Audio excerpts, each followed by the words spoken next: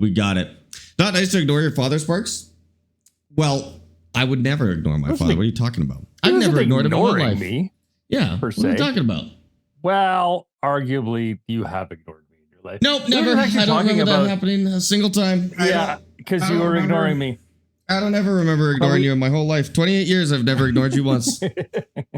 I'm the perfect son. You were talking earlier.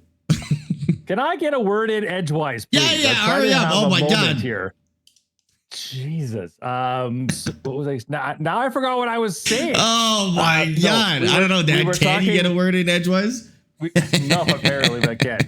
But apparently we were talking about how, like, when you're younger, your kids still think you're cool. And then there's a phase where they don't. And I said, don't worry, just wait long enough and they'll come back and they'll come want to hang out with you again. So unless you're a complete loser, then maybe they won't hang out with you anymore. But it worked out well for me. Okay.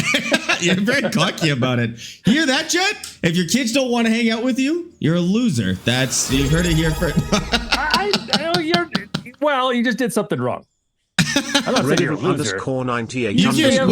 Subscribe. Just blame it on the other parents. You can take credit for all the good stuff and blame the other parent on all the problems. There you go. So it works out. There you go. It works out. Thanks a lot. Our kids hate us because of you. Red Devil, thank you for the prime sub, dude. I appreciate that. Welcome in, guys. No wonder we never see Sparks' kids. Petunia counts. Petunia counts. And she's ill-behaved, to be honest with you. She's kind of bad. But it's fine. That's Amy's fault. She's not bad. She just does bad things. Yeah, exactly. She woke me up this morning. Digging a bag of chips to make it crinkle on purpose. Like, she found one in the kitchen. She was just standing there, pawing at the bag of chips to make it make sound and looking at the bedroom door. And then when I came out, she meowed at me and was very happy with the fact that she woke me up. Well, I'm proud of my little grand fur baby. Yeah. See, we used to do the opposite. We used to be as quiet as we possibly could in the morning so that you and Mom would stay asleep, and then we wouldn't have to do chores on like a Saturday morning. We could get like 4 or 5 hours of Xbox in and no chores required. Which I'm sure everybody was happy about, to be honest. Well, chat, in case you missed it last time, this is what we did. We built this massive solar grid. So that's what you're looking at on screen right now. That is a solar grid that currently triples the entire power output of anything we had built up until this point. And the idea is that it future-proofs us forever. The only problem is it's so big and we've had to build it so far away that we need to connect it back to the main base with these massive power transmission lines. And we'll have to do probably 2 sets of these towers. We're actually almost done the first set of towers here. And I'll take you with the drone. It makes the drone feel really slow. Not that the drone's terribly fast, but it's just so much. And so we're transmitting all the power back to the mine, and then we'll distribute it from there. I guess we don't have to set up the other power lines today because this is enough power for everything we're doing right now. So if we really don't want to build power lines, then we're good. Maybe they'll change it so we have to, or we can build longer power lines in that amount of time. I really need to do. I need them to do that right now, like immediately, because like I'm getting really annoyed today. No, like right this very second. Minute. Yeah, it's I mean, we're almost there with this one, so it's not so bad, but these are a nightmare to set up when they're this close together. I mean, look at that. Look how many towers we've had to build. But we're basically there. We're at the factory now. So we're just going to go a little more towards the middle, and then we'll distribute these. And then honestly, Dad, I say we don't build the other towers today. I think we need just a break. Yeah, we could do the towers when we need it.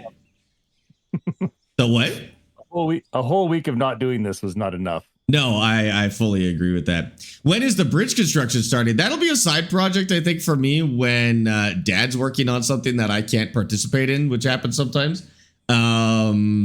So we'll do a bridge from the tower over to the other side, and I'll clear out an area, hopefully, to put I want to put like garages for all the machines. So rather than having them in our inventory, we can actually park them. Oh, that's cool. Yeah, I think that would be pretty good. But we have some. Than a bridge. Yeah, we have some exciting news about the game. There is a massive patch on the way, and the patch is quite significant, but also it comes with a new map that is potentially the coolest map we have ever seen in this entire game, which begs the question, do we play the new map and start a new save? It's a question for you primarily, Dad. Oh, me? I thought you were just mostly a question for you. No, I've been talking about chat with this for a week now. Usually, you don't give a crap about what I. Okay. So, I'm kind of like I was stunned. Oh my god!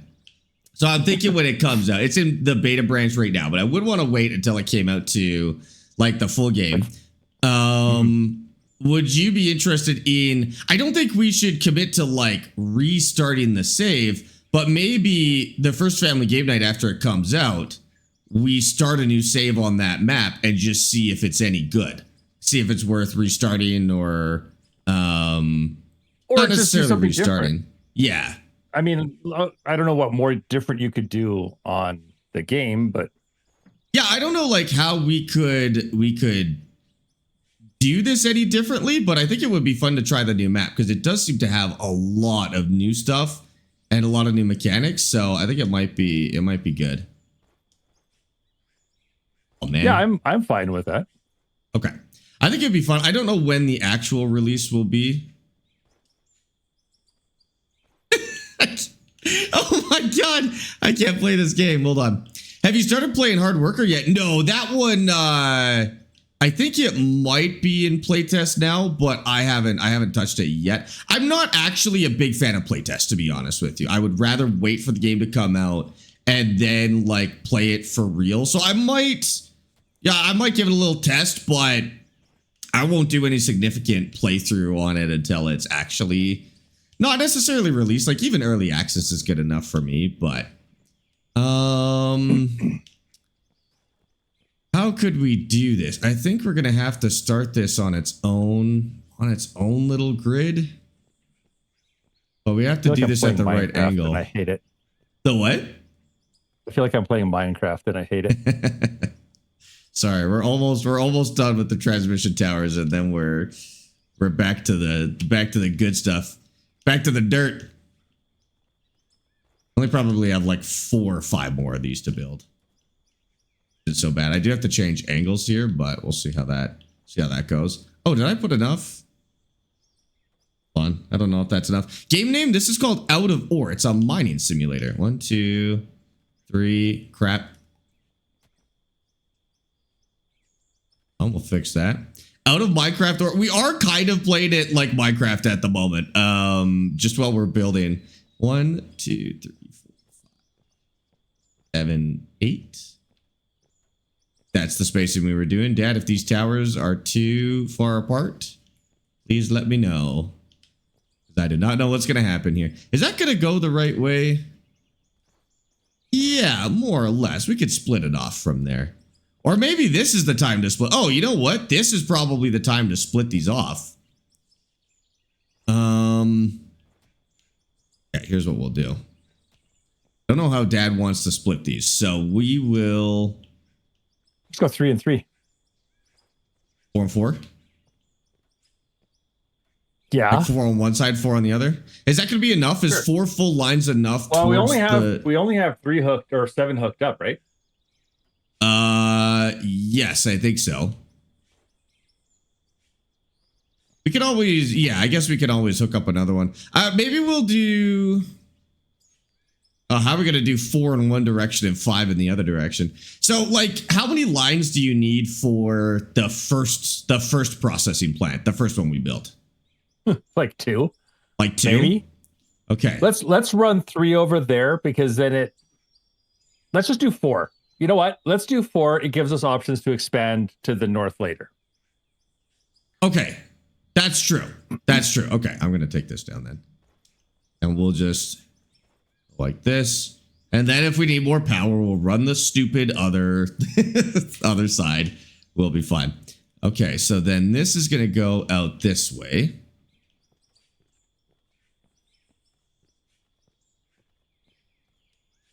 like that.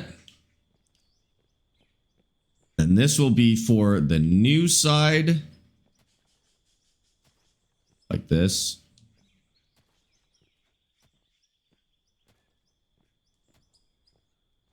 Probably make those a little bit smaller, and then this one could go over here. Oh, I didn't realize I put that there. You know what we can do as well? Yeah. I mean, no. Okay. Let me think about it. Before I speak, let me think. No, what is good idea to think before you speak, son? I would never. Well, would it be advantageous to split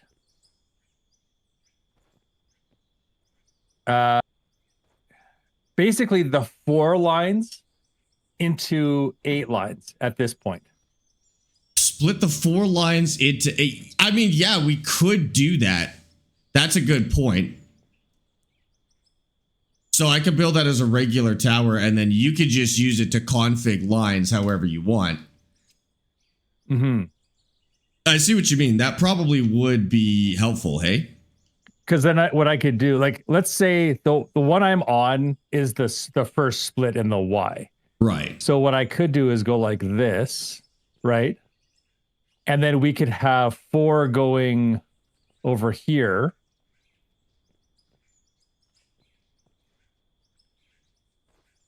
Yeah, I think that's not a terrible idea.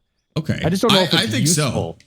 I mean, it would be for like extra money. If you had, well, money is not the problem, but like if you just wanted to organize the lines in a certain way, like let's say you needed half a grid worth of energy in one spot and then half a grid in a totally different spot. You'd have to split them at some point. So you can split them at the tower and then run single poles all the way there. That would probably be okay.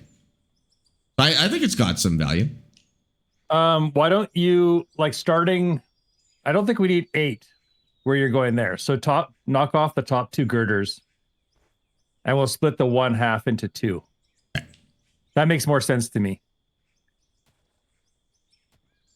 Okay, so we'll go like that, and then does that make sense? Did I just make sense there? Yep. For once. Well, yeah, I don't think the words made sense so much, but I know what you're talking about, so it'll work. We'll get there. It's all good. Thank you, son. No problem. Thank you for not embarrassing me in front of all your friends. That's fine. We got it. It's fine. It's fine. Don't worry about it. It's fine. Have you checked out the new beta map and dirt behavior? No, I'm an alpha, so I don't touch beta map. No, I'm kidding. No, okay, actually, jokes aside, I don't really like to do like beta programs for games. I would rather just wait till it comes out. So I haven't actually checked out the map. I'm gonna wait for full release when the bugs are done. The nice part is I don't think stuff in this game usually sits on the beta build for very long. I think it pretty quickly goes to stable. So no, I haven't seen it yet. I've only seen the trailers, and then when it actually comes out, I'll check it out. Did I put too many girders on that? No, we're good. I need to buy more concrete though at some point. But yeah, that map looks incredible, to be honest with you. Okay, and then if we go, oops, too much jumping. I like it a lot. Oh, I gotta leave that. No, I don't need. And then we can do small lines from there. I think that is the last one we need on this side.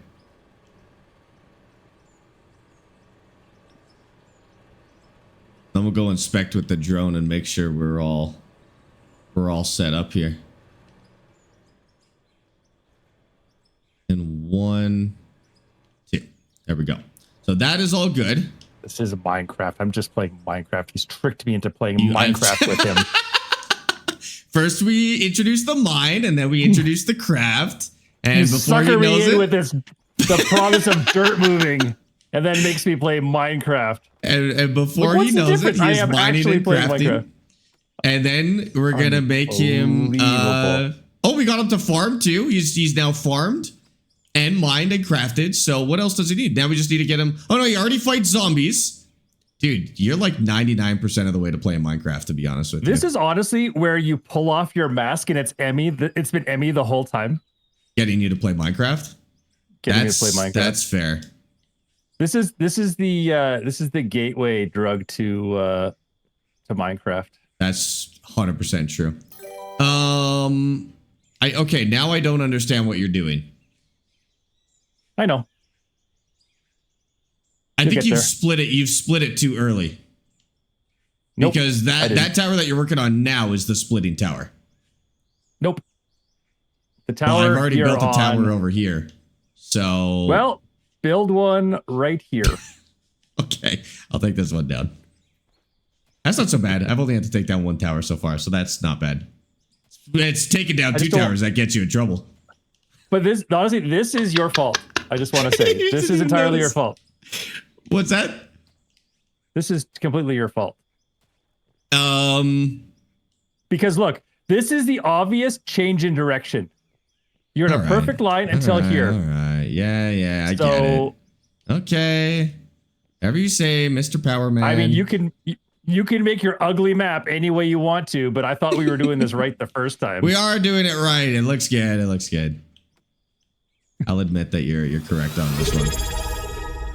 Holy cow. Everybody, mark your calendars. My son said I was right. Boy 4,993 just resubscribed at tier 1 for 17. Give us a day off of work for that one. Yeah. Boy, thank you for the tier 1 for 17 freaking months, dude. That is insane. How's it going? Welcome in.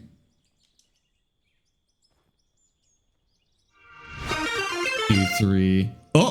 Crash _Prime crap. Just subscribed at tier 3 for 38 months. I messed up. Wait. One. Do you want 2 on this one as well? Yep. Okay. That might be the last tower we need. Okay, let's go inspect with the drone.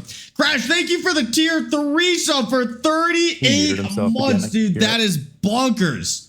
Holy crap. Crash, I appreciate you. Thank you for subbing to tier 3 and supporting the stream with such an insane let him know I can't hear stream. Such an insane stream. Sorry, I was listening to Dad at the same time. Such an insane sub. And thank you for being here for 38 months as well, dude. Welcome in. Welcome in. Tabello, thank you for the follow on TikTok. Okay. So I think we had actually, we've missed a couple of lines in the chain, but I could go get those right now. What do you mean? Oh, there's just a couple of missed lines. I'll just go put them in. What are you talking about? It's Where? Plain English. Wow. Watch your tone, boy. Oh, we just missed a couple of lines. That's all. I'm just saying we missed a couple of lines. Oh, boy. Oh, boy. We got a problem here, son. What? We got a major issue. What? We got a major issue. We got a major issue. Joseph Weston 2021 just resubscribed at tier 1 for 30 months. You both the wrong. Well, I'll need 30 months of therapy for watching your son for past Joseph, this corner is leaving the station. You do need 30 months of therapy. I agree. So what's happening? This line is too long. What? Yep. Where? It's just right here. It's because you turned them, right? So the outside line is longer than the inside. Yeah. Yeah. So what we could just do a couple of power poles here. Just to bridge and say, oops. Yeah, why don't we do that? Yeah. I'm cool with that. You're good with that? Yeah. Or actually, if we want to make it look good, I'll build you something that's like at least in the spirit of these.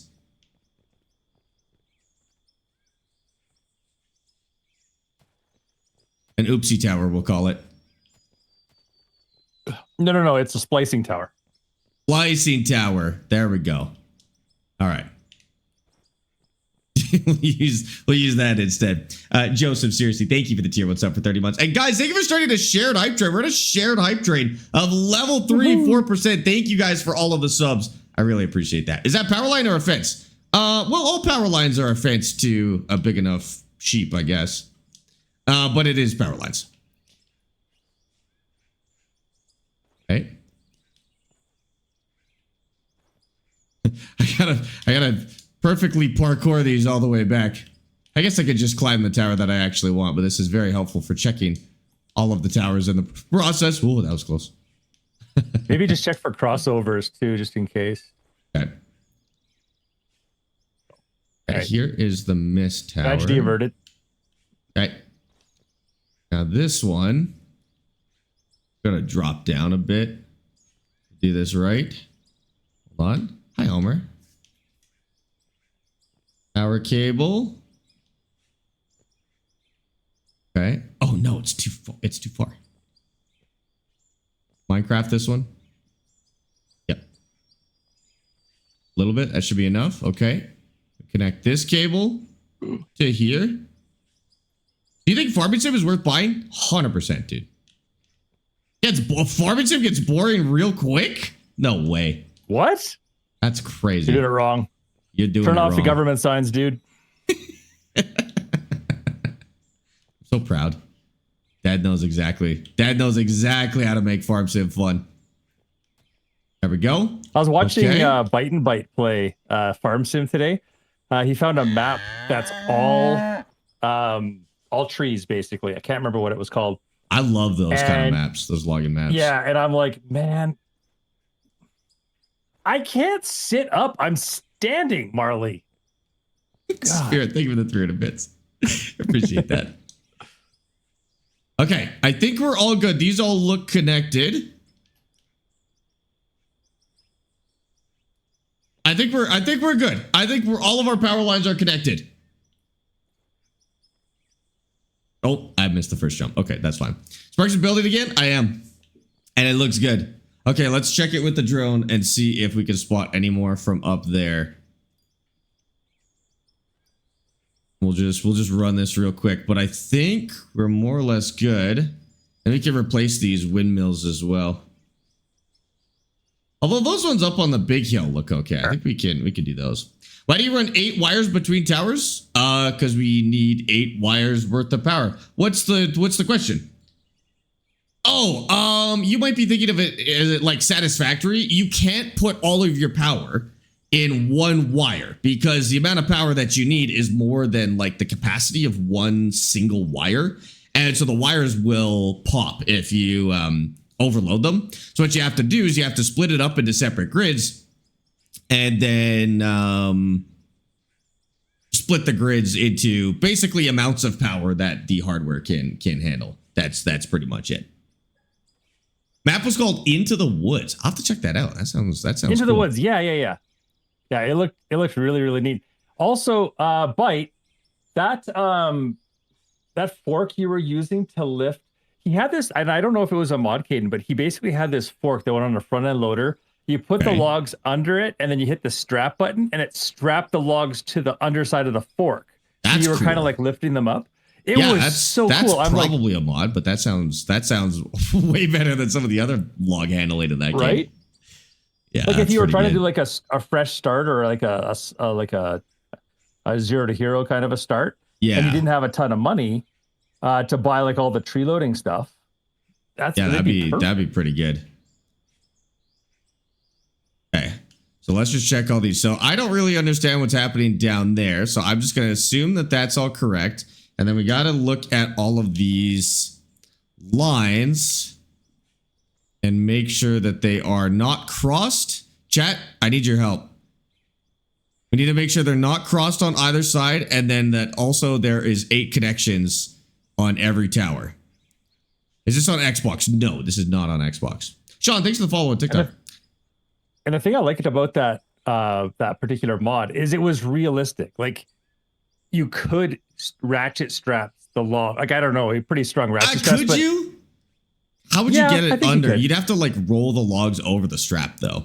But they're always irregular, right? It's not like they're perfectly flush against the ground all the way. That's true. There'd probably be a way to do it. See, the problem I have with buying it, you tore your ACL and you can't work, so you're trying to save money. I mean, Farm Sim is probably the least important thing in your entire life to save money for. So, like, if you got more important things to save money for, don't. Like food. Food is a good expense. Oh yeah. I would maybe not put Farm Sim. Yeah, I would not put Farm Sim above any of those. It's not that good of a game that you're going to be able to On the other hand, though, you know, if you've torn your ACL and you have hundreds of hours of free time, Farm Sim will take up all of that free time, which is good. So, and if you stream it, you might be able to pay for the game. I don't know if you'll let's not keep that stereotype going. I think so many people get into streaming and to pay for the game. It'll pay for the game. That's what I said. I wouldn't bet on it. I wouldn't bet on it. Really? Okay. Yeah, I would not, to be honest with you. Okay. So we are here. That one is so silly. Okay. So you're happy with the main line stopping here, right? And then we can branch off at this point. I think that's pretty good for branching off. So we can branch off down and just keep the power poles like close to each other as long as we can. And then just like go out arterially from there. I think that would be the way to do it. So I just want to get this straight. Are we eliminating all sources of power? So for example, we're eliminating coal. We're eliminating everything except for what we've got going on there. Eliminate it, but like we should get rid of any ugly stuff. So those solar panels that are like right there by the dumping point, we should get rid of those. We should get rid of these solar panels by this dumping point. Any of the wind turbines that are just like wedged in wherever they fit, I think we get rid of those too. Okay. And then we go straight towards like a centralized power system. Yeah, because like right now we're kind of getting free power from this coal generator. Like I think we may as well leave the coal generator hooked up. Like we'll probably just infinitely get coal out of that. So I'm not too worried about that. Because the coal generator is basically running this whole upper thing here now that I look at it. Yeah, let's just leave the coal because it's built into the thing and we're going to keep it fed anyway. I mean, it's probably fed for a million years at this point, but we're going to keep it fed no matter what. So And wait, what? Yeah, so I say we leave it. If you need double power, you can double voltage at the transformer. If you need double power, you can double voltage at the transformer. What does that mean? No, this game is not this is not an electrician simulator, by the way, Mikhail. It's a mining game. It uses video game like logic for electricity. Don't try and realism your way into the power in this game. It's like slightly more realistic than some games, just in the sense that you have a limited amount of power per line, but that's about it. Like it's not. Don't worry about phases and stuff like that. It's a video game. Don't think that hard about it. It's also not like it's a mining video game. This is like a side part of the game. Stream to pay for mansion mortgage payments. Yeah. You better be real good at streaming though. I will say, Seabeast. You better be pretty entertaining to stream for your mansion payments. Okay, so we can take this one down now. Is Dad going to play GTA 6 when it comes out? I would be awfully surprised if Dad played GTA 6, to be honest with you. Okay, and I'm going to get rid of these ugly things right here. Don't have to see those anymore. Okay. One more. Yeah, there's one more. Okay. Sorry, your mother turned up the heat and I was like, literally dying. Oh, that's fair. Way better. There we go. Look at that. All right. So this is one of those situations where Dad is working on something that I cannot really do. So I think we are going to do a footbridge across here now. Is that going to be tall enough? Let's just park the truck underneath it as a reference point real quick. Sparx actually streaming from his servant's closet. Yeah, to look relatable. Yes. I get what you're saying. I agree. Kaden, yes. You can do some math for me. 702. You got a calculator. I got 702 plus 200 or 2713, 2713. 900 and wait, plus what?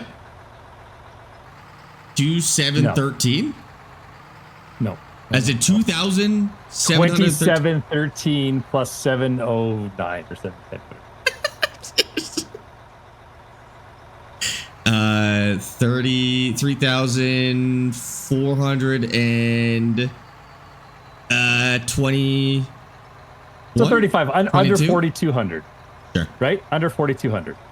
Way under 4,200. Yeah. Get this thing to go backwards up the hill. Why did we do this then? What?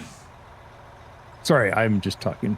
Okay, I was gonna say everything we've done so far is based on your mathematics. So you tell me. My math sucks. Why are you listening to my math? Yeah, because I don't know the math related to the electricity. So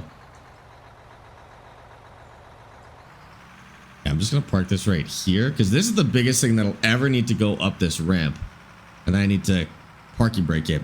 GTA 6 will be story mode only? No, why do people keep saying that? GTA Online made them $10 billion over the last decade.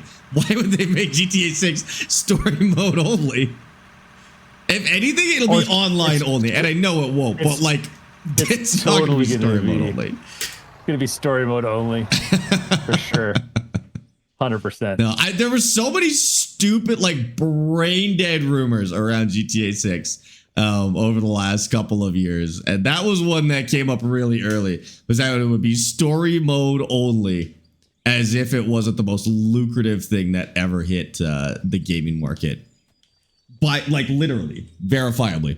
Okay, so I need steel.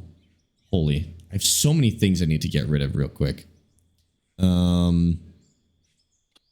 Gotta keep the dirt, I guess. Get rid of logs. I don't know why I have logs. Turbines, dump decks.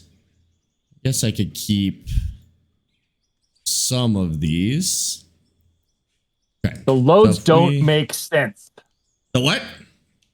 The loads don't make sense.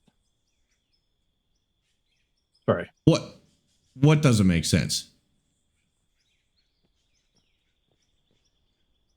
Oh, maybe if I go under.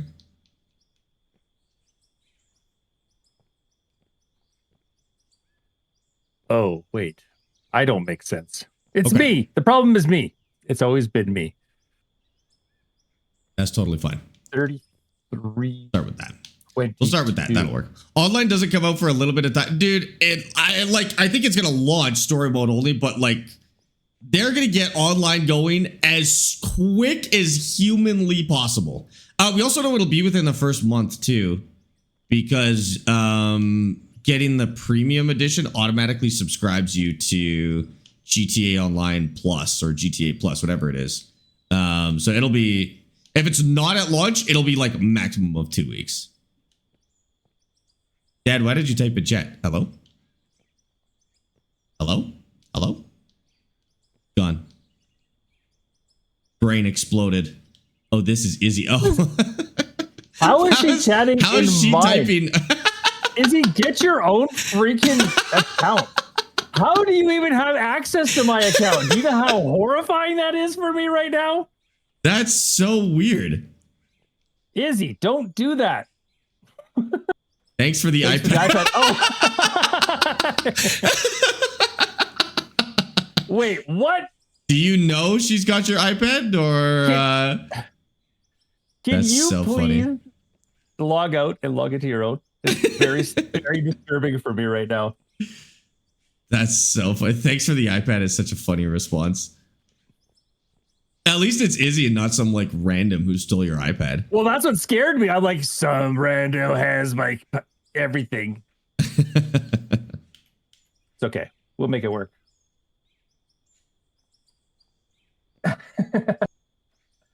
Go. Okay. I got a little bit of a bridge. Poor now we're Izzy. going to build a tower up Poor to here. Izzy Catch this. getting picked on by your chat. My chat would never. They're so well behaved and stuff. It's JB. Oh, it's JB. Okay. Don't worry about it. My chat or your chat? Oh, your chat. My chat. Dang it. Chat, you're embarrassing me right now. You got to be cool. Play cool, chat. Be cool, chat. Be cool. And then we'll go a concrete bottom on here. A conch bottom? Conch bottom. Sounds wrong to say. GTA Plus is not just for GTA Online? I don't know. I'm not 13 years old, dude. Burn. Want some aloe vera for that burn? Thanks, Dad. Okay. Is that a TikTok comment? Bottom. It was a TikTok comment. Okay. Oh, those look so good, actually. Okay, now we got to make it a thing that you can actually use. We got to run a pipe along the bottom just to make it look cool, actually. I think that would be... That would look awesome. Yeah. It's not going to do anything. We'll just have it send water back and forth. Okay. And then we do... What is this? Steel floor? Buildings... Steel floor, and I just need like 400 of those. Oh, I think Izzy might be coming home. Today? No, her boyfriend just said that she does look like Mez Kanata, whoever that is. Huh? Okay, Izzy, log out of my account. I think people are talking to me. We all need to start a rumor that GTA 6 will only work with ID proof of age. I don't know. The English might make that actually happen, to be fair. English, the Brits, the UK. Seems like something the UK would do. I wouldn't write it off yet, dude. The King's gonna make you sign up for GTA Plus to play. Age verification, whatever. I don't know. They love that kind of stuff over there. King? What? How weird is it that we have a king? We? Who's this we nonsense?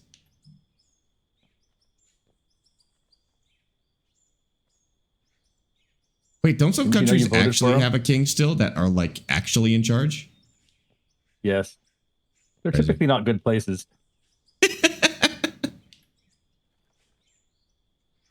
That's probably fair. I cannot get this. This is very finicky for some reason. Speaking of TikTok, I heard something interesting on the Tickety Talks. Okay. They were talking about people, and I don't know. Actually, you know what? Let's not. We won't talk about it. We'll talk about it. We can talk about it some other time. Okay. I just realized it was getting into the politico. Oh, okay. Territory. So we'll talk about it over dinner. We'll ruin family dinner with politics or something. It'll be a blast. Oh, speaking of which, there's no family dinner tonight, right? What? Really? For real? Are you messing with me? For real? No. Oh, why? That being said, we could go do something, I guess. Why is there no family dinner? My mom's not feeling good. Oh man. Okay, that's I think that's the reason anyway. I thought we were gonna do that thing where we go to the grocery store and we each make a different dish. Yeah, I think your mom kind of had the flu the last little while. So. Oh, okay. Okay, no worries. Probably better. Here. Wait, what are you doing? Are we working? I'm building a tower. What are you doing? You're building a tower? Yep. You need me? Yeah, why don't we use that tower to run power? A power tower, as it were. That would be sick. We should. And we should put lights on it as well.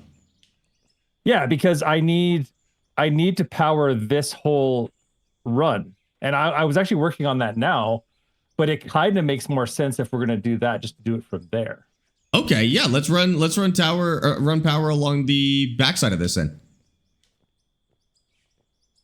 I'll probably put pipes underneath it just for looks. Okay. But we could totally do that.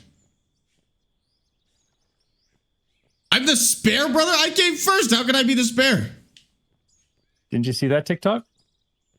The first brother is always the spare brother in case something happens.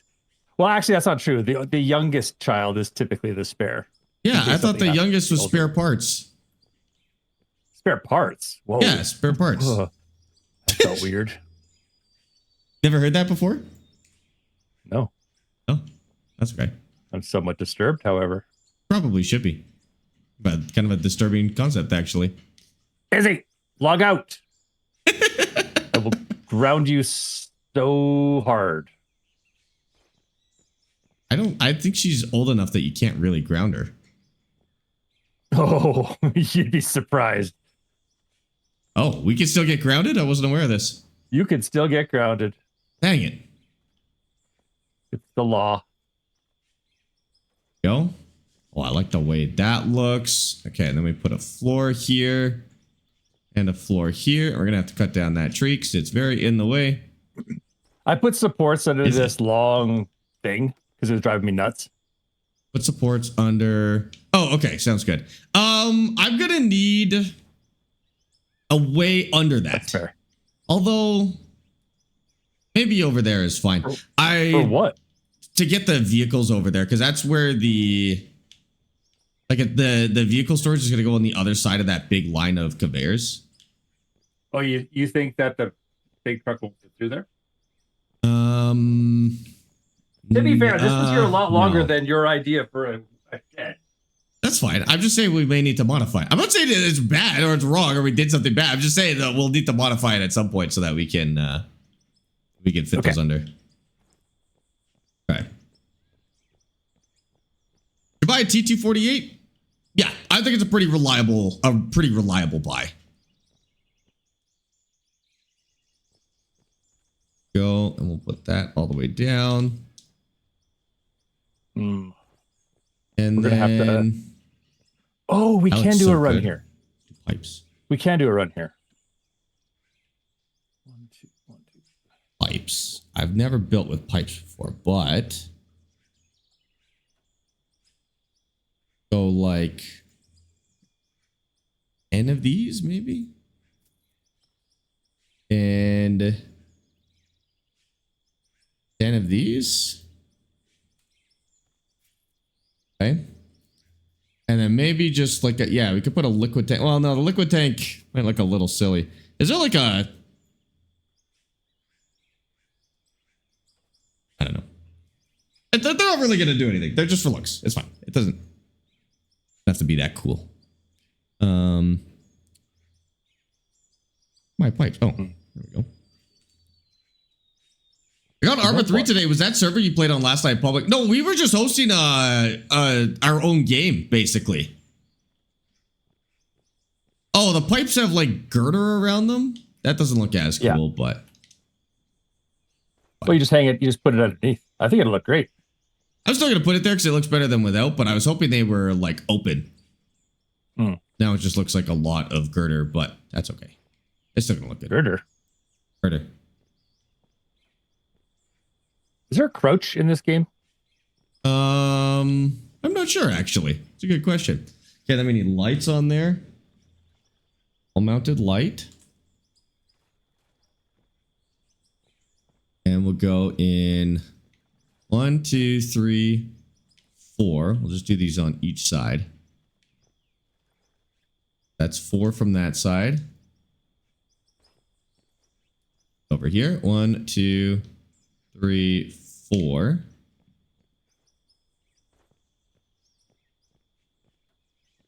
And like that.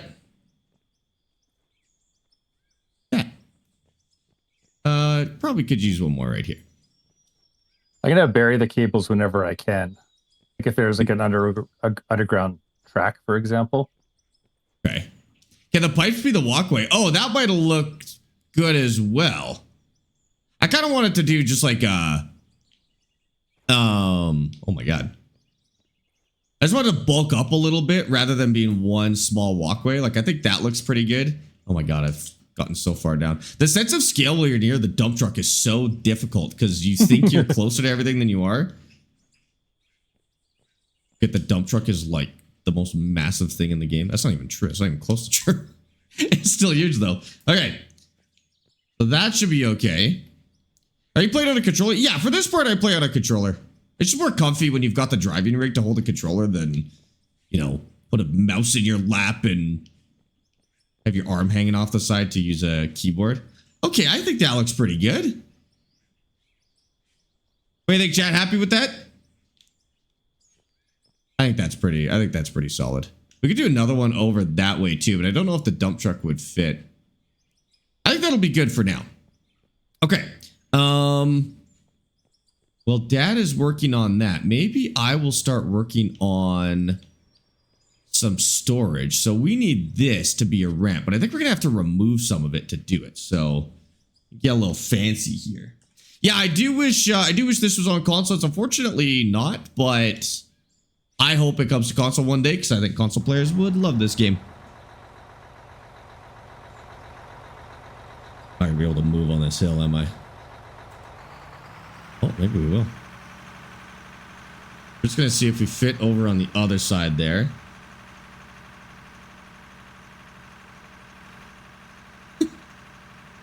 In 4 hours. Actually, I don't even know if it fits on this road. 150 stream streak. Thank you, sir. Why? Okay. So this road has to get wide and further. We don't even fit up there. All right. That's okay. This honestly needs... I mean, we knew this would need to be adjusted when we built it. Oh, no. I think I've gotten the dump truck stuck in a really bad spot. Hold on. Yeah, that looks about right. Satisfactory and Factorio have over 1,000 hours, and they are very fun, full of content. Yep, both games are great. I agree. I don't know if Factorio can have over 1,000 hours of content. With the DLC, definitely. Like, one playthrough of Factorio will not get you 1,000 hours. Unless you want to get really fancy with it. Like, you kind of have to make your own work at that point. But if you're that kind of person, then yeah, Factorio, 1,000 hours of content. Satisfactory probably more organically has nearly 1,000 hours of content. I like Factorio better personally. What? I know. Factorio is just so good. I did a little bit of an Austin Powers move there. All right. Is that big excavator? Do I have that? Yes, I do. We're going to put that here. And we're just going to trim this up so that we get like basically a straight shot through here. We're going to get rid of all of this. Oh, crap. Put in the truck. Oh God, it's backwards. Okay. The whole thing. Let's go up here.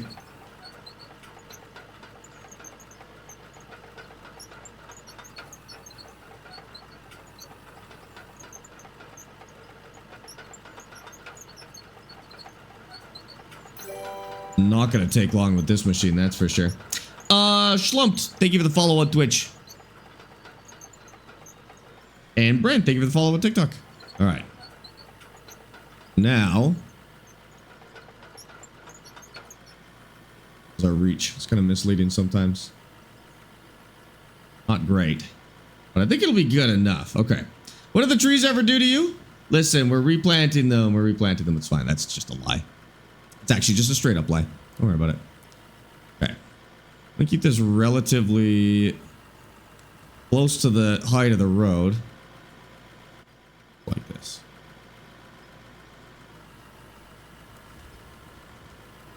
Go. I have to cut down some of these trees just so I can see what's going on, honestly. Went a little too deep, but I think that's okay. I wonder if they're ever going to add like logging to this game in some regard, like with machines or anything like that. Because it honestly, the rest of the game is already kind of built like that. They could probably do a farm sim here and just fully add logging to the game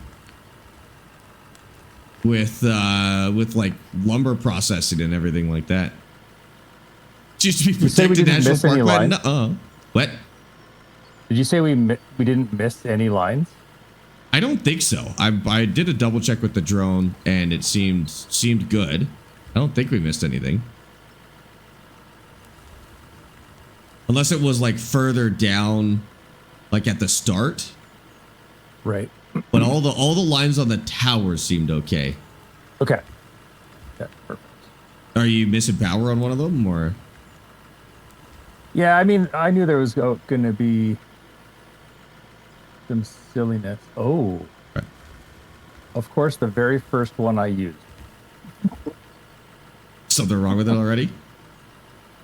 Ah! How? How did I do this? See, this is why I'm in charge of digging the dirt, not the electricity. That job sucks, and this job is fun. 2, 3. You know which one of your 8 is not connected to the grid? Oh, that's a good question. One of the 8 is not connected to the grid, isn't it, Dad? Or did you get them all connected? No, that's exactly the what I'm fighting with right now. So, easy fix at least. we will connect number 8. What should we open this up? Probably a bunch, hey? Make it easy to get through here.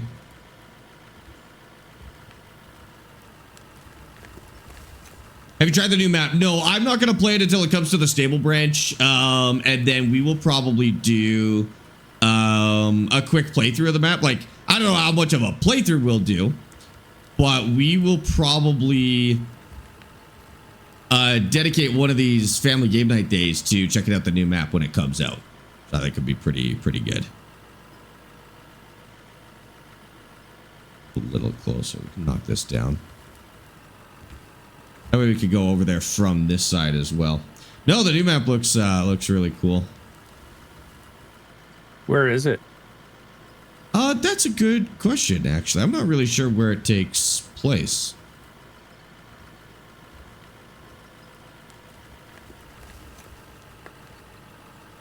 Who put the big red thing in the way? It's not in the way. I put that there. Oh, I'm missing the truck now. Oh, I see the problem. Oops.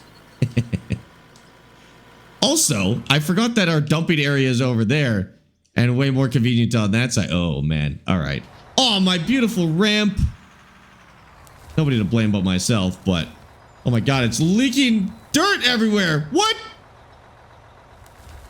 That's possible? What have you done? My what did you truck do? is like infinitely leaking dirt out the back. What? Okay, that was weird. Hold on.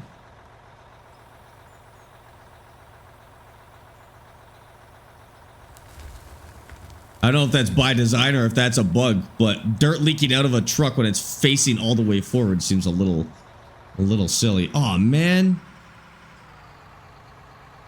We fix that by hand? I can't even get the dump truck out there until we fix it, so we're gonna have to figure it out real quick.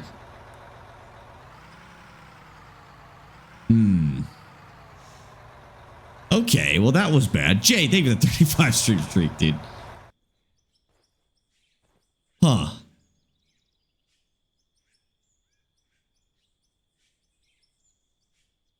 Shovel? Think we just shovel that? Oh, it's gonna be so bad. Oh no, dude. I mean, it was gonna happen sooner or later, right? Yeah, that's true. It was bound to happen. That's so much dirt as well. I don't think the shovel alone is gonna fix it. Oh, we're gonna have to like. Oh, what's the fastest way to fix this then? I could get it pretty close with the little excavator, probably. Can't buy a truck with a tailgate? I don't think this one can have a tailgate, unfortunately. The little ones can. Okay, get a vacuum. Yeah, shop vac. This is a shop vac job, I agree. I think it's actually too tall for the roller. I think if we roll it right now, it'll just put huge speed bumps in our beautiful ramp. So let's try. Yeah, front loader's probably one of the better options here. But just for the sake of being a little more delicate with it, why don't we run this real quick? See if that would help.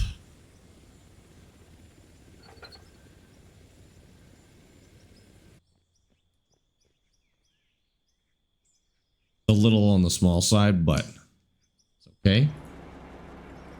Moving out with the dozer. No, I think the dozer will make a mess. That was my first thought as well, as use the dozer, but I think the dozer would make an insane mess here. Hoping this will let us get it like nice and graded, but also doesn't hold very much dirt, unfortunately. So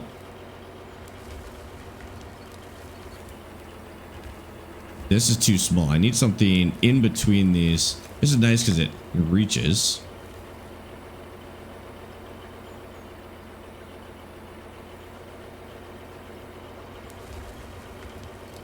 Yeah, because that's about all it can hold in one scoop. Ah, man, I'd be better off doing it by hand, dude.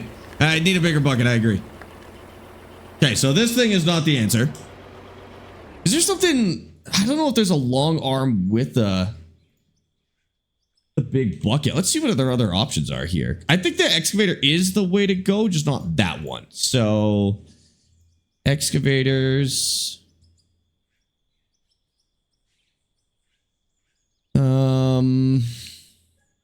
It's something with a relatively long reach. Man, look at these things. Cable excavators are crazy.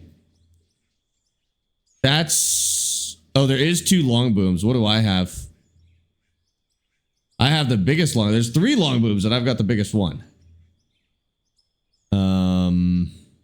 What's a zero swing? Zero swing? I don't know what that means.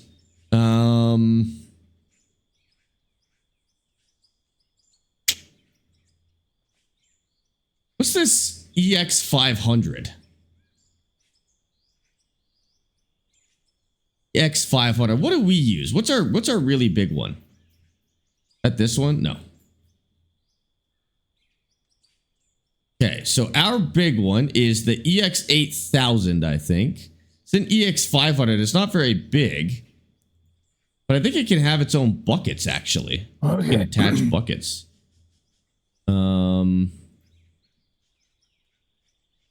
Yeah, those don't look very big. Zero swing means the engine doesn't exceed the tracks on the back. The engine... Oh, that's cool. So it doesn't, like, hang off the back. Oh, that would be really nice.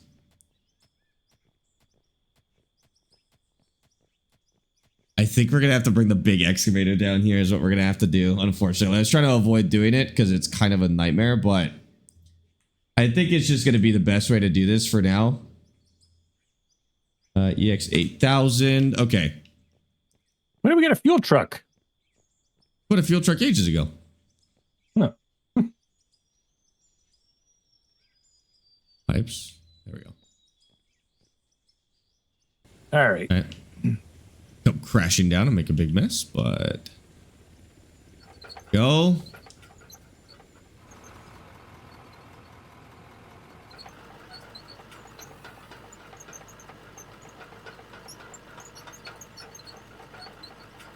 All right.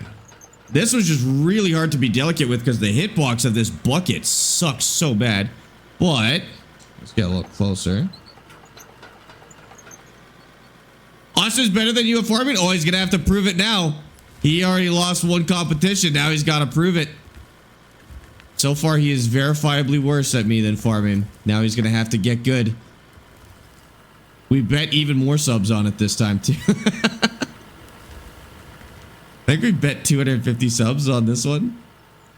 That's quite the... Yeah, it's quite the... The stakes are high, that's for sure. Okay, so that's running. So this whole plant is now running. We can get rid of these. Okay.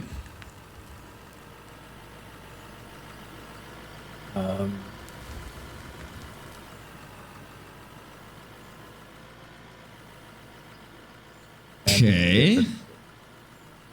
Okay, this is probably the move. I think we're good. Austin Farmer should be renamed Austin Failer. Wow, that's a good one. I'm going to use that one. We're a lot closer on the current one. Like we're definitely neck and neck on the one we're working on now. I did get to production sooner, so we'll see. He also wasted a little bit of time on a subpar crop, so that might have helped me out a little bit. That might have given me the little bit of lead I needed to go and get productions a little sooner. So we'll see how he does on the current one. I consider buying Out of War. Is it worth it? I mean, yeah, the game's like $20. It really doesn't have to do a lot to be worth it at that price. But honestly, the game is great. What I will say is the single player experience is hard, or it's slow. I'm not going to say it's hard, but it is slow. If you can get some friends involved, that's definitely the best experience. But I think even, you know, single player, you could get a few hundred hours of gameplay out of this, assuming you enjoy the gameplay. Can you ask your son if he got a post yesterday stream? A post yesterday stream. Post yesterday. I haven't done it yet, Stetson. Am I dying? Yes. What? We're all dying. No, I didn't. What was yesterday? Was yesterday SnowRunner? No, that one's not out just yet. I think Emmy will probably do it today, if anything. Why is this not running? Dirt.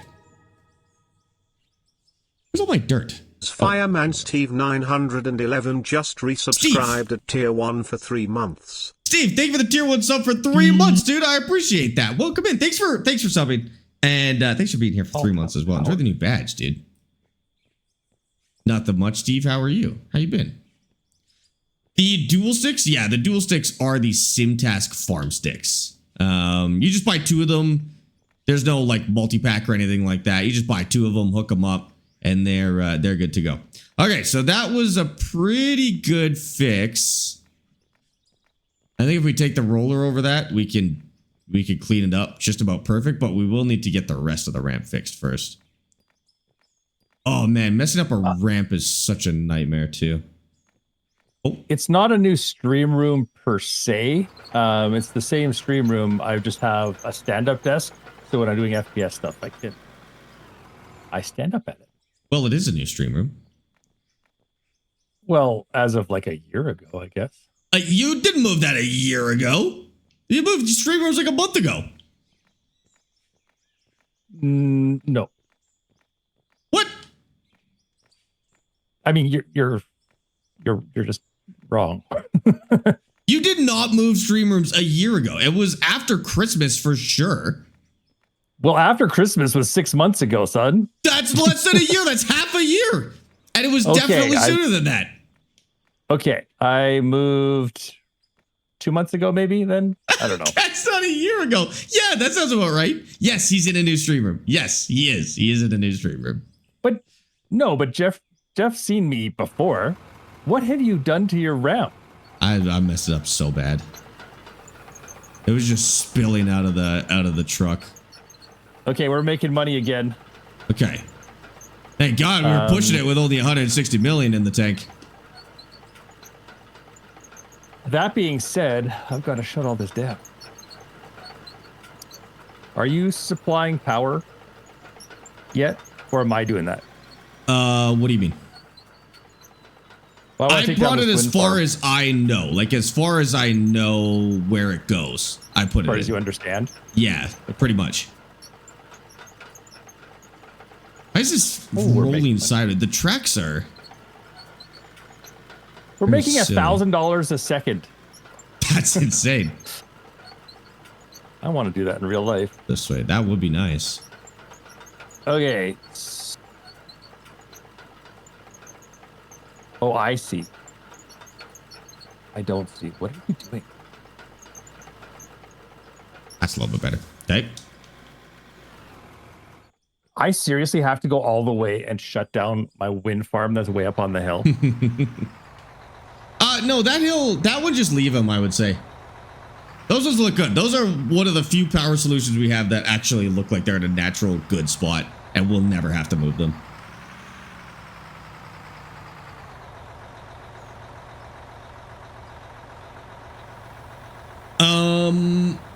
Can you use the joystick to play Microsoft Flight Sim? Yes, I actually use them for Flight Sim myself. If you're on PC, you can use it for pretty much anything. On console, I think they will do Flight Sim. And then also Construction Sim, I believe somebody said. Those are on top, push all that. Nah, that'll mess up it'll mess up the ramp way more than it's worth. Unfortunately, the dozers are they're not very tidy. They're great for starting a ramp and pushing just straight up like forest out of the way, but at this stage a dozer would make this so much worse. What I'll do, let's go like this. I get this nice and close to where the ramp level is. Be doing this from the top probably, but and then, yeah, that's perfect. So as long as we get it down to that level, we'll be okay.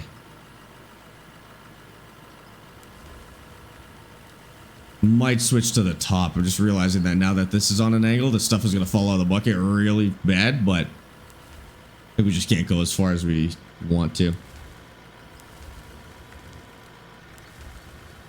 Oh, you serious? This one's too far too? What is the SnowRunner? Is the game you playing? What? What? What? This is not SnowRunner. This is outofore. I don't know what SnowRunner. Unless you're asking about yesterday's SnowRunner game. No, wait. Oh, I just realized it wasn't SnowRunner. Who was asking about posting yesterday's stream? Oh, should I post that one? That was actually Arma. Sorry, SnowRunner was the day before. Yesterday was Arma. I guess I could post it.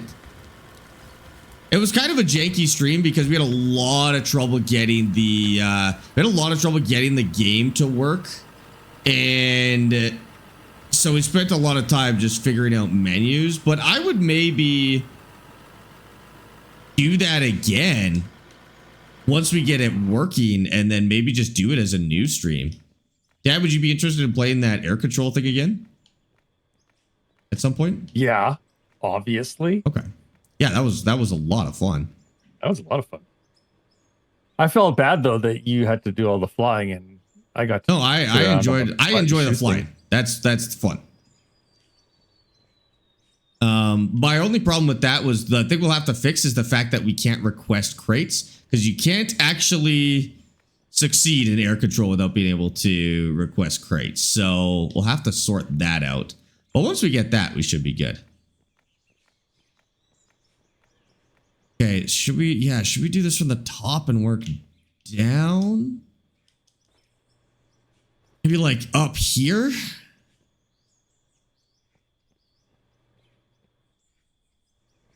And then, okay, maybe if I fix this, I can put the excavator there, and then we can put the dozer over on that side, and then the dozer can go over to that other dump point. Okay. I tried to just use the shovel, but it's a really deceptive amount of soil there, and it's really, it's a lot. I tried to do it all by hand, but it's actually an insane amount of dirt. But if I can get the excavator up here, it should be okay. Let's tweak this real quick, and then the excavator over here. I wasn't even really done with this. It's not in a very good shape, but just enough to get the excavator on here should be good.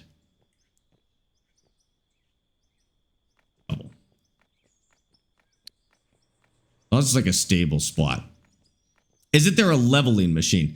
There's a smoothing machine, but that's about as close as you get to leveling machine. You basically use different machines to level at different amounts of fine-tunedness. So like if you ran a dozer over here, you'd actually make it worse. If you ran a wheel loader, would probably also be okay, but it has to drive so far to unload in this case that it might just be kind of inconvenient. Want this excavator here. I didn't put that in the right spot. Okay, let me get rid of some of these blocks that we're not using. This pipe can go, logs can go, steel blocks can go, RDX can go. I don't need coal. Okay, there we go. I actually have another dump truck, so we can use that. Okay, so the whole plant, both plants are running, and we're currently only using 3 of the full lines coming from the 8. So we have 5 left over. For whatever we want. Whatever. Okay, perfect. But the other idea is we are pushing it might almost be a good idea to have another set of power lines coming up this other side. Right, just because it makes it more of less of a run. More power lines coming up the other side. What do you mean? Like the big hydro lines, like the big. Oh yeah. The big transmission lines. Yeah. There's like this whole section up here, like where we want to have the manufacturing.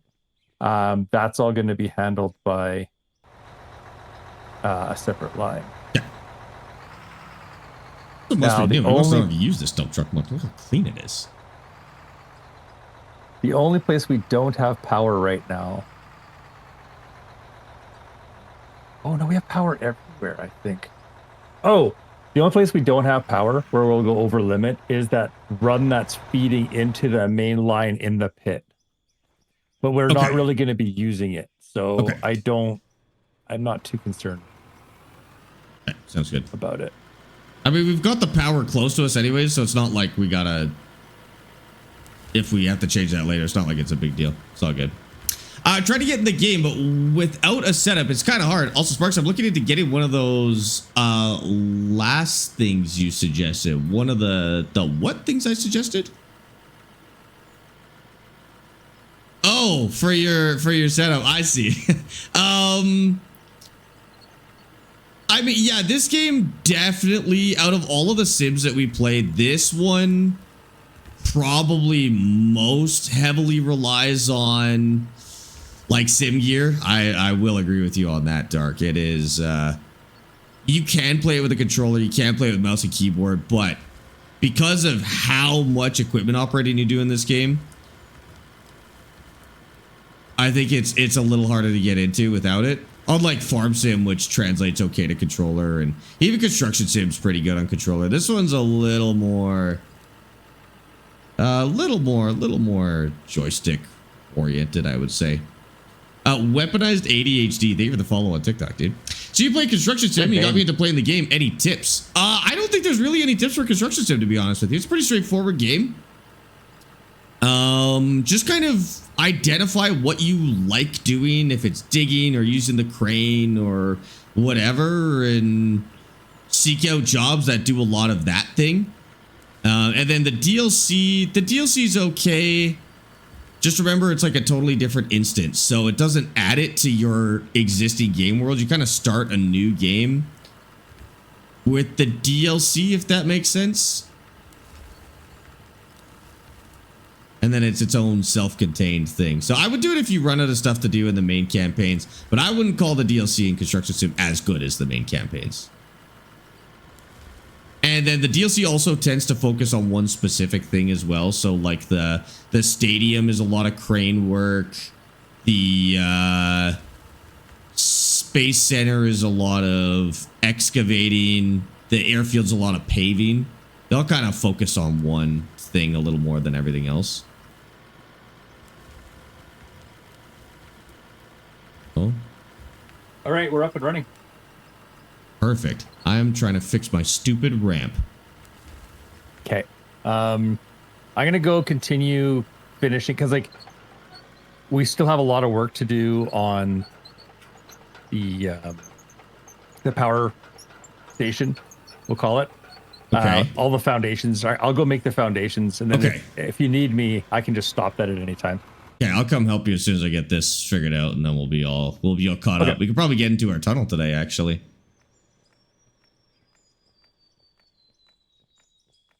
Oh man, this was so good, and now it's so not good.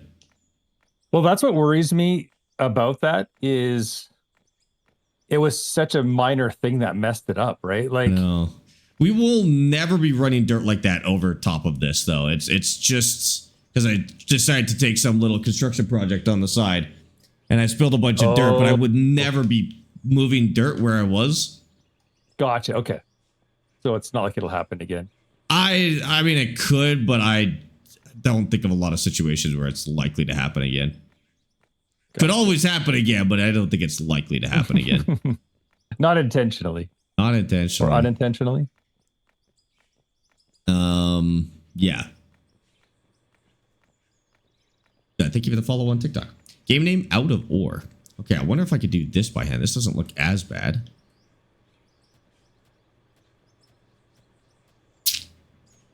It's so deceptive because it doesn't feel like it's that much dirt until you start doing it by hand, and then it like feels like 1,000,000,000,000 tons, dude. No, the bulldozer. Everyone's really excited about the bulldozer. No, the bulldozer will not work for this. It is very, very, very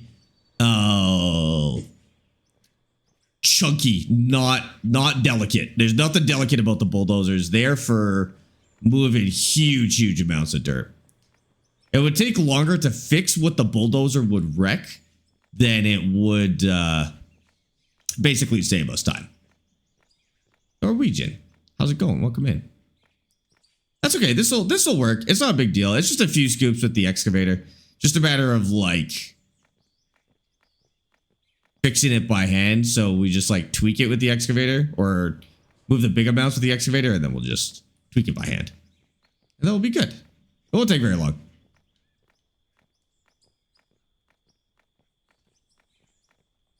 Then we'll just run a roller over it a couple of times, and it'll be set.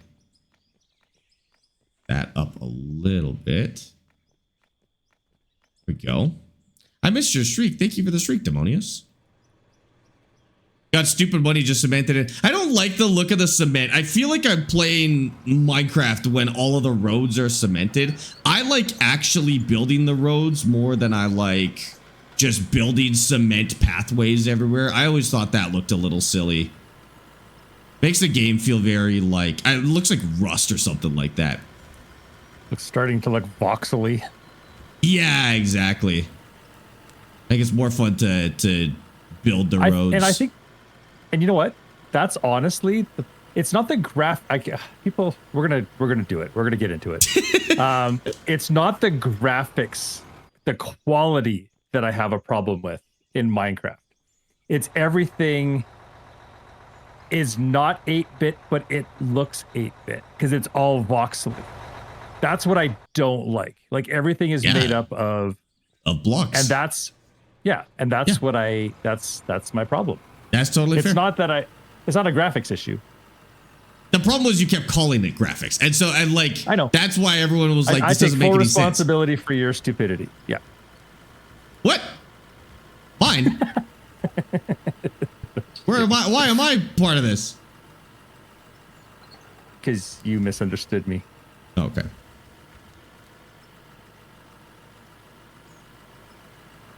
But here's the thing. I love watching people do really cool things in Minecraft. Like some of the machines or people are making, or even just like the effects, the way they're affecting the terrain is mind-boggling. Like I can't appreciate that for sure.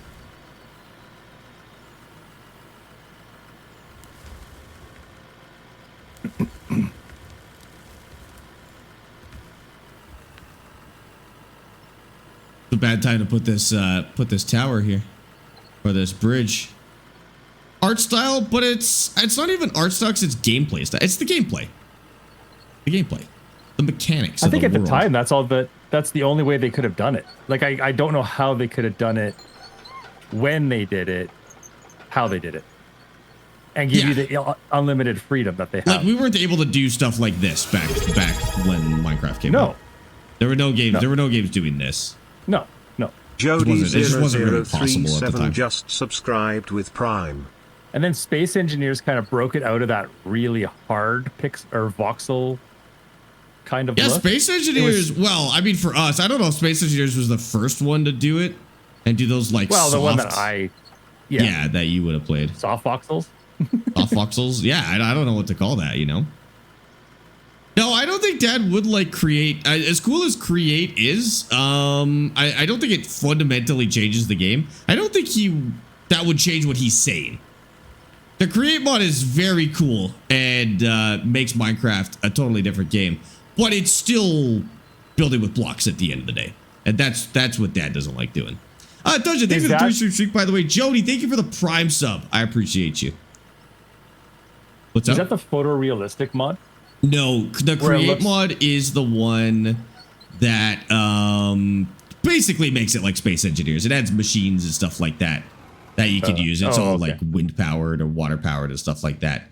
But it doesn't fundamentally change Minecraft in any way, in the way like the world is built or anything like that. I really would agree with like that. Space Engineers. You what? I really wanted to like playing Space Engineers, but I got so ill playing it. And maybe it was one of those things I just get used to it. But there was something about the disorientation that messed me up. In zero G or on planets as well? It was just, I don't know. It might have been a depth of field issue, like, you know, our field of view issue. Yeah. Yeah. I'd like to look at that again sometime. Well, why don't, because the second game is out. Why don't we wait till they add survival to the second game and then we'll give it a shot? Sure. Okay. See if it's any good. I still haven't played 2 yet. I just bought it literally to support the development of the game, and that was it.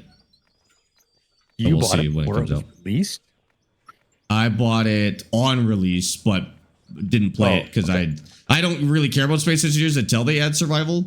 So I just bought it to support. Like right now, it's just like infinite building. Like, yeah, it's like when you say survival, it's like it's like creative mode, unlimited money, unlimited. Yeah, exactly. Okay. I think it might have some more like survival elements now, but kind of like when this game, you know, before we started playing this, where it was like the longer we wait, the better it'll get. That's kind of where Space Engineers is right now. The longer I wait to play, the better my very first playthrough will be. Because if I play now and I enjoy it and I burn myself out, whatever, then I have to wait a long time to play it again before I'm like ready to play it again. But it might get good like immediately after. I don't know if that makes sense. This might just be in my head. I don't know. No, I get you. Okay. And why do we have 3 rollers? That's crazy. How do we get a third one? I don't know. We must have bought a third roller at some point. Yeah, that should do it. Arc is okay. Yeah, I'll generally say Arc is just Rust in a different font, and it's overhyped. Arc is overhyped, and I say that as somebody who has spent a couple hundred hours in Arc. It's just Rust in a different font. It's fine. It doesn't really do anything special. It just does a lot of things that other games have been doing. It just does them well. But it's not a terribly special game. It's just another one of those builder survival style games. The gameplay loop doesn't feel much different than something like Rust or anything else in the genre, honestly. Rust in a different font as well. It like literally is Rust in a different font. As somebody who's played a lot of Rust and a lot of Arc, the general gameplay loop in both games is nearly identical. And the things that people like about both of those games is pretty similar as well. In Rust, when you're AF or when you're like logged out, does your body exist in the game? Your body doesn't exist, but your base does. So if you're in a public server, then your base does exist in the game. But they're like Rust gives you the tools to fight back against that, so you can like set up defenses on your base that will still work when you're not there. I see. So it's like DayZ, back in the old DayZ, what was it, Epoch days, where you would sign out and your base would be there, but people could still break in and stuff. Right. This gives you more tools to like. Now. Yeah. Oh, okay. This gives you more tools to defend against that. So it creates this really cool like gameplay element of like a little bit of nervousness when you're not playing the game, but also like you can be a little bit clever about how you build your base to stop that from happening. And then when you're online and other people aren't, you can raid their bases and see if you can break their defenses and figure out their traps and stuff like that to steal their stuff. So they kind of like, because that's usually a flaw of those survival games, those open world survival games, where if you're not online, people just take all your stuff. But Rust kind of like did it the right way, where they allowed that to happen, but made it fun, I guess. I'm cheating, guys. Sorry, I'm sitting down on a stool. The worst part of My back Rust is just killing me. The worst part of Rust is the community. The community is terrible. They're awful to interact with. Yeah. It's like entirely made out of middle schoolers, and they just want to yell slurs at you, and they like want to cause drama just for the sake of it. It attracts a very strange type of person. That's for sure. Like an antisocial social person? Yeah, that's exactly it. That's exactly antisocial, but not in the sense that they don't want to interact with people. Antisocial in the sense that they're terrible at interacting with people. And in real life, they would probably get punched in the face for acting like that. But in Rust, they could just do it with no consequences. Right. Yeah, that you've pretty much nailed it. Actually, it's exactly what it's like. Do you recommend getting the steering wheel and joystick bundle for Farms of 25? Yes, 100%. Daisy's good, but I think they could do more with it. It changes the game. Yes, that's true. It does. That's true. It does change the game to get a steering wheel and joystick. Having a steering wheel and joystick, it completely, and then you get a second joystick, and the game changes totally again. Game. Yeah, I can't recommend enough getting a steering wheel. Yeah, I agree. Just the precision, and you just now. It just feels like you're farming. Yeah. I agree. I know we're not actually farming. Okay, I get that, but it feels like you're. It's like when you play Rock Band. It's just immersion. It's just immersion. Yeah. It's like, more immersion. It's like when you play Rock Band, right? You in whatever that console was, Xbox. You know, 360. You were arguably not a famous rock star. But God, you felt like one. The drumming was close. The drumming was probably the closest part. Yeah, like so it definitely increases the immersion. The other thing is Farm Sim has a lot of buttons, and there's a little bit of friction with trying to remember all the buttons and interacting with some of the machines because it doesn't translate to mouse and keyboard very well. And getting a steering wheel and a joystick really removes that and lets you be super precise when you want to and have your buttons all in a place that's like, yeah, you can start building that muscle memory better than you can with mouse and keyboard or controller. Yeah, totally. Yeah, it's not required though. Like I wouldn't say it's a little, you know what? I'd equate it. Sorry, I'm going to bring Star Citizen into this. It's a little bit like Star Citizen. You can play Star Citizen and you can be very good at the game and be playing on a keyboard and mouse. Yeah. However, it just brings it completely to another level. Yeah, totally. Power plant finish, yes. I just messed up our ramp in the meantime, so I have to tweak it. I'm just gonna run over it and place a few pieces of dirt here real quick. Finish, but it's getting really close. It's working. It's providing power now, but it's not like 100%. Yeah. Everything is powered by the power plant. My guy, thank you for the 2 roses. Rodney, thank you for the rose and the heart on TikTok, guys. Appreciate that. What's the thing going over your ramp? That is a footbridge. So we're going to put some machines, like we're going to store the machines in warehouses on the other side. And so I wanted it to be walkable without having to walk on the active roadway. So we just put a ramp over top. Plus, honestly, it just looks cool. Sometimes I do stuff in games like this just because I think it looks cool. Just because it's cool. Yeah. That's a good reason, though, in my mind. As soon as I realized that was fun and extended your gameplay a lot, I started doing that in a lot more games. Like I do that in Farm Sim too. If I just think something is fun to build or I want to make my farm look good, I'll just spend the time doing it because it's just gameplay at the end of the day. And I'll do it sooner rather than later because then I get to look at it and enjoy my effort. So, you know, if I build something cool early on in my save, I get to spend a couple 100 hours looking at it, which I like. Plus, on top of that, because you're streaming it, right? It's just, you're basically just giving more content. You know what I mean? Like that's true, but I would do it even if I wasn't streaming. I would. I'm just saying it's not like it ruins the experience for the viewers. No, that's true. Okay. How's that?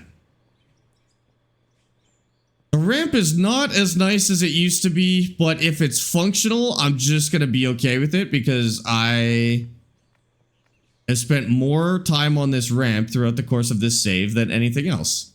And I was really hoping I was done with it the first time. But here we are. It's time to be done. It's time to be done with the ramp. We're going to go fill up a couple of the spots that have been bothering me for a bit too. It's still a nice ramp. Thank you, Spirit. Thank you. Nice ramp. Thanks, Dad. Chill Guy, thanks for the follow on TikTok. Did you get the wheel bundle for $400? No, that didn't exist when I bought mine. But the wheel and joystick bundle is good. I actually did a review on that one. And it's pretty straightforward. It's the T128 and a joystick. Both wheels I've used, or the wheel I've recommended, and obviously it's the same joystick. So yeah, if you've got a PlayStation, I would go with that one. Okay. Austin ruins the viewing experience? That's crazy. Whoa. That's crazy. No, we got to even it out a little bit. Austin's cronies have been in here telling me he's a better farmer, so we got to even out the war a little bit. It's here. Literally in his name, Kid. You're a better sim racer. I mean, I beat him at farming. He's going to defend his title, or he's going to retake the title. Oh, so far I'm actually Sparx TV farming, and he's just Austin because I won the last one. So he's got to get his title back. He's Austin TV right now. Yeah, I'm Sparx farming right now. He's Austin TV. He's gotta switch it back here. That'd be a crazy competition.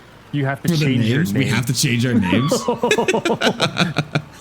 I don't think I want to be Sparx farming though, because then that's why I changed it from Sparx sim racing. It's because if I do anything else, there'd be a bunch of people in the chat be like, actually, you have sim racing in your name. You're not allowed to drive trucks. And it's like, I'm gonna play whatever I want. Actually, there you go.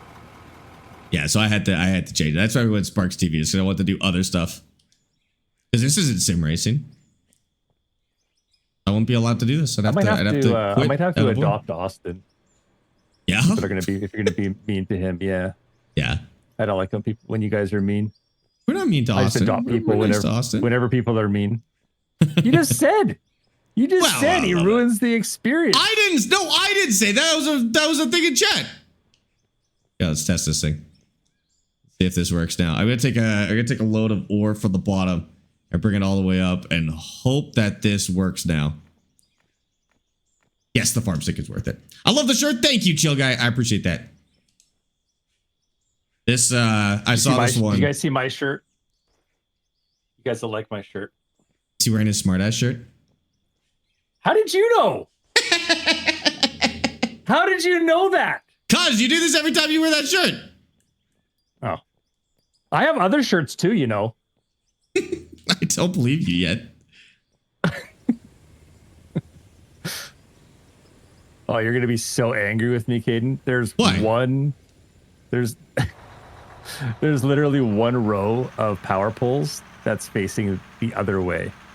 I won't notice that. That seems like something you'd care about more than I would care about. I'm not that OCD with the little stuff. It's more like the big, like map wide stuff that I just want to make it look good. But like a little stuff like power poles facing the wrong way, that's I'm not too worried.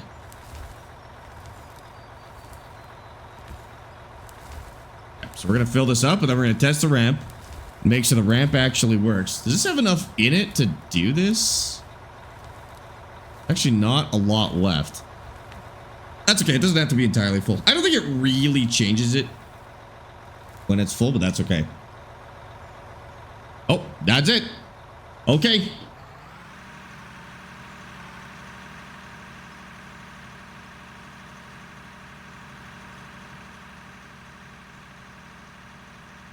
Bad news. We got to make one more. Okay. First, difficult question. Who would win, the sun or a coffee baby? Hey, JB, difficult question. Who would win? TikTok brain rot or your brain? Kaden. Because unfortunately, I think the TikTok brain rot is winning. This is the second brain rot question he has asked me today. I'm starting to be concerned for him. JB, you're better than this. We're gonna get you. He wants to be adopted. All right, Dad'll fix it. Oh, I see. What was the first one? TikTok brain rot? Oh, what was the first question? I don't know. You asked me something similar earlier. I don't think it was as brain rotty though. Hold on. Awesome roleplays, good deals, and $1,500 payments for mowing a lawn. That's a big lawn. That is a big lawn. Znix83 just subscribed at tier 3 for 25 months. Zinix! Thank you for the tier 3 sub for 25 months. Holy. That's just over 2 years. Zinix, thank you for being here. I know it's not even close to as cool, but I feel like I'm building a computer in Minecraft. You feel like you're building a redstone computer with the with the electricity? That's exactly what I feel like. I know it's not. I get it. You're one step closer. It's one step closer than putting nukes in holes. Yeah, well, yeah. It's slightly more intellectual, so that's good. Do you know what Gold Mining Sim 2 is coming out? I don't think they've released a date for that one yet. I still think it's going to be sometime in 2026, but somebody said the estimate was further away. I remember hearing it, and it was further away than I thought it was going to be. Because I thought it would be relatively soon, but they had guessed that, or they had heard a rumor that it was going to be like late this year or early next year or something insane like that. And after playing the demo, I was like, oh man, this game's like almost ready to come out. I was just a little bit surprised. Okay, this got up that ramp, no problem. So the ramp is once again finished. Hopefully, maybe. Spirit Chronic just subscribed. I'm not gonna touch it again for a little bit. As long as I can, I'm not gonna touch it. Spirit Chronic, no freaking way, dude. Tier 3 sub for 6 months in advance. And for 32 months. Coming up on 3 years. Spirit, thank you for the tier 3 sub. And 6 months in advance is nuts, dude. I appreciate you. Thank you for doing that. Welcome in. Thanks for supporting the stream. Wait, you were here already. I swear to God, you were already here. But seriously, Spirit and Zinix, thank you guys for the tier 3 subs. I really appreciate those. 6 months in advance is insane, by the way. You already, I must have just come up for a refresh. No, dudes, seriously, that's amazing. All right, so this is good. Now, Dad, what should we do? Yes. Are you all done over there? I mean, I'm basically just wiring up the rest of the solar panels. So what we should do. Oh, this looks so satisfying. What we should probably do is figure out how we're going to process the ore. Are we just going to drive the truck back and forth? I think, yeah, we can continue driving the truck. Yeah, I think we can keep driving the truck back and forth. And because it carries a lot of ore and it's pretty consistent. Like it actually keeps up with one of us working and one of us driving, which is good. So I think we can keep digging, hopefully until we find the end of this copper vein that we're on right now. I'm wondering though if we should. Yeah, okay. What's that? No, I'm just thinking. Okay. I shouldn't think. Okay. Okay. I know the goofy little cab is so silly. I agree. Copper, silver, lithium, aluminum, iron, steel. Okay, so that's working, but where's the gold going? Selling? I think that we're just selling the pay dirt, right? Oh yeah, that's right. We're just selling pay dirt, so we're not going to come up with a lot of gold. Because this one's designed for other stuff now. I think what I'm going to do is I'm going to, let's not put anything through, just to give us a little bit more room here for turning. I'm going to probably switch this around. Oh yeah, that was very, just very in the close. way. Yeah. Okay, the dump truck is back in position here. We need to bring a roller down here. And then we got to find the end of this vein. I want to mine this out until we find the end of this vein so we know how far in we're taking this basically. Let me get a roller down here so we can do this right. Got a little out of control last time. Go right there. Print finished. Nice. What? My 3D print finished. Nice. Then we're going to roll this down here. Holy, that is lumpy. Then hopefully we find some rock, some solid rock that we can blast. So I would really like to get into the dynamite stuff. Ooh, this is like really lumpy.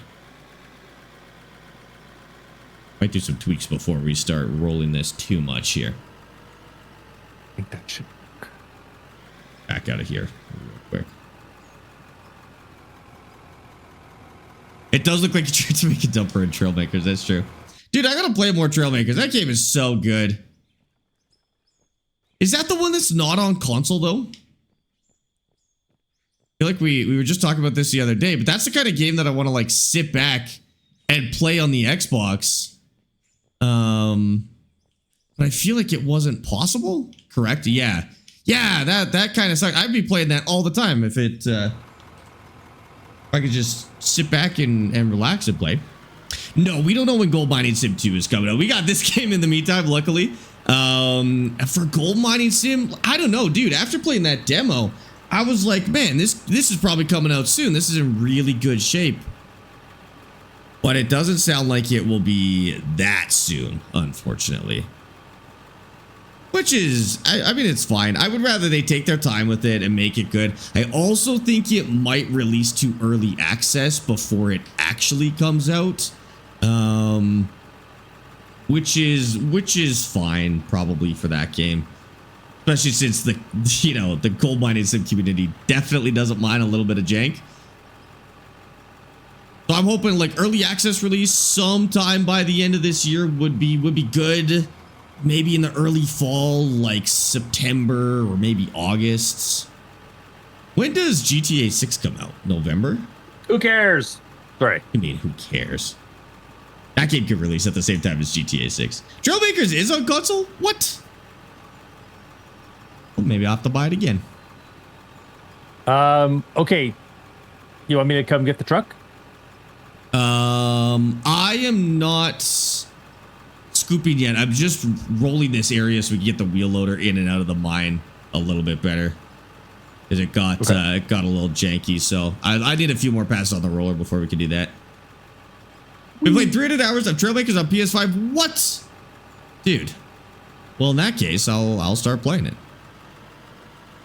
I'm actually quite far on PC as well. I like that expansion with the winter stuff was so good. I was really enjoying that. It just has a lot of submarine stuff, which I'm not a terribly big fan of. I think that's what I was doing last. I don't find the submarine stuff as interesting, but if I slog through that, I might be back to the cool stuff with the tracks. When you use the paver, does it make the ground level and smooth? No, it basically just repaints the top layer. So you really have to get the ground perfect before you pave. And then if you try smoothing the stuff after you pave it, it sometimes makes the ground poke back through. So like paving is the very last step, but it really just changes the color, I think. Although I think the new patch was actually doing something new with the paver, like they were buffing it or changing the way it worked or something like that. But I wasn't sure about the exact details on that.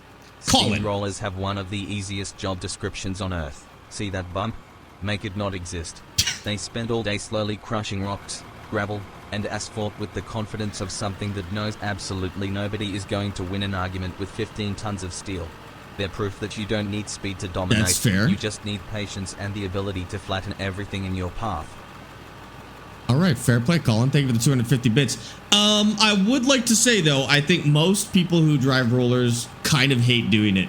I hear it is not nice on your body to use the roller, so I wouldn't want to do it in real life. That sounds terrible. My back already hurts, dude. How many tons of concrete will you need to fill in the hole? It could be worth hiding the bodies too. So I think what I want to do is build a roof in here. Like, I think if we figure out where this vein kind of starts and ends and where the edges are, we could like build a roof here and then go down a layer. The only problem is I'm not really sure how we're going to do it because I want to go down a layer, but it's our floor here. So I don't know if we have to move this whole apparatus with the dumping thing, or if we'll ramp up to it, or what. I truly have no idea. So if we get to the end of this vein, mine out what we can reach, then we'll just kind of plan from there, I guess. I mean, these are not terribly difficult to build, these kind of dump truck fillers. So we could even fill dump trucks in the mine. Like, let's say that vein goes for miles. You know, we just make it tall enough so the truck can get in there, and then we start, we just build the same kind of thing in there. That's probably smooth enough. Dad, do you want to grab a wheel loader and Are they scoop? Or do you want me somewhere? to do the wheel loader? Oh, they might be in my inventory. Hold on. I just realized I don't have one in my inventory. Is this the big one?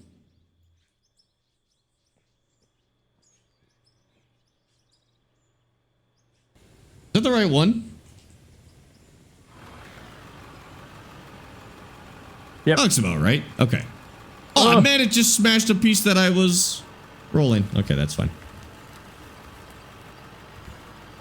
Well, I guess I better get my seat. Hi, Andre. How's it going? Ethan, thank you for the follow. Have you played Eco? Dude, I love Eco. I always had trouble getting people into it. And I'm glad it's not exactly having a moment. Like, I wouldn't say it's like mainstream. But Eco is one of my all-time favorite games, and I always really struggled with getting people on board to play it because it was hard. Like, people found it difficult, and they just wanted something simpler. Like, they just wanted Minecraft. And it was just, yeah, it was just kind of hard to get people to play it the right way. And I never really cared for public servers. Like, I didn't really want to interact with new people or anything like that. Which I think if you want to play Eco is kind of what you have to do. But yeah, absolutely fantastic game. Fantastic game. And I'm glad they've still continued to develop it because it has so much potential.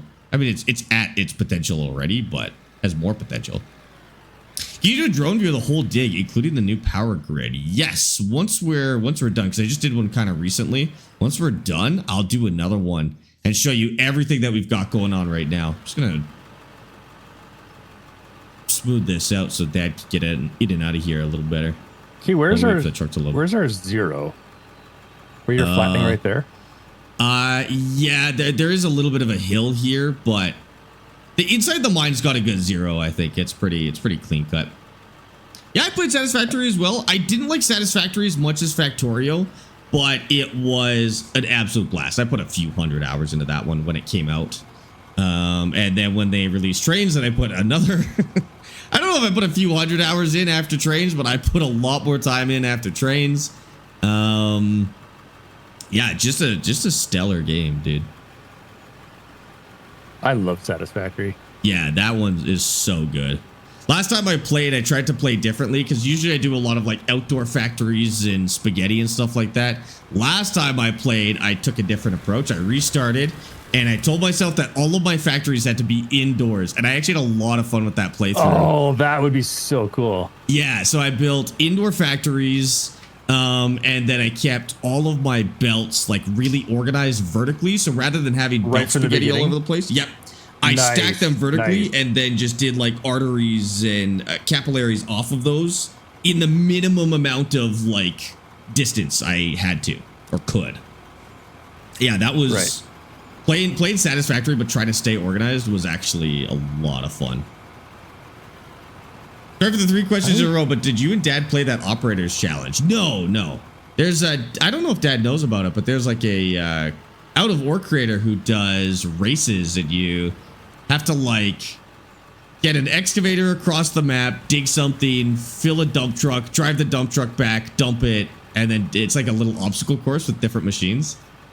It's kind of cool. I did that with Satisfactory. That one of the larger communities came on my stream and was like, hey, you want to try out this race that we're doing, this obstacle course race? And it was basically those little forklift buggies, and you had to do this crazy. It was so much fun. Like they were launching me across the. It was a lot of fun. Yeah, those are cool. Yeah? We haven't done one for Out-of-War. Oh they yeah, they built a stadium to do it in as well. That's really cool too. Yeah, you gotta go check it out. It's on YouTube. As a matter of fact, it just finished. So don't be yucking my yum there, buddy. I think OBG has successfully wound you up, Dad. He always winds me up. I see his bright green name, and I'm just like, oh, and you know what's happening? That's true. Bought this game after watching you play it. To say I'm a little confused would be an understatement, but I'll try and figure it out. So the main thing you need to do in this game is get dirt, sell it. That's the most basic thing. That's the Everything else is literally just a way to sell dirt more efficiently. But I think for a new player, first thing you should probably try and learn is like how to do some basic factory stuff, because that's where you really get into stuff like this and have all the buildings and production chains and stuff like that. So I would say try and learn the building. It's not easy. Give yourself some time with it. There's a lot of really good YouTube videos, or you can watch this series on Caden's VOD channel. I don't know if that'll help you build, just because it's from my perspective, and I don't know if that was quite enough. But I would look up videos on YouTube on how to just do some basic builds. Yeah, how to process pay dirt, for example, and then once you start figuring it out, you'll be able to do it yourself. To learn the more complex stuff. I feel like my equipment is too small and I need bigger loaders. It's always going to feel like that. Your equipment is always going to feel too small. I hear that all the time too. Oh, in game. Sorry. In Minecraft. As you were. In Minecraft. Yeah, your equipment's always going to feel too small. Even at this size. Like this dump truck feels too small sometimes. And I can't even zoom out anymore. It takes up my entire screen. This game never stops feeling like that because the mining scales up every time you scale up your equipment infinitely. It never really stops doing that, unfortunately. Have I played Motortown recently? Yeah, Motortown didn't progress as much as I thought it could have in that amount of time, but it definitely broke through that threshold of actually being worth playing. Now, like the first time I played it, I was like, this is really early access and not very fun. Now Motortown, kind of like this game, it's more recently been worth doing a playthrough on. Yeah, we did it for a Tuesday the other day.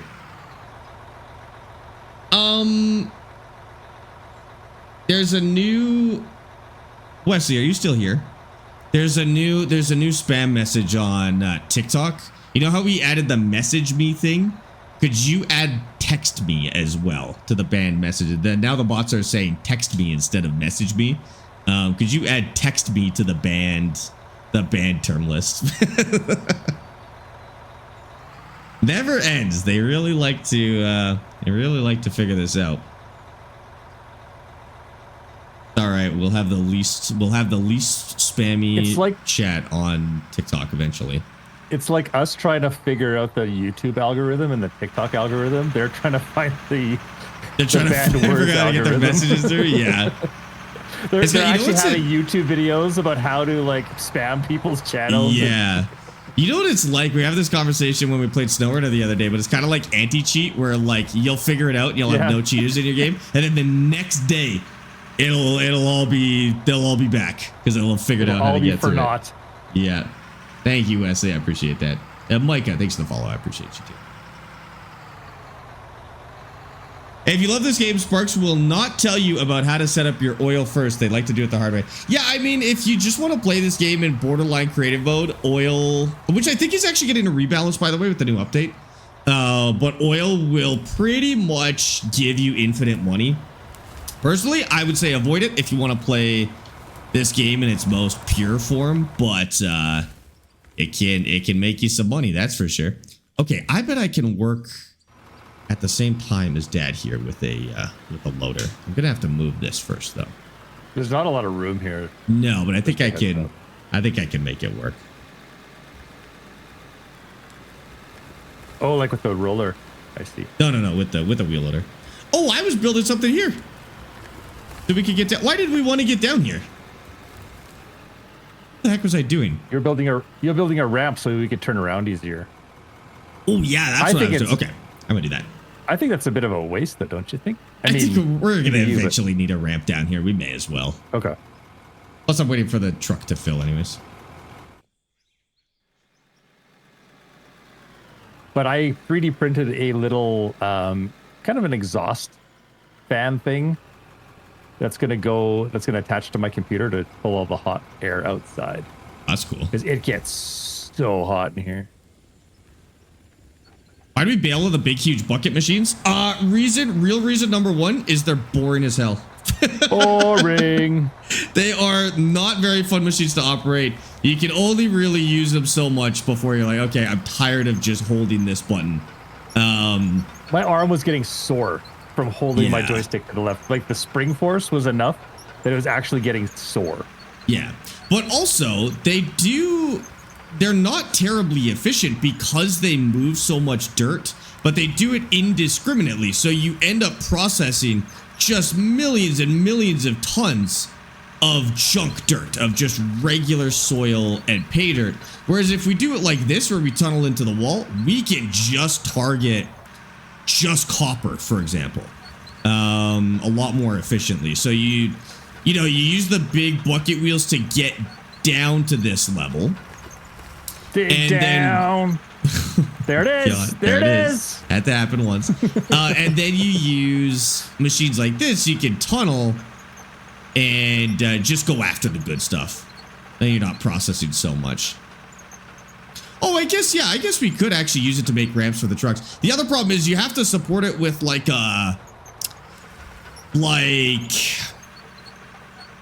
conveyor belts. And so just to build this ramp, I'd have to build a whole conveyor network. Yeah, I'd have to build a whole conveyor network just to get it over here and build some ramps. So wouldn't be super worth it just for this. You can also put a dump truck underneath it too and do it that way. Okay, I'm going to actually, you know what I'll do is I'll put this all the way down in the pit. I think this truck is probably not.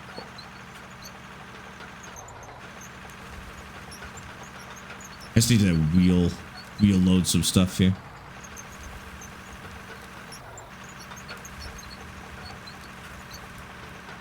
Might be some rock that needs to be blasted down here. It is being very strange. Oh, I can fill this in the process. I feel like nice. Is this not blasted rock right? Oh, it's already blasted. There's some blasted rock in there, and then there's copper, which look very similar. Yeah, but so we haven't hit the, what is it, bedrock? I don't know if it's actually called bedrock. Probably. Solid rock. We have hit it. It's this stuff here. You'll probably bump into it, and it will stop you at some point. But no, this is copper that we're working right now. This right here that I'm going through. I just filled up this hole because it was irritating me. Do you have one of our wheel loaders in your inventory by any chance? Oh, I've got it. Never mind. I found it. I was wondering where mine went, actually. I hate placing these down because it makes such a mess when you place them. I'll place it down here. Whatever. A group of guys, like a ton of people that built the biggest pit in existence, same people that make the game. Is that the one that's like thousands of man hours? I think we were talking about that one the other day. That's the one, yeah. Yeah, that was crazy. Could you imagine having like multiple people, multiple bucket wheels, dude? No, this is not in creative mode. This is actually, we are in survival mode. We're in a start from scratch save, actually. That being said, we're now so far into this start from scratch save that it is kind of in survival mode. Because we do have, I mean, we've got 157 million, and money's not really a factor now. It's more of like, now we're doing what we want to do. Like we're building stuff that is just fun to build more than trying to survive per se. Yeah, we bought the grader. The grader kind of sucks, to be honest with you. It just doesn't keep up with the scale of the rest of the game. Do you think that it's just that we don't know how to use it, or is it just not tuned up yet? Yeah, I think part of it is that it's not really tuned up properly. Like it doesn't move dirt the proper way. But also like the shovel kind of makes it like, why would you use it when you have the shovel, which basically just makes it obsolete? I think this dump truck is ready to go. Or at least it's deleting dirt. Oh my God, I didn't realize how full it was. Holy. See how full it is. Oh yeah, Might maxed need out. to move it around. I just usually take it. When it gets to that point, I just bring it back up instead. Shovel's too powerful if it makes the grader obsolete. I agree. I think it's probably a hot take because I think most players would be so upset if they removed or even nerfed the shovel. But the shovel genuinely is the most overpowered thing in the game. Because yeah, you don't really need a roller. The roller's just like a little more relaxing to do large areas, but you don't really need the roller. The grader does less work slower than the shovel does. Yeah, the hand tools are very, very powerful in this game. What you could do is you could challenge yourself not to use them. Like never to use the shovel or never to use them. Use the slow one, not the fast one. Yeah, that's true too. Lock yourself to only the slow one. You do need the roller at times. Honestly, you really don't. If you have the fast shovel, you never need the roller. It's just slightly more relaxing and less work to sit in the roller and do it. But like, honestly, I think the shovel would be fine. You've locked yourself in a mine? What does that mean? With the roller? I think that would be the way to do it, is challenge yourself not to use the fast tools and only use the slow ones. And then that would make you use machines for jobs that would be like more realistically couldn't do by hand.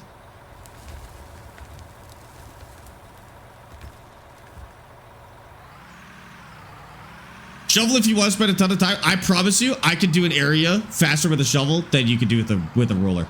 100%. The only thing I like the roller for is like roads. You just drive it up and down the road. It just helps you stay a little more organized. But for most areas, I'll just shovel it. And I always convince myself that the roller is better, so I'll use the roller and then I'll like rediscover the shovel and realize the shovel is actually faster. Like even that area we just did with the roller, I probably could have done it in half the time with the shovel instead. Because the shovel, you're always patting down areas that absolutely need it, whereas the roller, you have to drive to the areas that need it, and it's not terribly fast. And so you spend a lot of time just going over stuff that's already done.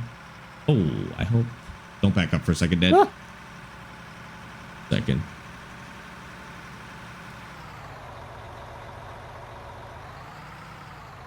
Oh. You drive your roller on the ceiling, Palms? Is that what you're telling us? You use the roller for the ceiling, and that's why it's better? I guess. I don't know how you do that. I don't know how you're rolling your ceiling. We did finish the solar farm. Yeah, it came out really, really well. Now, if you have a ceiling, the ground needs to be smooth. Yeah. You use your shovel. Like, see, we've got a ceiling in here. I mean, this honestly doesn't even need to be rolled. I think he's thinking a different... Like, you're talking about the hand shovel. I think he's talking about like a machine shovel. Like maybe. Big... Maybe. Yeah, like you can just come in here and pat these down real quick. And boom, it's smooth. Whereas if I was using a roller, I'd have to go get the roller and bring it in here and turn it on and then drive it out. Well, I guess you can put it in your inventory to take it out. But like, it usually just is more of a hassle to get the roller in and out. Okay, that one's good. I'm going to finish this.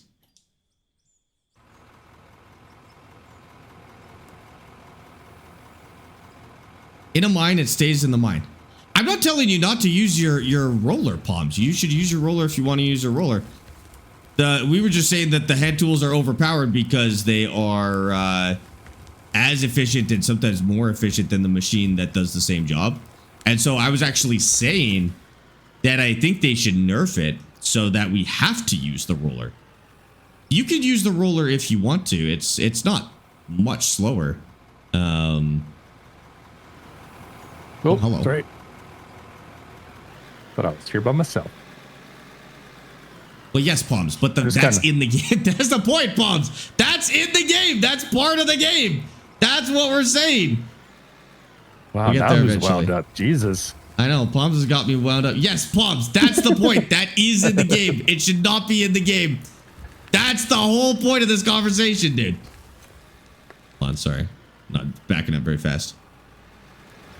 Maddie, hear my thank you for game. follow on TikTok. What's up? I just noticed that I can't hear my game. I was tabbed out and like it was still inputting stuff earlier with the joysticks. Oh, really? Yeah. And then I realized I wasn't tabbed in, and then I tabbed in and I could hear the game again. I just noticed that. Whoa. Oh, that's exactly what happened to me. Tabbed out. And R36, thanks for the follow as well. What's the game? It's called Out of Ore.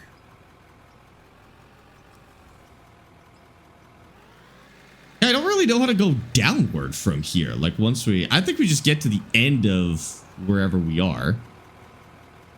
Yeah, we'll build a and then ramp. we'll figure out how to, build a ramp, or I mean, we could go down the entire step. I don't even know. You played on PS5? No. This one is unfortunately just PC. Hi, Mike. How's it going? All right, we're full again, I think. Already? Holy.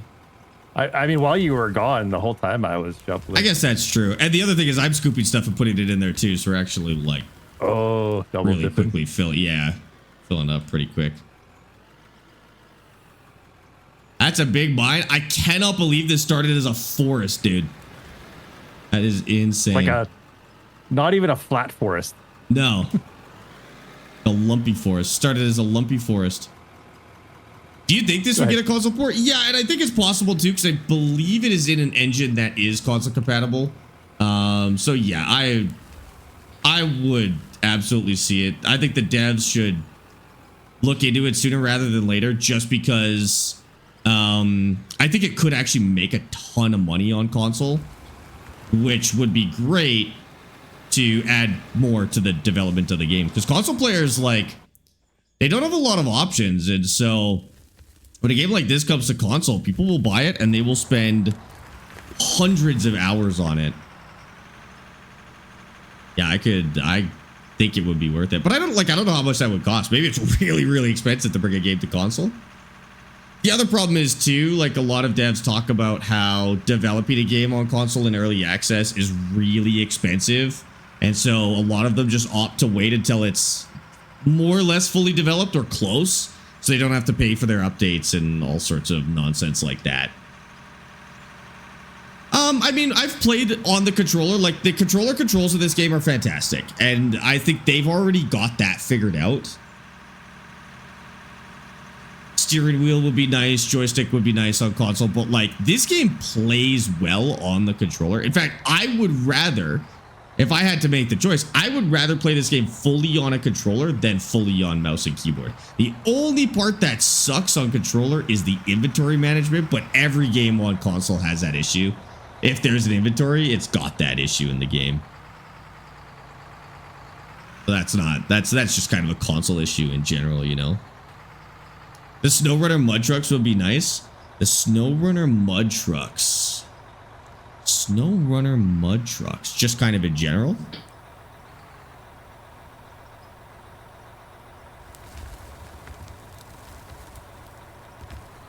Yeah, I think a hardcore playthrough on this would be cool. One where you can't put vehicles in your inventory once they're placed. No fast shovel, no fast pickaxe. I would want to start with almost $0, like literally just start with a sale point. I think that would be really fun. And have to like start by hand, but then starting by hand without the fast tools, I think would be kind of a nightmare too.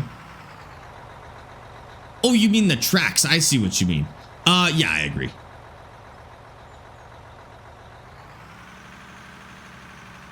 So like farms of 25 start from scratch. Yeah, exactly. It's close. So right now the game is way too easy, and it's kind of an overcorrection because, you know, when I first played this game, it wasn't way too hard, but it was really hard. It was a very difficult game to make money in. And then I think they adjusted it, and now it's kind of gone the other way where it's like way too easy to make money. And we're even avoiding the really easy ways of making money on purpose. And we're still like we're at infinite money now. Not actually, but functionally infinite money. There is some rebalancing coming up here. Oh, hello. There is some rebalancing coming up for the economy here, so we'll see what happens. But yeah, it's start from scratch. I think still would be. I think it'd be hard right at the start, and then it would feel pretty much the same very shortly after. Probably within like 8 hours, you'd be in the exact same place where you virtually got infinite money. Well, no, I mean, we weren't in 8 hours, but we were close. Like, if you wanted to save for something, it would take like an hour maximum with both of us working. I guess that's the other thing too. Like with 2 people, you do a lot of work. So like, it might be balanced better for solo players, which it should be, because I think there's probably more solo players than like group players. So maybe it's a little more balanced for solo. But it would be nice to have like I don't know if you could tweak how much money you make in the difficulty. Like how it's like definitely more fun. Yeah, exactly. It's definitely more fun in a group. Yeah. You've discovered a new hobby. What's your new hobby?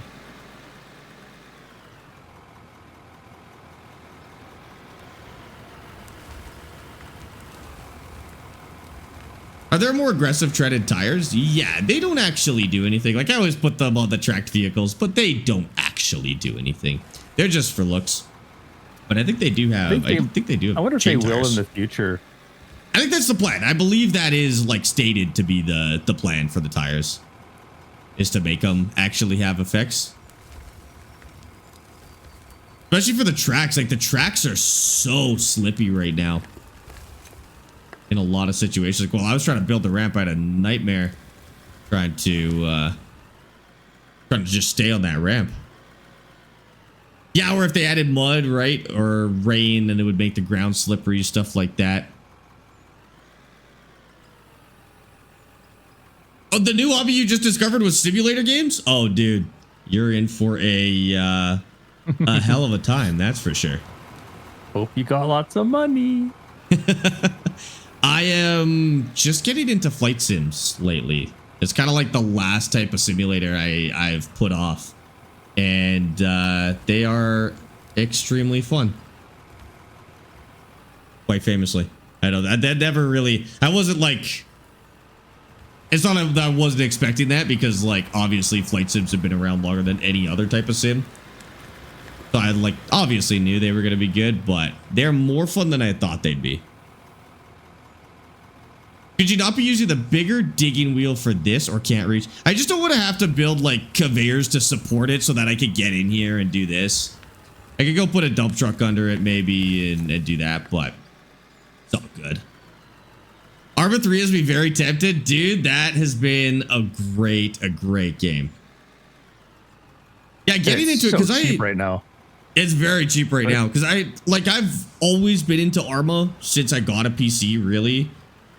But every time I get into Arma, I get into a completely different side of it. So like when I first got into it, it was as DayZ, and then I got into it as a mill sim, doing a lot of like supplies and stuff like that. And then I got into it as, you know, like as infantry, and I was like, oh man, this is like really cool. And then I got into it as an RP type of thing with like the Takis life or whatever it's called. Which is, it's kind of like 5M, but Arma. And now I'm getting into it as a flight sim, which is wild. What's that? Truck's full. No, before that. Altus Life.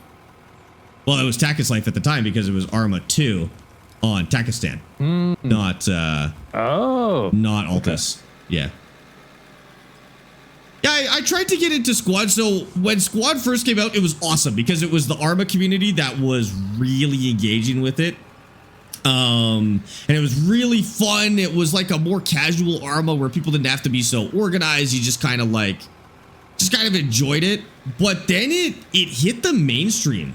Squad started like blowing up on TikTok and stuff, and it got a little insufferable. The player base changed a lot as it grew. And it started attracting a lot of like, I could take it. It started attracting. You're building the ramp, aren't you? Yeah, but I think what you're doing is more important. It's all good. This is more or less a make work project while I wait for the truck to. I'm already out. All right. I want to take a drive. Okay.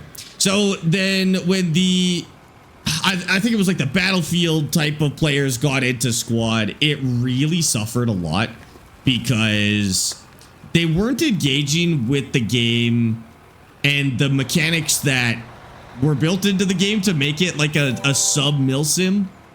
They started just kind of like spawning, running into the enemy, dying, and respawning. And the game kind of fell apart for a little bit when that was happening. So unless you were getting into like a whitelisted server, a private server, a milsim server, or even just getting into it with friends, all you got was a bunch of these silent squads that didn't talk to each other, didn't group up.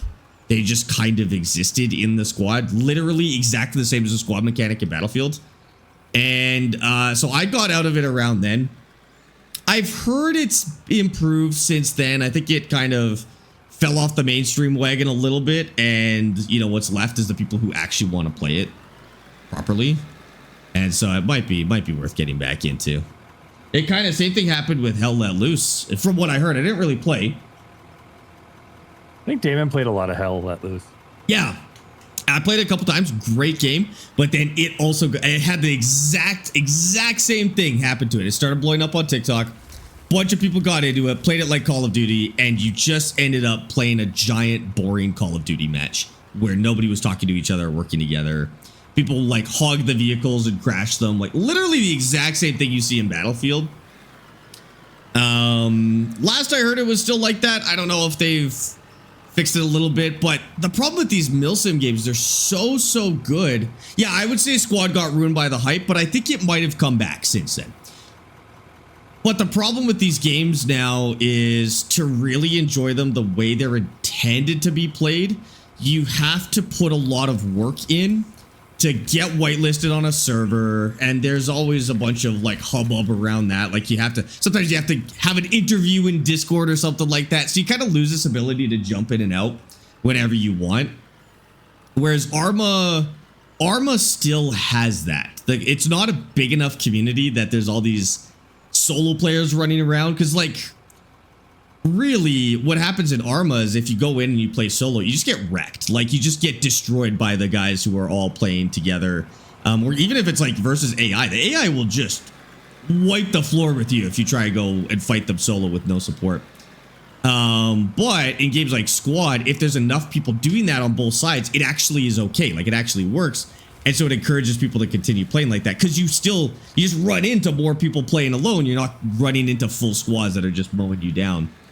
So it's kind of like a system that feeds itself. But Arma just never kind of hit that same level of popularity. Now, Reforger I'm curious about, because I do wonder if Reforger, which also had a moment where it really took off, I wonder if they fixed that issue in Arma Reforger, or if, because I haven't played it yet, or if I'm going to play it for the first time and it's just going to feel like when Squad was at its peak popularity and its worst playability, I guess, you know.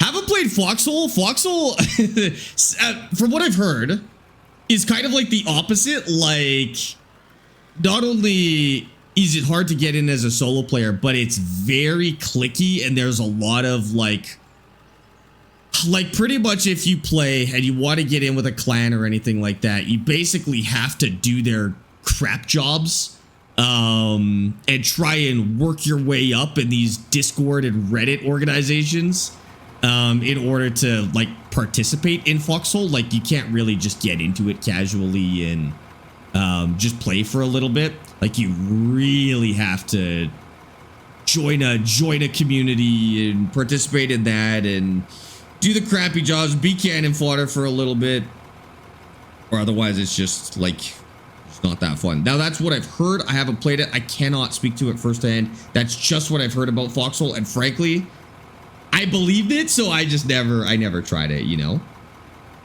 You didn't have that problem? I mean, maybe that's not true. That's kind of the problem with these milsim games in general, is they go in either of those directions, where they get so milsimmy and so there's so much red tape to play them because of the other players that you can't just play them. Or it goes the other way, where there's, you know, it's just kind of like the Wild West, and it loses what made it good to begin with. It's really hard to find games that are in that balance area.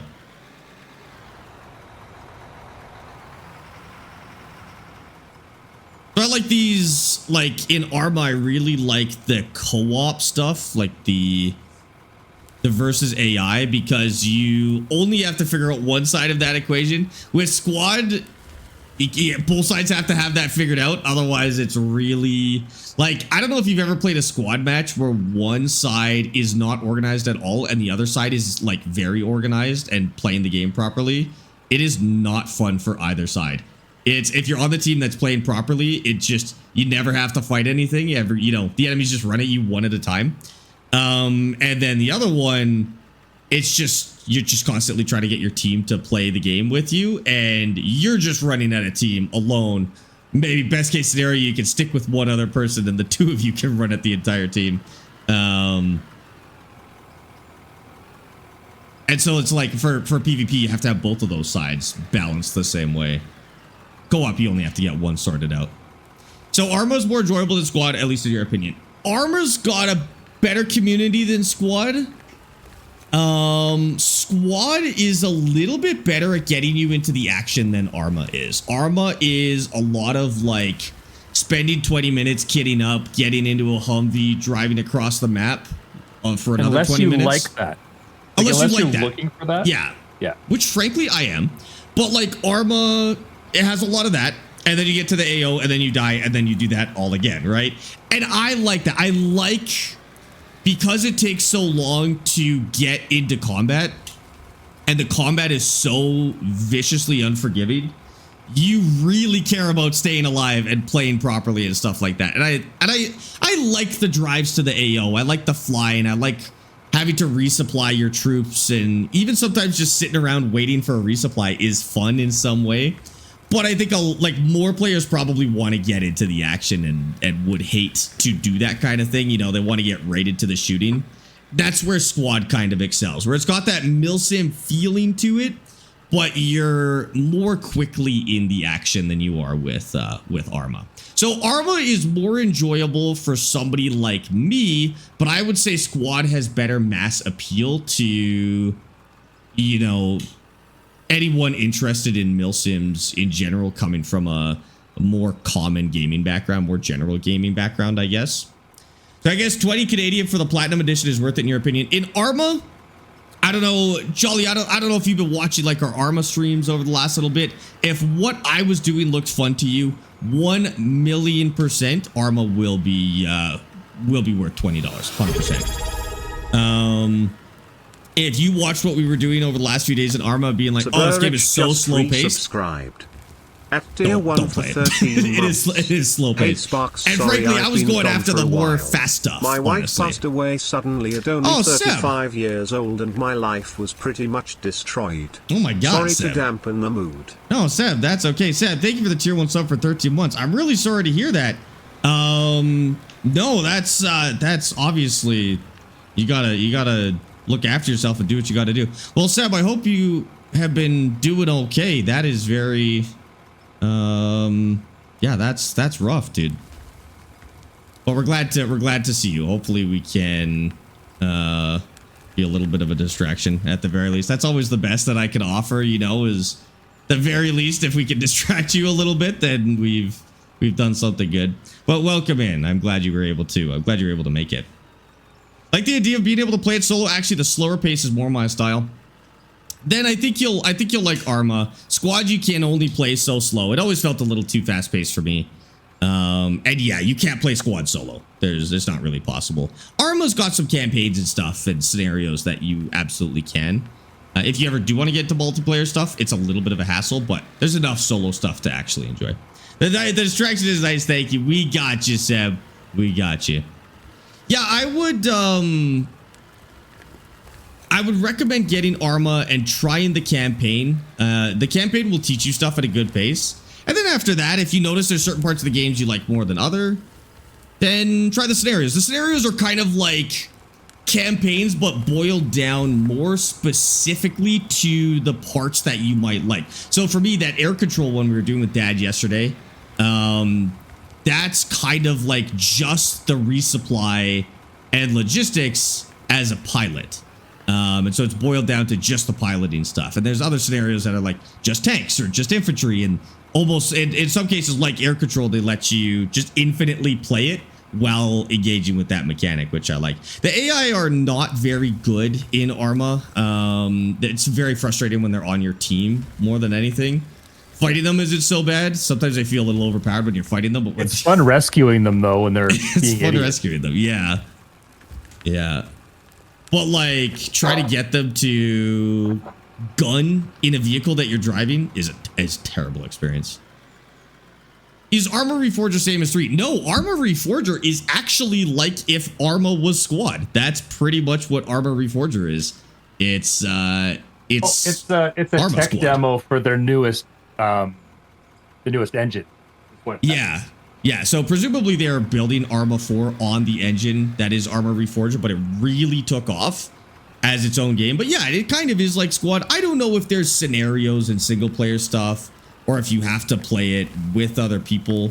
But everything I've seen from Reforger is like people playing it like Squad. Yeah. It's the newer one. It's the newer one, but it's like not Arma. It's Arma Light, I guess. It's not as flushed out as Arma. Yeah. Dad, what the heck is going on with your mic? It sounds like you're talking through a phone camera. Sorry, I'm using the 3D. I'm doing the 3D print. Okay. I'm attaching. I'm seeing it. Okay, no worries. Love Arma Reforger. Never played any of the other Armas. If you like Arma Reforger, you may not like the other Armas. They are slower paced. They're much more milsimmy than Arma Reforger. If you like Arma Reforger, you might like Squad. But yeah, if you've been playing a lot of Reforger, don't expect to get into Arma 3 and be like, oh, it's like Arma Reforger. It's not. It is very much its own thing.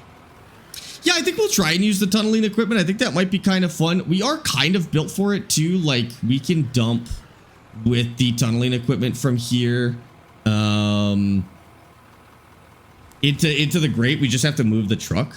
So we might. Arma's a horrible game. Arma is not a game.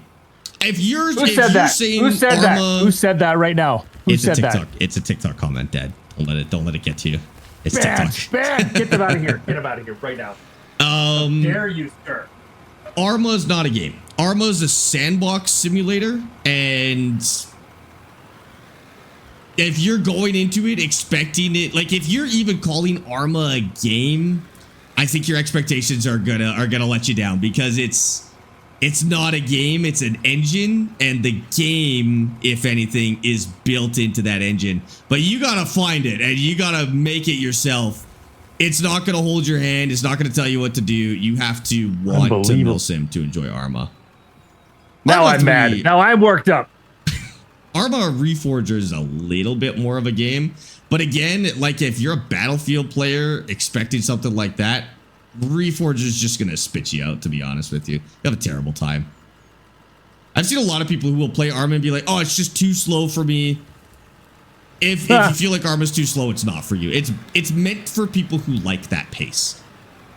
Who like that all the extra stuff that goes into combat, not just combat. And if you like being the kind of medic where you actually have to like use, well, actually there's mods for it, but like if you like to use saline and you like to do like check vitals and make sure their blood pressure is up and get them out of shock, that's what Arma offers you. Yeah.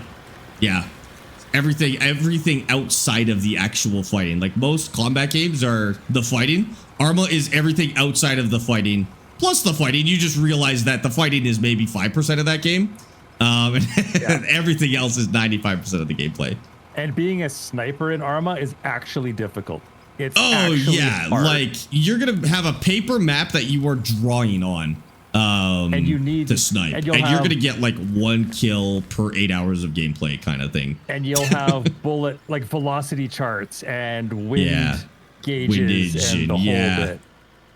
Yeah, it's and that's not even the main job of the sniper, to be honest with you. Usually, as a sniper, you're gonna spend more time lasing targets for cast than you will. With your sniper rifle, to be honest with you. And Jolly, just a heads up, right? It's a very old game now, so there may not be a ton of people needing medics, right? But that just Like Ace, I think it's the Ace Combat. No, what's it called? Ace. Ooh, there's a certain mod that you want to look for. And I mean, right. I think it is different ACE. field dressings. ACE, yeah. You have different field dressings. You have, like, you actually have to like be a true medic, and you have to know what you're doing. And there's little cards that tell you. I don't want to mislead you because like Jolly's a nurse, so like it's not like you're not going to be manually dressing wounds or anything. But yeah, it's like it'll give you maybe what their symptom is, and you have to use the right thing. But it's going to auto use it. Like you're just going to hold down a button, and it's going to use it. What would make you a better medic is that you know what supplies you need to bring, how many of each, and then can navigate that in a combat environment as well, rather than... Is transforming locked right now? Or is this... Terraforming?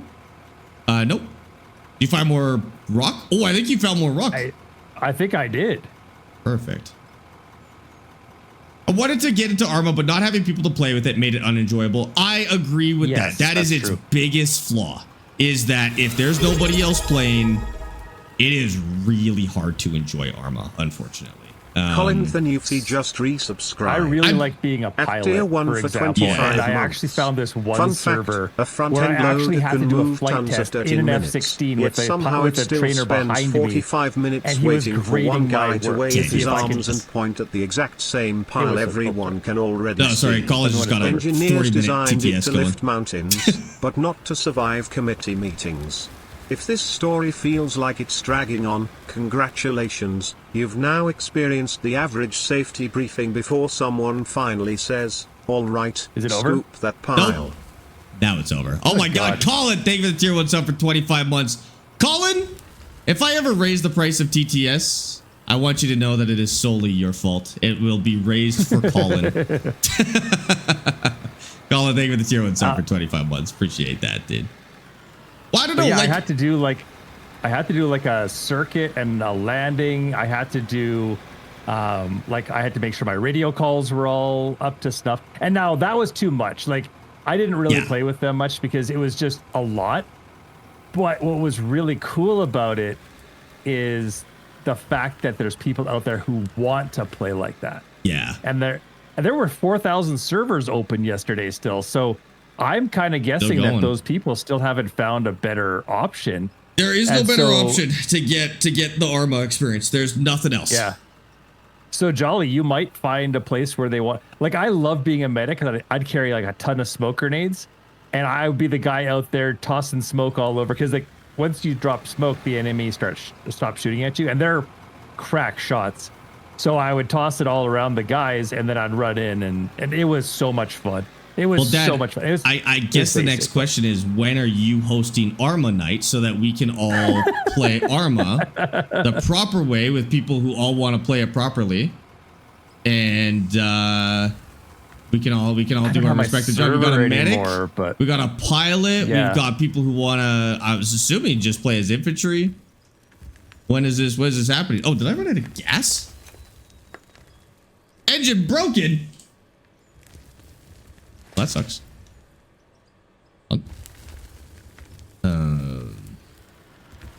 What is broken? Hydraulic hoses.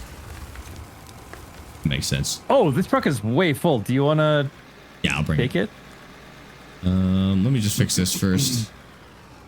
Store. Hydraulic hoses. No brand hydraulic hose. OEM hydraulic hose. It's not under warranty. Don't worry about OEM. There's even a high quality one, which I'm assuming lasts even longer. Get that one. I'm getting that one. High quality hydraulic hose. Go. And what do you do with the old one? Just sell it, I guess? Yep. Or sell. Silent, isn't that what you actually do? I'll be base security in Arma. Yep. Don't you actually do that? Like IRL? He's the guy. Polaris, thanks for the follow on TikTok. Appreciate that. Welcome in. Yeah, we got to get that truck going. Otherwise, we're just wasting material. Oh, yeah. Let me just get out of your way here real quick.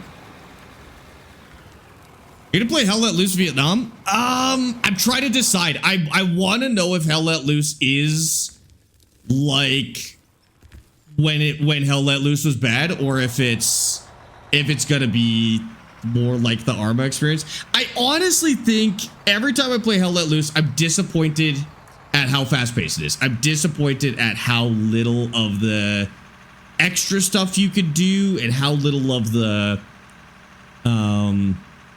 you know, like logistics you could do. And I think as cool as Hell Let Loose Vietnam is, I don't think it's offering what I want out of it. Even in squad, like I want to get into the logistics of the flying in squad, but it's got the battlefield problem where people just camp the helicopters and grab them as soon as they spawn, fly them for a second and crash them, and then go back to camping the helicopters. And I don't know. I hate that. I hate that. I like when I can log into Arma and I can just do what I want to do without any waiting for other players to wreck it somehow. That's what's cool about the map we were playing yesterday, is you could just let it run. Well, there's a couple of options for that where you can let it.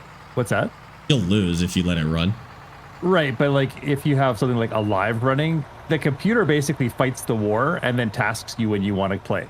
Like it'll happily like do the battles without you. But then when you want to do something, it'll give you a mission to do. That's pretty good. Got better for people not playing it properly. I just feel like when Hell Let Loose Vietnam comes out, it won't be like that. I think it might be insufferable as it like when it comes out, and then it'll mellow out into the actual Hell Let Loose experience. Because I played the original Hell Let Loose when it came out, and it was like that. It was really hard to play. It was a little bit insufferable. But I think once it comes out and then it's out for a little bit, I think it could be a lot of fun. There is also a big Vietnam mod pack for Arma. So if you want the Vietnam experience, you can do that with the Arma gameplay. I just don't know if you could do it against AI and have like perpetual combat or something like that. But I know we could do like multiplayer campaign and stuff like that at least. Might be kind of cool to do a campaign playthrough on Arma as well. It's not that fun. It's not a good campaign. No. I've never liked their campaign. I played a little bit of the first one, but I never played the Apex one or it's always the same, anything like that. You know, actually there was one solo one that you should try. It's called Old Man. I think it's called Old Man. I did try a little bit of that. Yeah, I do know that one. That was okay. Good. Oof, there's another one where you're like stuck like behind East German lines as a West German soldier, and you're trying to escape, and they're like hunting you down. And that's the Cold War DLC or whatever. It's called. Yeah, that was a fun little scenario too. That's hard though. No, I don't think the campaign in Arma really is just there to help sell the game. I don't think it's not where Arma shines. That's for nobody's buying and playing thousands of hours of Arma campaign. It's like it exists. No, it's for mod makers to do things like Daisy and the one we were playing yesterday. But the one we were playing yesterday was a mod. Yeah. Hi. Oh, it's a DLC. They sell it as a DLC, but it's called a creator DLC, which is kind of like a sanctioned mod pack in a way, I guess. Well, Farm Sim does the same kind of thing. They'll have like DLC that's actually made by a modding crew. It's kind of like that. Okay. How's my ramp? Is this just about done? Okay, what do you want to do with this? Oh, that's what happens. Let me see. Where's this blasted rock? Right. Oh. You can see where it's. Oh yeah. Out. Oh, it's like. Let's mine around it as much as we can, and then we'll start cracking it and see what's in there. Yeah, I guess we can't. What is that called? Called blast a rock when you mine it. Okay. Yeah, we'll start blasting that once we have a little more room in here. And scooping it out. I think this truck is almost full. Maybe not. Truck? I just put it in there. I'll go to the right side of it. Yeah, but the whole time I was filling while you were gone, right? Oh, I see. It was cycling through. Yeah, I'll go to the right side if you want to do the left side. I'm just going to finish my ramp and then yes. Oh, right. Yeah, we're gonna need that.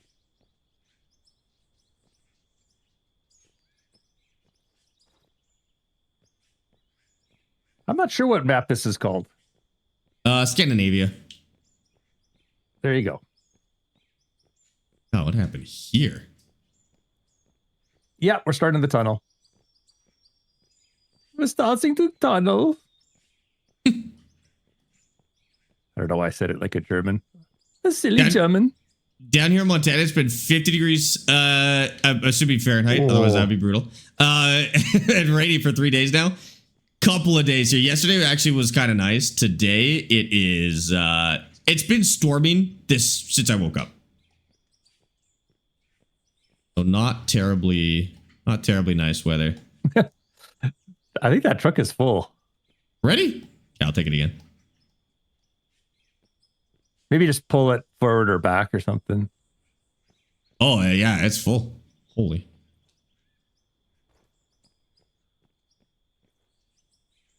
Kind of got my rhythm down here. And it's all caught up now, though. It did actually fill everything. Just about full. Can you check the storage silos at the very top and just see if they're overflowing yet? Because we should probably start doing some production. Is it not selling? It's just holding? It's holding, yeah, because we wanted to do production, you said, right? Yeah, I think that'd be fun. Here in England today, we got some nice sun and a nice chill breeze at 26 degrees Celsius. That's a nice temperature. That is a really nice temperature. Especially with a slight breeze. Yeah, dude. I don't know what the actual temperature here is. 12 degrees Celsius and raining. I can hear thunder outside. I've been listening to thunder this entire stream, to be honest with you.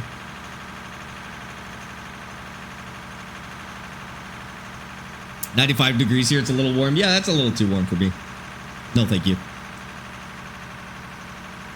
Steer with this.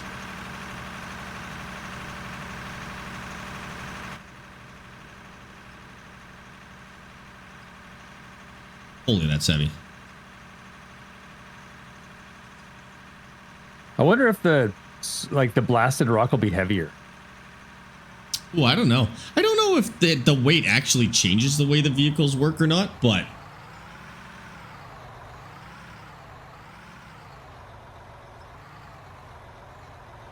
I hate it. I'm a Yankee transplanted in the South.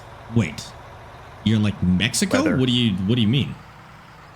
Weather. He's a Yankee, as in like northern. That means he's in northern? the South. Yeah. I'll be honest, the rest of the world just calls all Americans that. I didn't realize it was a specific part of America. I thought it just meant American. Unless he does mean like Mexico. Or further south. Need a bigger turbo on that truck? I wonder if I could replace all the parts and if it would run a little better.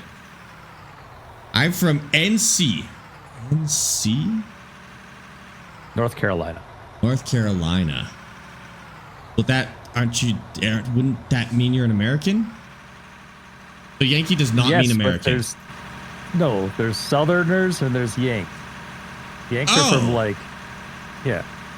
I'll be honest. New York. This is another thing with the state abbreviations. The rest of the world does not know what that means. I know.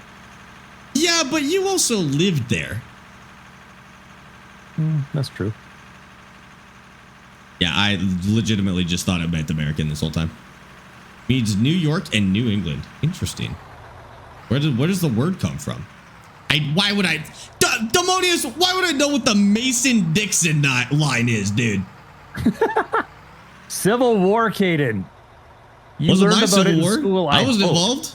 We don't learn in school. Why would we learn in school? You guys didn't learn about the American Civil War in school? Why would we learn about the American Civil War in schools in Canada, Because it was kind Dad? of a big deal to our southern neighbors. That's why. Not us. It actually We learned about the War of 1812, and that's it. We did not care about their Civil War. Just resubscribed at tier 1 for 12 months. Right. My apologies, my American friends. Okay, how much do you think they learned about our wars? Nothing, huh? but we expect that. We expect that. No, it's two-sided. You have to be nicer thing. to our future overlords, Caden. Be nice. Our future overlords. Yeah, right. We'll see. We're going to have the second war of 1812. We won the first one. We'll do it again. I learned about it in school. Where did you go to school? America? I know you guys are the original war crimes guys. We are. You don't want to mess with us. We are. You're going to get a grenade and a can of beans real quick. Were. That's true. That was Grandpa's fault. The Mason-Dixon line. Actually, it's actually at this point, it's our grandparents' parents. Like it's like our, well, my grandparents. That's my grandparents. Yeah. Your grandparents. Hold on a second. Mason-Dixon line divides the north from the south from Tennessee, and below is south of the Mason-Dixon line. I say the south. We'll know John, what you're talking about. Why are you getting so worked up? Why are you swearing on my stream? We're telling you. We're telling. I'm siding with you. It didn't work the first time. You guys were confident the first time. We'll do it again. We'll do it again. Yeah, but we were pretty rowdy back then. We've gotten all soft. Yeah, but we got more friends now. We got more friends. The Americans have been mean to their friends over the last. The Americans are our friends. They're our only real friends, Caden. They've been pushing it lately, to be honest. We got the Dutch now. Well, we. I'm so glad. I'm so glad we have the Dutch. They've been a little rowdy lately. Truck's full. Already? Holy. Yeah, I've been working my ass off here. Pardon my language. All right. Can I join Team Canada? Are you a spy? You have to answer honestly. You can't lie about being a spy. We don't care. We don't care. We'll take you anyway. We have nothing to hide. We're the war crime guys. What, don't tell them where the trees hide are. Something? Don't tell them where the trees are. I didn't say Americans suck. I just said stay in your lane. I went to school in Nunavut and in Ontario, and I learned about it in both places, which are in Canada. Yeah, we didn't spend a single second learning anything about the American Revolution. I'm broken. Wait, is that the American Revolution? Wait, no, that's different, right? Oh my God! Please stop talking about history. You're embarrassing me. I'm not gonna remember that, Demonius. I'm not gonna remember where the line is, dude. This is gonna be another topic we're gonna have to ban on stream is history because it's so painful. I can talk history. It's just I can only talk about the history that I learn about. I don't know what to tell you. What do you want me to lie and be like, yes, I know everything about the America? What? Oh, my turbo. What do you want me to say? America, education just as bad as America. That's true. That's true. We definitely have the worst of any province. That's a little rough. Why is a high quality turbo less expensive than a used turbo? That seems backwards because I'm pretty sure the high quality stuff is supposed to be the highest. Well, built turbo, I'm assuming means that it's high performance, right? Right. It's the most expensive. I'm gonna buy it and see what happens. I think you guys have a funny idea of what a bad education system is. Why would we learn about your country? How much did you learn about ours? I think countries just teach the relevant stuff. I'm from Belarus and we had lessons in school about U.S. Civil and Revolutionary Wars. That's crazy. We learned a lot about the French Revolution and the Renaissance and stuff like that. Yeah, the not so stuff. much about the U.S., lots about Canada. You learned a lot about Canada? What'd you learn? Did you really? See, that surprises me. Who, Belarus? I think everybody learns about the French Revolution, yeah. That's the fun one. That wasn't fun, that was horrifying. Sure, if you were royalty. No, if you were anybody, it was literally like the Salem witch trials, but for like royal people. For French people. How do you start the engine? 5? I had to get out and get back in.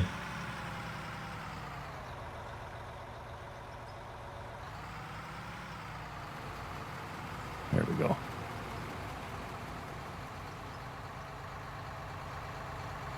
Okay. I think we're kind of fast getting to the place where we have to blast that now? Do you want me to put some dynamite in there? Do you want to put some dynamite in there? I sure do. Let's do it. Let's But it's blast just like it. See a what happens. pillar. It's just like a pillar. That's all right. Here, let me dump this. Yeah, we gotta wait for the autosave to finish anyways. Had to learn each province, their location, their capital, and basic information about each province. Really, about provinces. That actually really surprises me that you guys learned anything about the provinces. Because I think we learned about the Boston Tea Party. That's probably the most we ever learned. Nothing much about the Civil War. That's and then of course like any American-Canadian interactions. That was about it. And the Geneva checklist, yeah, as well as the Geneva checklist. Mike, thank you for the Savage Troop streak, dude. Appreciate that. Like, I don't know how careful we have to be. I guess we'll do a test. Well, that did it. Oh, yeah. And then it changes. Changes texture. It went pretty far back. We'll blast a good amount, but I think we blast it and scoop it. So then what's in here? Like, what is in...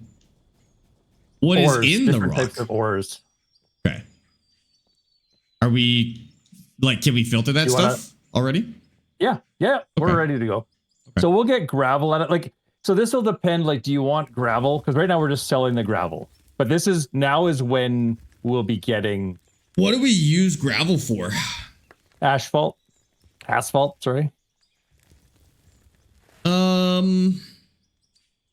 I feel like we've got other sources of it. Let's just feed it into what we've got for now. We do have other sources. There'll be more in there, and then I see some on the other side of the pit too. So let's just use it as is for now, maybe.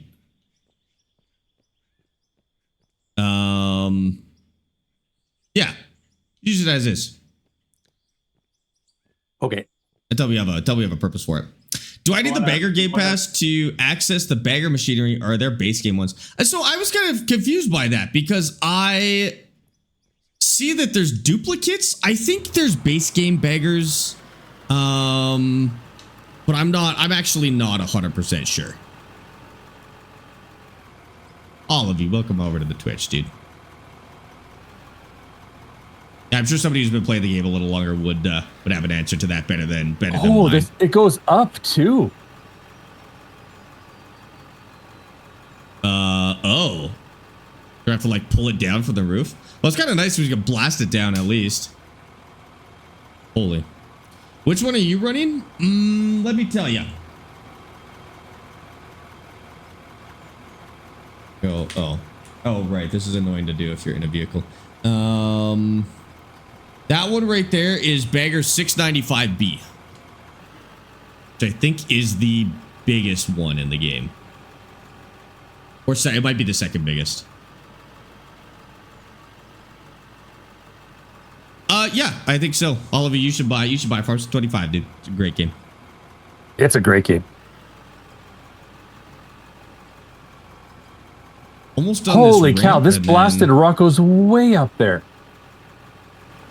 Don't really have any indication on this side where it ends, but we'll just pull it down, I guess. It's good stuff. That's how we get like, oh, what's that stuff? Like lithium, right? Yeah, I think there is actually pure lithium veins as well. I've seen them on other maps.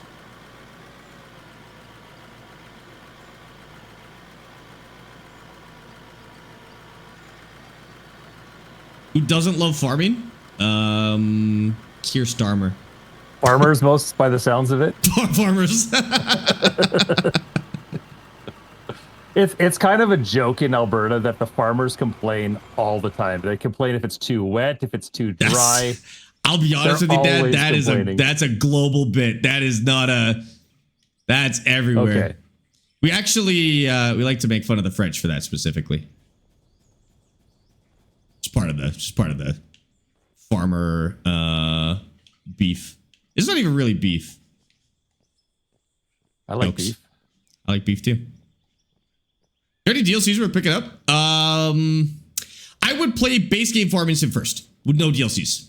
But the Kinlog DLC is really, really good. And then the others are circumstantial. If they look cool, you'll like them. If they don't look cool, don't bother with them. it's very much what you see is what you get with Farm Sim DLC. There's not really any sneakiness to it. It's just like, if it looks like a machine you think you're interested in, try it, build it into your save. If not, you're not, you know, not really missing anything. Hi, Peachy. Welcome in. PG. Oh, Wesley, are you still here? I got another one for you. We got another one. We need to add DM me on TikTok as well. Another one got through. They're revolving. Evolving. They all put their singular brain cells together to come up with another message.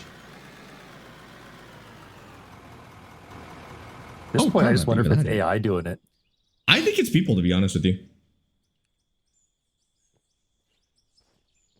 Some of them are like obvious, like bot copy and paste, but some of them are like definitely people. Using any rope shovels? No, they're okay. They don't quite scale with the rest of the things in the game so well. I've seen some cool ones in real life that I wish were in the game.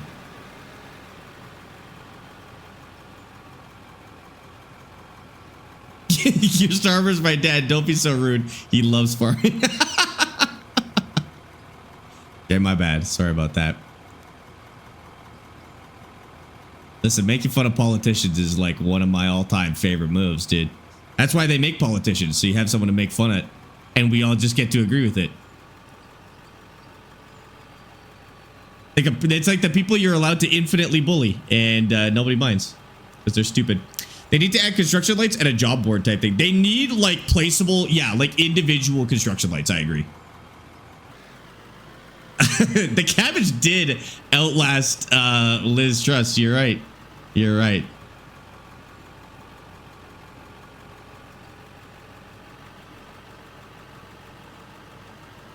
Okay. That's another person you can make fun of and nobody's gonna mind. I do have to say, I really respect that about the UK. There's nobody, I don't think there's anybody in the UK who is like, yes, I like this politician. They all hate them all.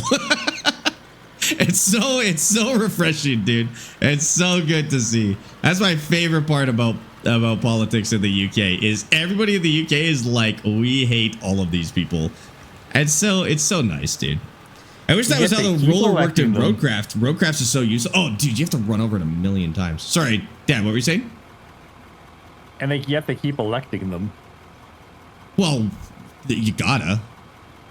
It don't last very long. They have an expiration date like milk, dude. That's how it should be. I agree with that. I think that's how it should be. Fully agree. Because they always screw up. So, well, yeah, all politicians screw up constantly. The UK just will not forgive them ever for it, and I like that. I think that's awesome. Farmstead 22 and a light tower trailer mod. Oh, a light tower with a generator would be awesome. They are redoing the lighting in this game, actually, as part of the next update as well. So we might see more lighting elements now that it has hopefully will become more of a thing that we actually use. We'll see what happens. But yeah, it looks really good. I don't know. If you go to the Steam page, I believe it's the latest video, and you can see the lighting update, and it looks really good. Here we go. Yes, getting a joystick for Farmstead is for sure worth it. In my opinion, I guess. Yeah, 100%. Put this down. That was not a high bar, Shmuel. That was not a high bar. We're doing good, Johnny. How are you?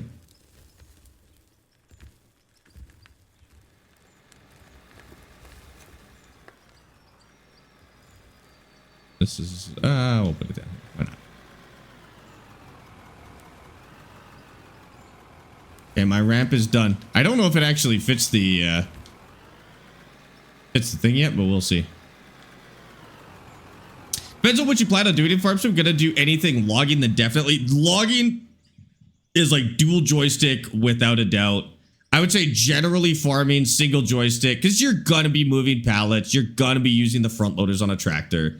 I would say definitely in those cases. Is there another way to do this where they don't? Oh, they have to be. Ew. Yes. She's followed the angle of the ground down rather than staying level. Plus, there's so many good options for budget-friendly joysticks. Yeah. Now, compared to when I was a wee lad. Yeah, that's always like a comment I see a lot on TikTok when I post about the joysticks is people will be like, man, when I was younger, these things used to cost an actual fortune. Even the cheap ones like CH were like so expensive. Now it's like $40 for one for a cheap one. How much is it for both the farm stick? 2 farm sticks will run you $260. So that's still, well, I mean, there's single joysticks out there for that. Bad. But yeah, I would say the T16000s are like the best entry level one. I think those are less than 100 each. And then they make a really, really cheap one. It's got like 3 buttons and then it's a joystick. And that one's like, I think that was less than 50 if you really want to go cheap. Yeah, I would go farm stick, but if you're on PC, you do have more options. Like if you're on console, it's farm stick. There's nothing else you can do. There's literally no more. If you're on PC though, yeah, and you want to go a little cheaper, you totally can.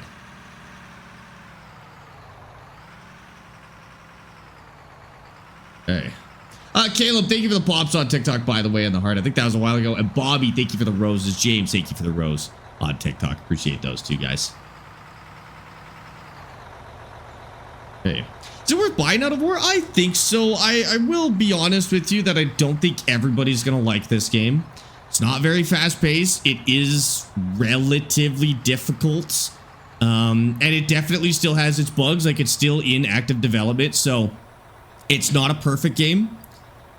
But yes, I still think it's hit that point now where I'm pretty confident that you could recommend this to most people who have any interest in a mining game and they'll like it.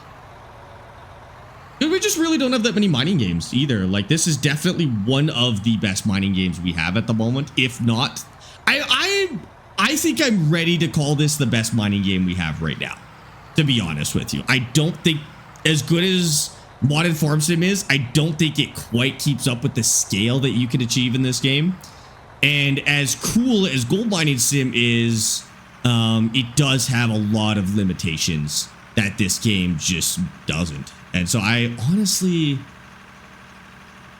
yeah, I will call this the best mining sim that we have. And that's, I do still want to be clear that it is in kind of an early access state and it is being actively developed, but so it's not that doesn't mean it's a perfect mining sim, but it is the best one that we've got.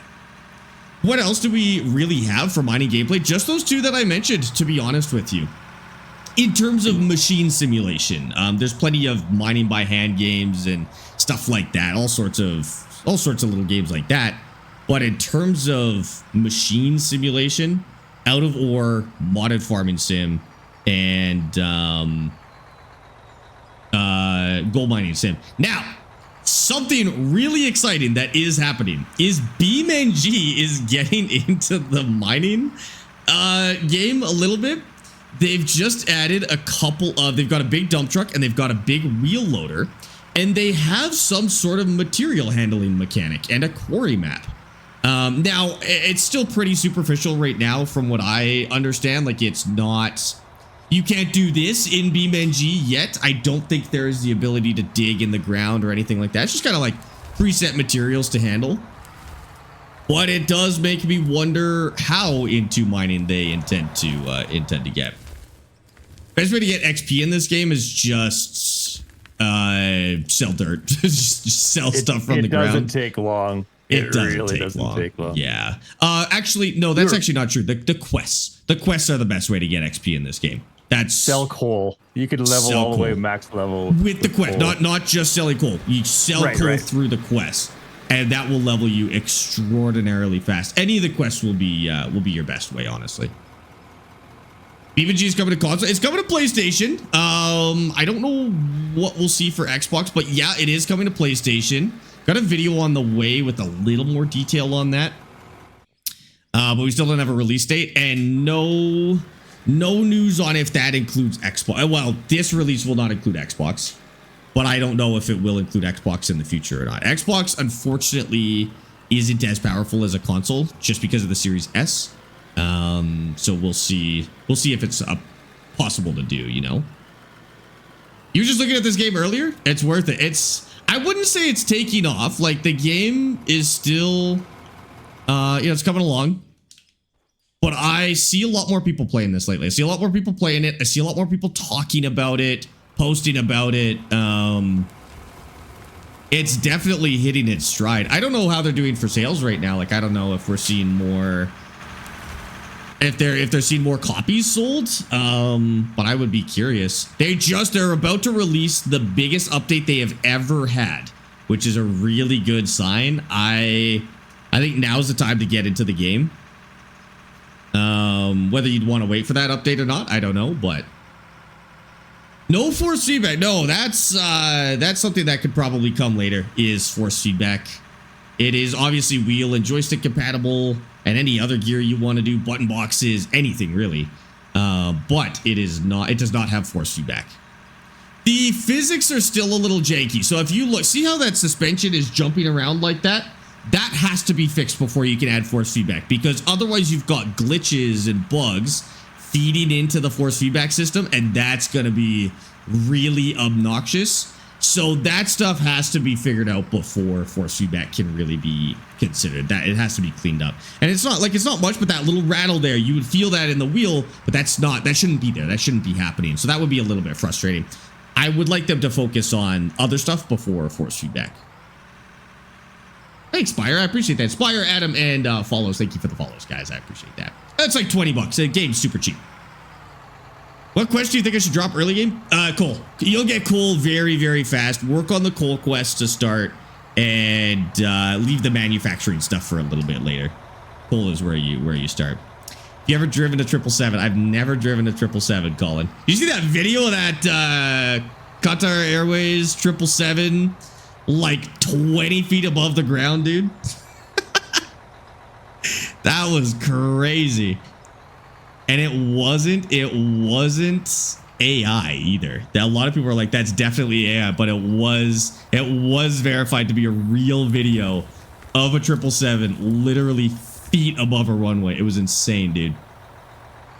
What's it like for a solo player? Slower paced for sure. I mean, Dad and I have been playing this save for about 100 hours now. Imagine playing this at half the pace we're playing, because every time you add a player, you know, you've doubled the amount of things you can do at once. Well, arguably, I would say that's not. What? Adding me doesn't double the work. Okay. Well, yeah, no, it does. Like, the longest parts of the game, which is digging, are definitely fast. Like, we're running 2 bucket wheels at a time, right? Like, that's a lot of work. So imagine spending 100 hours, you'd be at about half of our pace right here. Half of our amount of work done. But we also overdo it a little bit. Like, we get a little psychotic about making things look good, keeping things smooth. Whoa. There's no we in the psychotic there, son. Okay. I make Dad play the game caring about how things look, and that slows us down. Yeah. You sure it's a suspension, not a crappy ramp? My ramp is beautiful. Thank you very much. Why wouldn't you use your ramp that you just made? What are you talking about? I accidentally blocked it off with my stupid wheel loader. Yeah. It's on me. Do you have a guide on how to set up the Thrustmaster 6? No, but I just talked to my editor yesterday, and we're setting that up now. So if you follow my YouTube channel, I'll show you how to set up the sticks.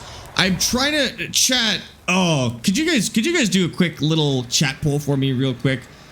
Could you guys tell me how many joysticks you have right now? Either 0, 1, or 2, and just type the number real quick. How many joysticks do you guys have? I need to know, first of all, how many people would even benefit from this, but I also need to know if you guys are running one joystick or two. If you have 0, let me know as well, because like if it's 99% 0, then I might be wasting my time. 5? That's crazy. I don't need to know how many you own. How many are you using at the moment? Lots of 0s. Thanks for the follows, guys. More 2s than I thought. 1, 0, 1. Interested in 2. Okay, fair. 0, but want to get them. 0, 0, 0. Okay. So if you, I guess I didn't really consider that. Like people who maybe want to get joysticks would still benefit from that video eventually. I'll probably whip it up. I just don't know if I should do like, should I do it for 2 joysticks? Should I do it for 1? Should I just include both? I do a single stick setup in one video and then dual sticks in another. In separate video? I kind of want to just do it in one. Yeah. Just do it in one video. Yeah. And just because to be fair, to set up 2 joysticks, you set up 1 joystick and then you add the second joystick. So maybe I'll just go through the setup for 1, and then for like the last 20% of the video, I'll be like, okay, this is how you set up the second joystick, because you really just put in a couple more axes in there, and you're it would almost be more worth it to do brand specific setups, which I know is a lot of work, but I'd like to avoid that. I think what I want to do is go over the basics, and I want to structure it in a way where you don't need to copy my exact inputs. Right. So I'll tell you which buttons are important and you're going to be pressing them a lot, and those need to be easily accessible, and which ones can just be like on the side of the joystick or on the keyboard or something like that. How to do it is like a 10 or a 30-second video. That's what I mean. Like just putting the axes in really isn't too hard. But then I'll just be like, these are your most important buttons. Make sure you put these in. And then honestly, there are some controls in this game that you're just never going to use, and you will not need to bind anytime soon. So I'll let you know which ones we can skip. Holy. Would it be worth buying the T598 wheel and dual farm sticks with cats? With cats? What do you mean by with cats? T598 is a... What? If you had cats. With cats? Like each cat could control one of the joysticks. What? Well, like the cats will play with them, right? And it'll mess you up. So cats that roam the room with the items. If you have cats, you're not allowed to have joysticks. It's kind of in your cat contract. I see what you're asking. The cats won't mess with them. No, you can get a wheel and joysticks. Your cats. I don't even know if that's what he's asking, to be perfectly honest. I was just trying to be funny. I think they're actually asking about cats, the animal. Cats that roam the room with the items. Cats that roam the room? What are your cats? Do your cats have opposable thumbs that you're worried about them messing with the joystick? What kind of cats are we just set up a about? separate save so they can play at night while you sleep, okay? Just give them their own save so they don't mess up yours. Yes, your cats may become ISO certified when you buy 2 joysticks and a steering wheel. It's just, so you can make money. You can send them to work and start charging them rent. Finally, the cats will make themselves useful. Cats chewing on cables and stuff for the wheel and the joystick. I've never had that problem with Petunia. Dad's got cats and never had that problem. If you have a cat that's let me speak for myself. I have had an issue. Okay. But I actually now I'm worried about it because I never thought of that before. I closed my door. But I did have an issue with a cat eating the control wire for a keyboard, and that was pretty annoying. So yeah, I mean, something to think about. But you can route them. There's an oil you can buy, like a bitter flavored oil that you can put on cables if you really have that problem with cats, and they won't touch it. I didn't know about that. Really have that issue. The other thing is the modern joysticks, the cables are no longer hardwired in on one end. They're just a regular USB-C cable.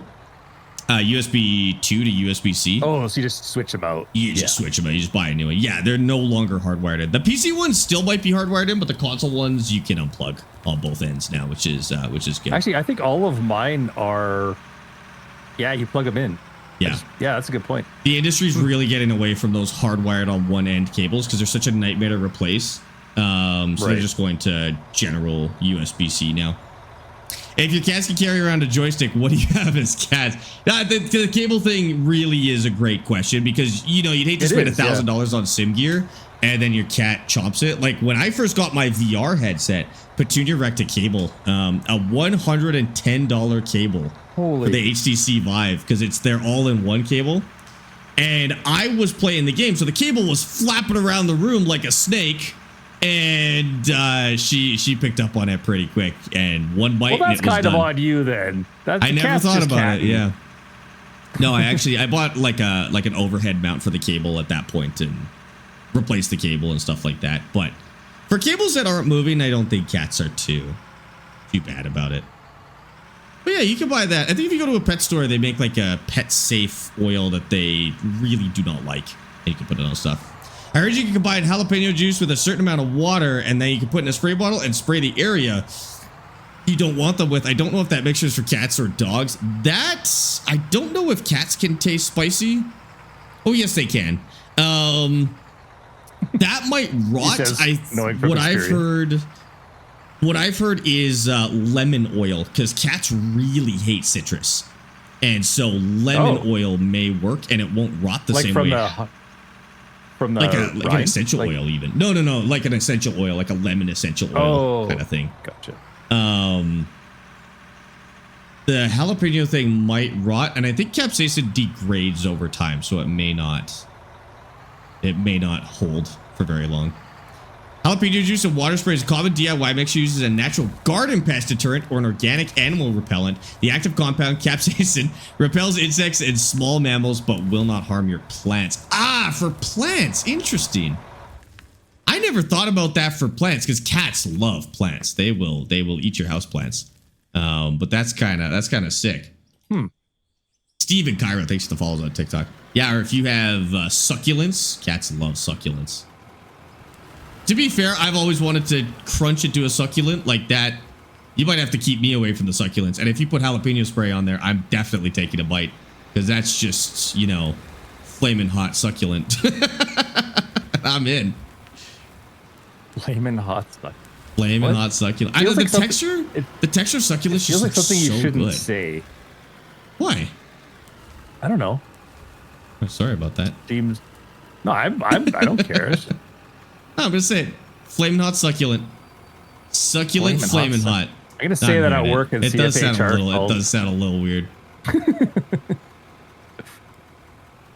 I don't think you could call somebody a flaming hot succulent. I think that may be inappropriate work behavior. Yeah, that might be a little bit rude. That's the line. The hot's doing a lot of the legwork there. If you say flaming succulent, that's borderline a slur, I think. So,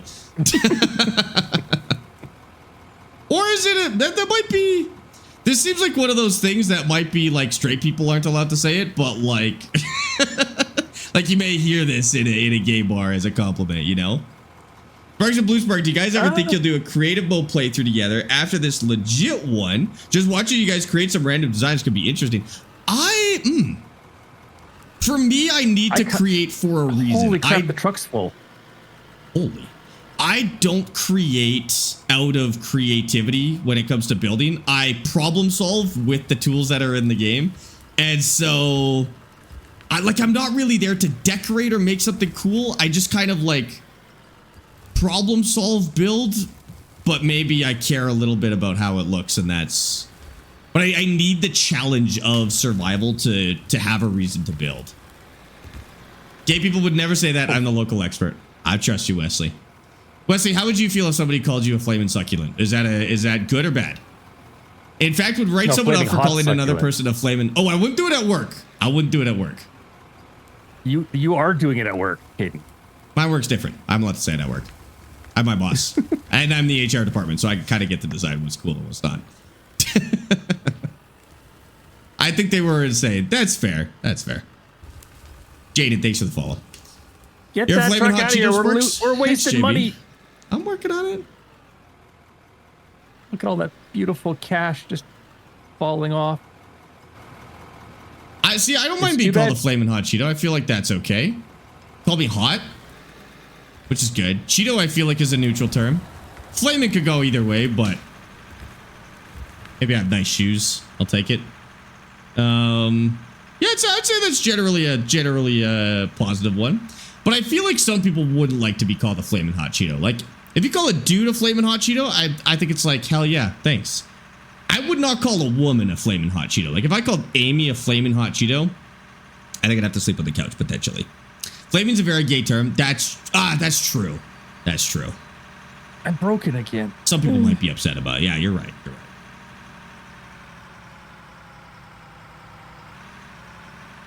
I was going to do this ramp again. I wouldn't make it so steep, but it is holding up. Oh, look how fast we got up that time.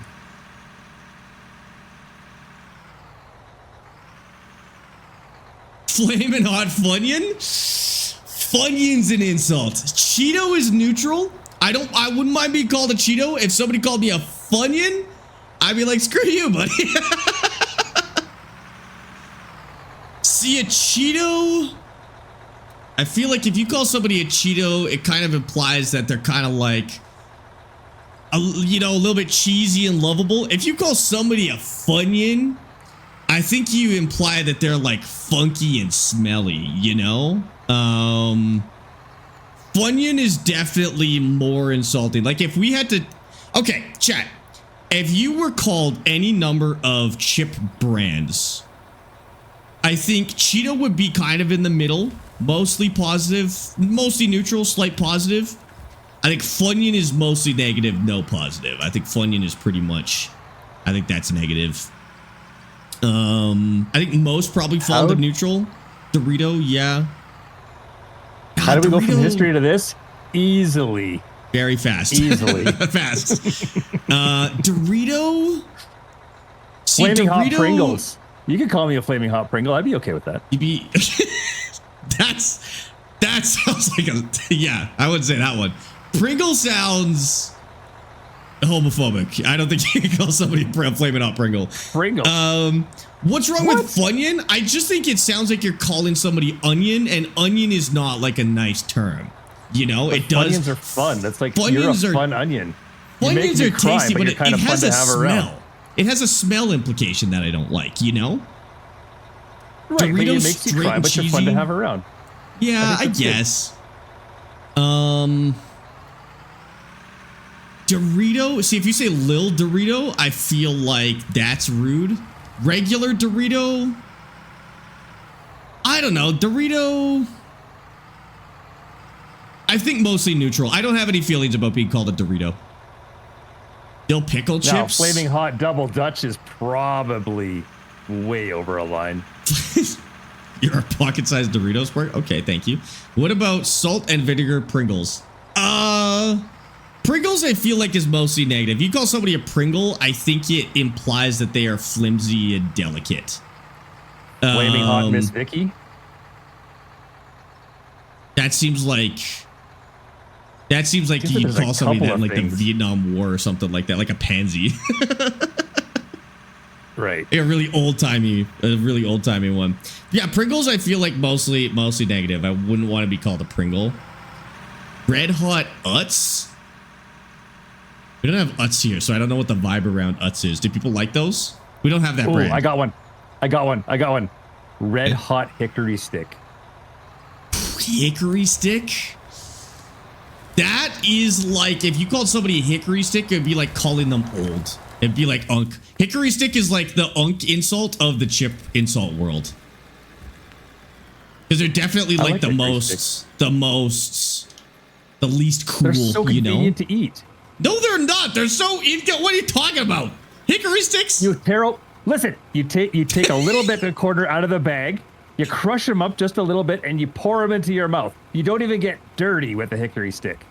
No, you gotta take a bag of loose potato sticks out of a bag and shovel them into your mouth. Half of them end up on your shirt. Most of them end up on your car seat. Listen, it's like you tear off a little corner like you're pouring out a bag of milk, and then you put that in your mouth, and you don't even have to put it in your hands. That's what I'm saying.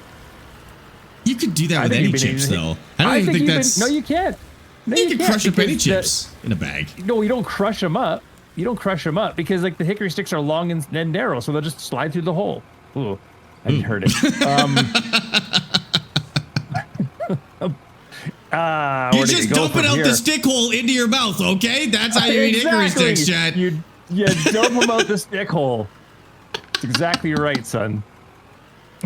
Beef jerky versus teriyaki jerky? Well, teriyaki jerky is still beef, but honestly, teriyaki jerky is so overrated, and it's always sticky. The convenient part about beef jerky is it's such an easy, clean snack to eat. And when you reach into a bag of teriyaki jerky and the back of your hand gets sticky and your fingers get sticky, you've lost all the convenience of beef jerky. It's gone, dude. Never heard of anyone calling people brands of crisp. Yes, I'm from the UK. It's a crisp. Is it a Canadian thing? No, we're just having the conversation. We're just having it. We're just having it. Pepper jerky is top tier. Pepper jerky is top tier, dude. Yeah, I agree. You need a second dumper that can be filling while you drive and dump. Well, then I wouldn't get to do this. I'd have to only drive the truck. We're gonna have to do some more dynamiting. Yeah, I think so. Sweet and hot jerky is the best. Like, I'm okay with the sweet flavor, but if it's sticky, I'm out. If it's sticky jerky, like, you've broken the cardinal rule of jerky, which is you get to eat this with your hands and it's convenient and it doesn't get your hands dirty. Pork jerky's decent, yes. I'm not the crispy Dorito of the bag. What is that? That sounds like an insult. What? I want to be... Sparx is not the crispy Doritos of the bag? What do you mean? Oh, Sparx is. Oh, good. Okay, I thought you were insulting me. I'm a crispy Dorito. Were you saying I'm a soggy Dorito? You're a soggy Dorito. I am not. I'm a crispy Dorito. Yeah. Soggy Dorito. I'm too opinionated to be a soggy Dorito. I'm a crispy Dorito. I'm sweet chili heat for sure, dude. Dad, if you were a Dorito flavor, which one would you be? I really like the Cool Ranch because I'm so cool and I like ranching. You're a Cool Ranch Dorito? Is that what you're saying? Yeah. Yeah, I'm a Cool Ranch. That's a bold claim. That's cocky. Wrong. It's Prove cocky. Me wrong. It's cocky to say you're a Cool Ranch Dorito. Yeah. I am a Cool Ranch Dorito. I stand by it. Mainly that's because the only one I know. But all right, I'll give it to you. I think you can claim it. Thanks, buddy. You're welcome. You're welcome. Purple bag or nothing at all? Which was the purple one? Is that the garlic? Purple bag. The garlic one? Is that the foot tasting one? There's one that tastes like feet. I haven't had that experience. Parmesan. Oh no, you don't like that one? The garlic parm one? No, Dad. That was so good. And it's got that like spicy garlic flavor. Oh, yeah, that one's awesome. You're eating somebody's feet. Anything barbecue with Doritos? Barbecue Doritos. No way. Purple is not sweet chili heat. Oh, it's spicy sweet chili. Okay, sorry. I thought you were saying it's sweet chili heat, which is the black bag, the coolest one. Those ones are okay, but I find like I really like the Cool Ranch.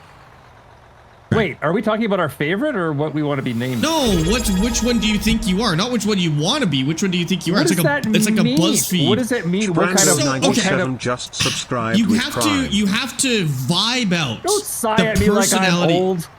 You vibe out the personality of the chip and you assign it to yourself. Have you never done like a BuzzFeed quiz? Like what color lightsaber are you or something like that? What is BuzzFeed? Holy moly. That's crazy. You don't know what BuzzFeed is? They used to make all these used to make these quizzes on Facebook and you do them like personality quizzes. And then it would assign like you. Cosmopolitan? Yeah, kind of like that, but like in the modern day. But it's like, and so you go by the vibe. So you vibe out the flavor of chips, assign it a human personality, just like vaguely personifying it, and then you pick which one you are. Okay. Yeah. Why would I not be a Cool Ranch Dorito? Cool Ranch Dorito, that's like the popular one. That's like the popular kid. Everyone loves Cool Ranch Dorito. And I'm, okay. So well, I'm it's just not cocky popular. to be like, oh, I'm the most popular. I'm the coolest, most popular one. That's all I'm saying.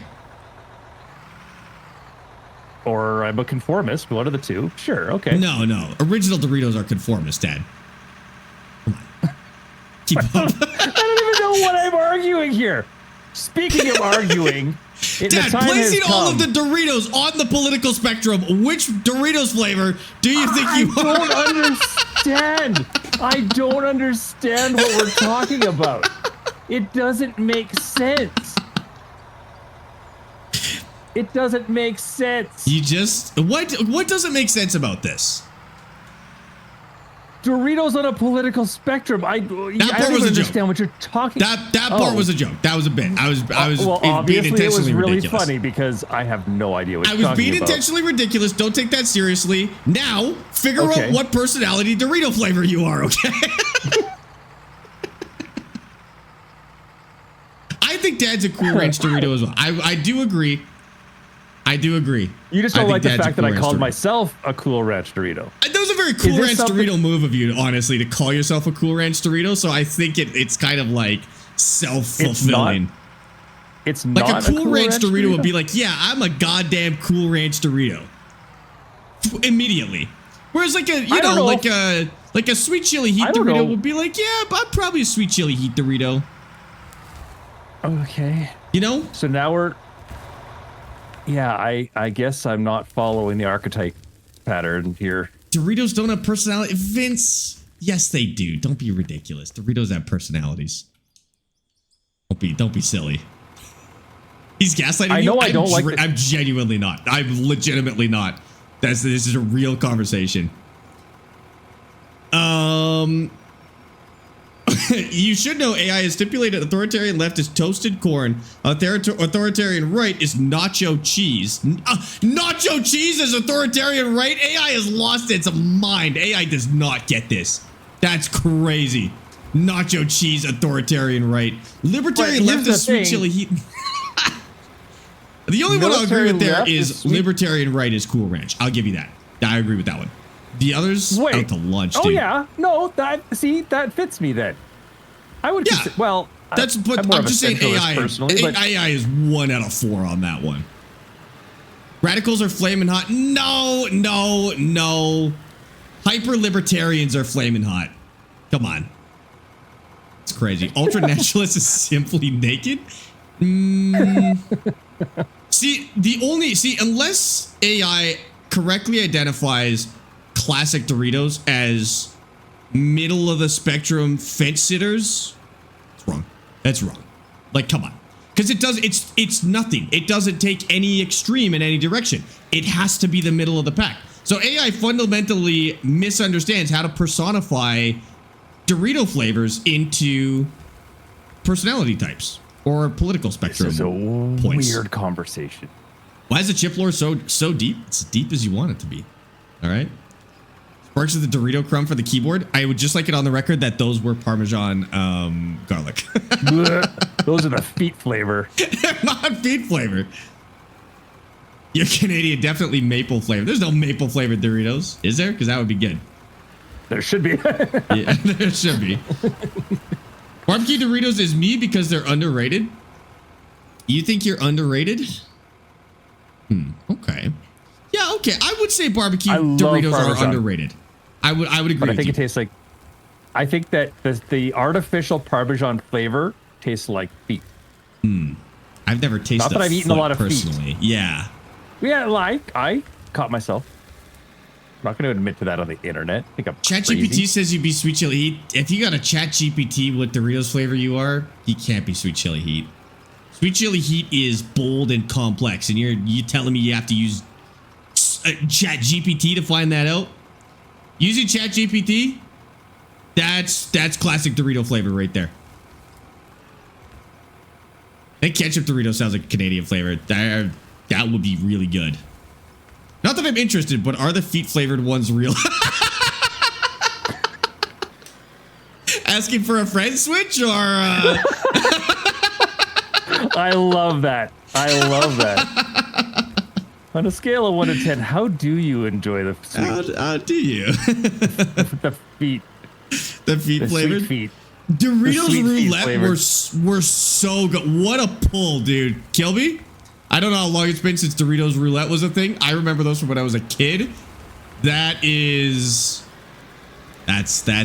ball knowledge right there is what that is. Unless they're still around, then it's not. But I'll give it to you for now. They make ketchup Doritos, I think. Really? I think we're full there, big guy. All right. You want me to take it or are you good? I'll take it. I like the drive. All right, I'm going to go load stuff. All right. Getting a gaming PC soon. Excited to play Roadcraft, Construction Sim, and SnowRunner. Those are all console games, Grex. Do you have are you getting a console, a gaming device for the first time? Because all of those are console games.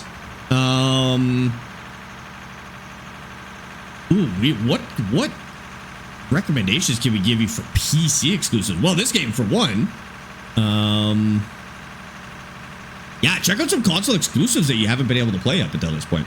No maple Doritos, but they have been maple bacon Lays, I think. I think you're right. Lays are okay. I go with Doritos over regular, just crisps any day. Oh no, it's got to be those Ruffles. Ruffles crinkle are cut, good. whatever they're called. Yeah, Ruffles are good. The lightly salted ones with some hell of a good dip. Oh, true. What about Miss Vicky's? I'll get in the Miss Vicky's mood, but I don't like that I can't listen to music and eat Miss Vicky's at the same time, which takes away from it a little bit. Your mother kicked me out of watching Clarkson's Farm because I was eating Miss Vicky's. So honestly, that's valid. That's valid. You can eat Miss Vicky's chips alone. You can't eat it in a room with other people. She was straight up. She gave me that look, and I'm like, I'll be back. That's true. The limited edition Lay's flavors are good, but some of them taste the same. Like nothing super special. Some of them are insane. Like the chicken one was so good. The rotisserie chicken one. The poutine one was pretty good as well. Yeah, cheesy garlic bread was good. But I've had a couple where I'm like, this is just clearly another flavor with a different name. Where do I find the quest? If you press I, you can press I when you're not in a vehicle, but you go to this screen right here, and quests are right here at the top. And then you just go to keeping the lights on as a coal quest. Just click it and then confirm to accept it. And then when you sell coal, it will complete the quest. PC recommendations, DayZ, Star Citizen, Tarkov. Yes. Those are rough recommendations for somebody getting into PC for the first time. Those are... Nope. Those are elite PC user games, I think. You're going to send somebody straight from console to Tarkov? That's not mean. That's wrong. They'll be fine. That's like sending somebody from kindergarten to the military. You got a few steps in between there. What? I think that's valid. Yeah. Kindergartners in the military. Oh, DayZ is on Xbox. That's true. When's the new Farm Sim coming out? Probably late next year, if anything. If at all.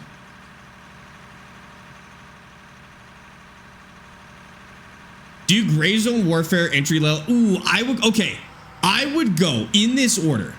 Let's assume you're starting on Call of Duty. So if you want to take the Call of Duty to Tarkov pipeline, and I'm actually going to go all the way to Arma. It's Call of Duty, Battlefield,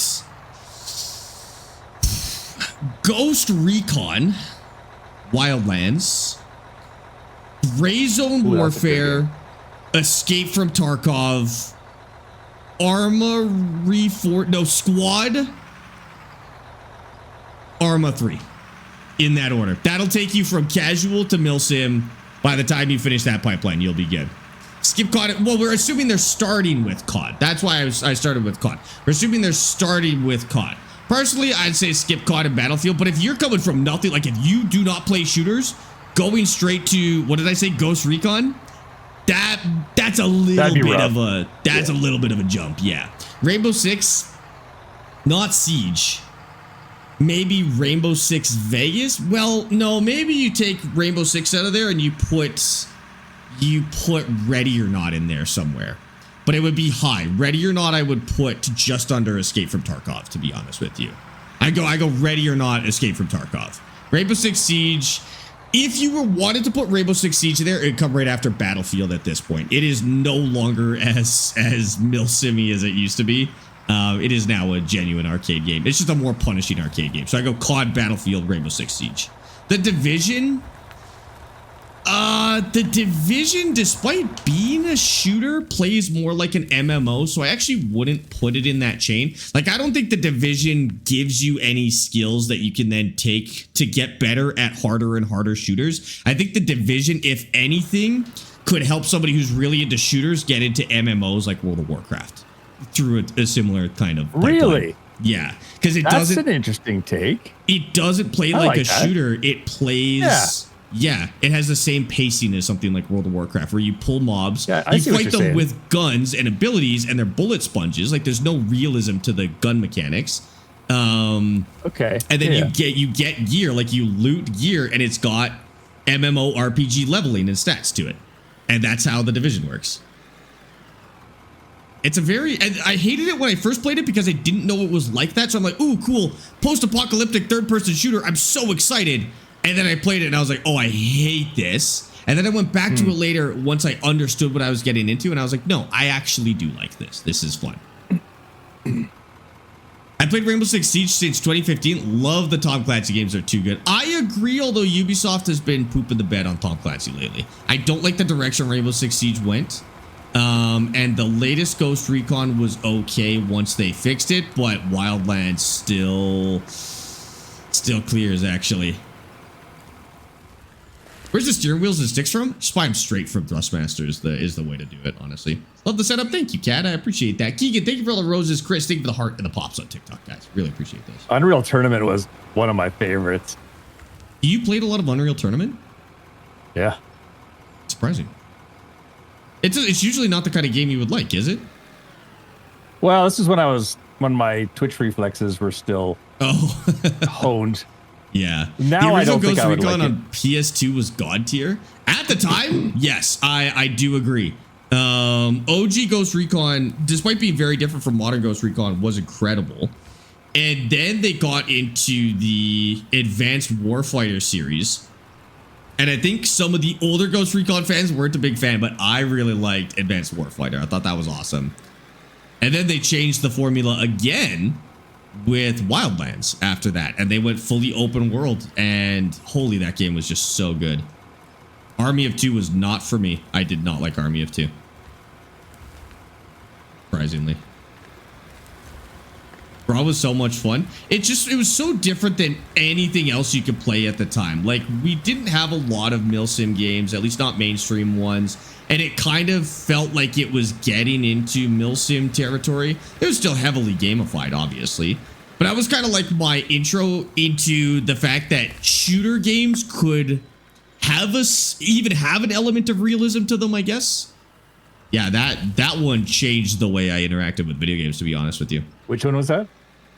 Ghost Recon Advanced Warfighter. That was the one with Scott Mitchell, and you had like the drone, and you'd work through these levels slowly, kind of stealthily. You'd leverage the drone, and you had the mule, which would like hold materials for you. The RoboCal. Yeah, I remember that. And then you commanded a team of soldiers on some of the missions as well. You're going to need to double up on the mic and maybe a third PC so you don't have to keep moving everything. I'm just moving the mic. That's all I'm moving. You were in Mexico, if I remember correctly. Yep, you were in Juarez, Mexico, right on the border there. And the mission starts. First mission starts with you taking a Blackhawk over the border into Juarez, and then you get dropped off. Yeah, you're right. Hi, Sim Gaming. How's it going? Welcome in. I was gassing you up the other day, Sim, because I was telling chat that you were the only other person I've ever met that liked the MechWarrior games as much as I did. It's still one of my favorite series of all time. And I was saying I very rarely run into other people who like it as much, especially as a simulator. How's that tunnel? It's more of a cave right now. It's a little bit more of a cave. Don't worry about it.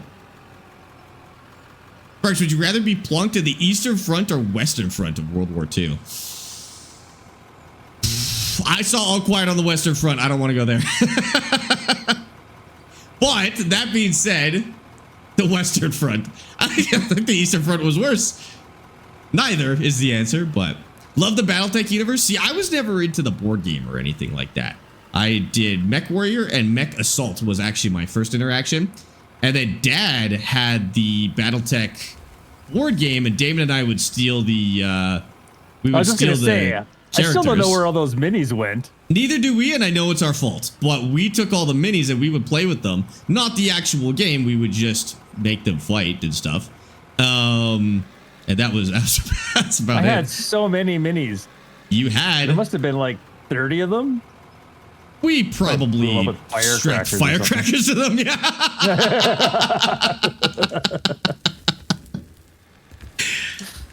I know my boys. I know my Yes. boys. They might have had firecrackers strapped to them at one time or another. The old pewter minis are money these days. Yeah, I bet. Holy. These weren't Kind of wish those. we didn't These were blow just the so many of plastic them ones. up, I guess. Yeah, those were the No, plastic they were, ones. That's right. Yeah, they were the plastic ones. All Quiet I on the wanted to Eastern play- Front couldn't be made because it was too crazy. There wasn't any silent. That's true. I really wanted to find somebody to play the board game with me, but no one was interested when I was interested in it. You're born 15 years too late because now there's probably clubs and stuff for. I don't know about BattleTech, but Not BattleTech. BattleTech was kind of like in the D&D 4E days where Yeah. combat was more, it was more about combat than the storytelling. right.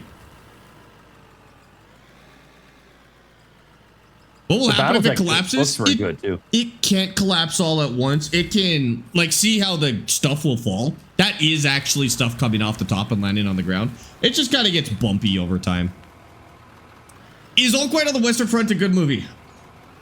Yes, but be ready for what you're watching. You're not watching. Yeah.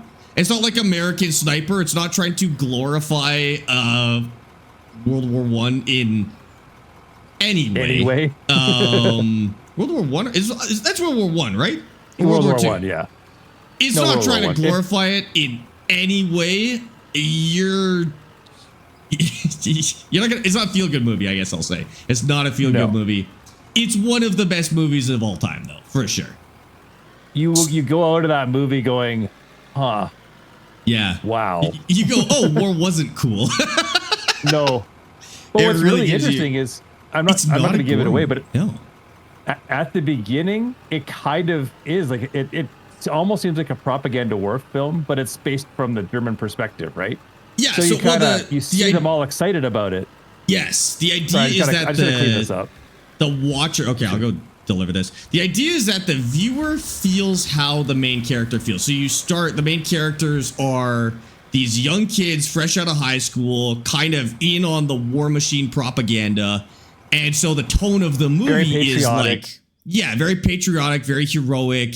And then the movie kind of breaks down the illusion throughout the movie, and you feel it as the characters feel it, basically. It's not gory. No, it's not gory. It is gut-wrenching, though. Yeah. Yeah. Have you ever tried Star Trekker? So I love Star Trekker. Chat hated Star Trek. I have never had so many people upset that I've played a game as I did with Star Trekker. I thought the game was great. People didn't like it. I think Star Trekker is for space fans, not for trucking fans. I think that was a problem. Like, I've got a community of people who really are into trucking and equipment. And that game is meant for space fans, not trucking fans. But I really liked it. I thought that was a great game. The other thing is watch it in German. Don't watch any dubs. It's originally in German. So watch it in the original language with subtitles. The acting is phenomenal in that movie. Yeah, don't watch any translated versions. Star Trekker is great. I don't think I would want to watch somebody play it. That was the other problem too, right? Is Star Trekker is like, it's an immersion type of game.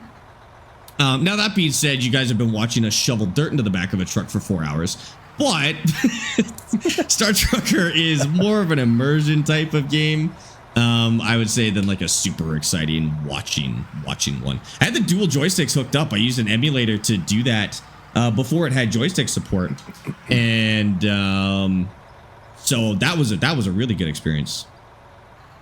When Saving Private Ryan released, the opening scene of D-Day invasion triggered PTSD in a lot of World War II vets. Yes, that one, and the Normandy movie as well apparently was a tough watch for veterans too. Have you That's ever seen usually the a good Thin Red sign that Line? it's going to be good. What? Did you ever see the Thin Red Line? No. I'm not a big It came movie out guy. at the same time as Saving Private Ryan. Same. It was like the Midway, more on the Midway side of things. Oh, okay. Like Pacific. And it was, it was really. It was a thinking movie, not an action movie. Like it was okay. really, yeah. Yeah.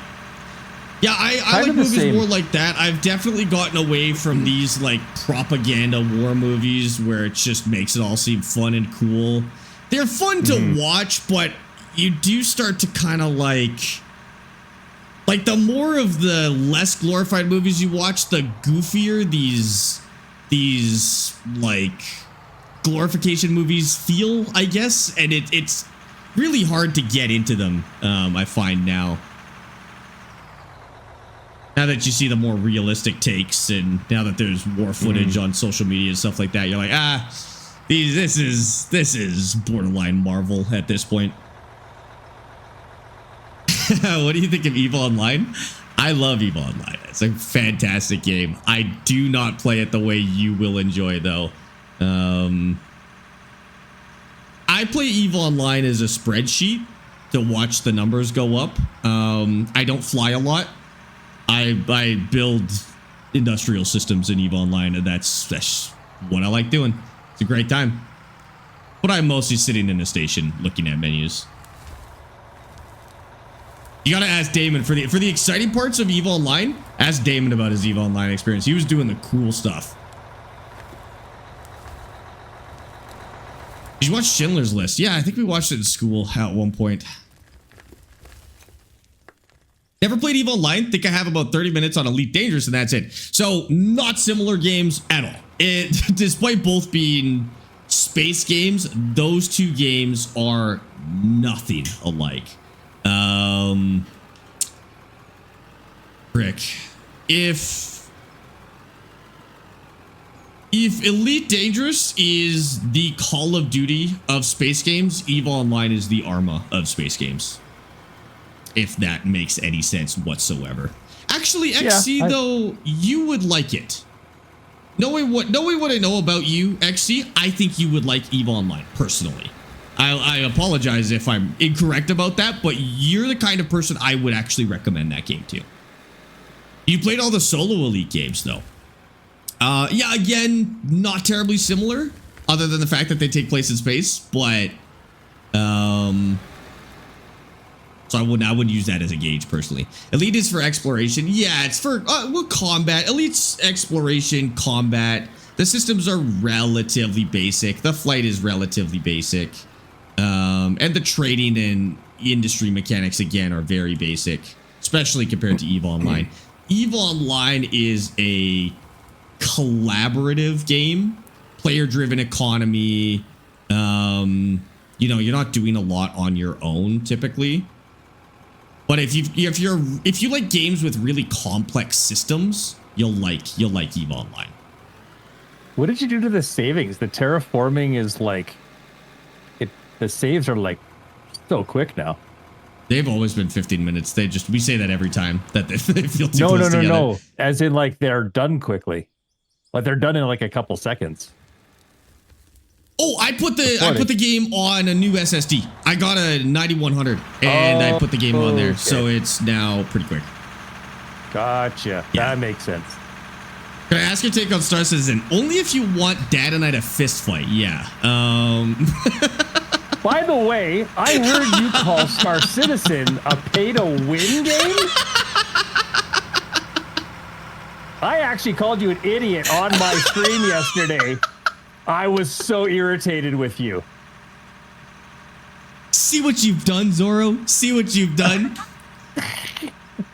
We were having a discussion on how pay to win a game has to be before people start calling it a pay to win, because nearly every game has objective pay to win functions.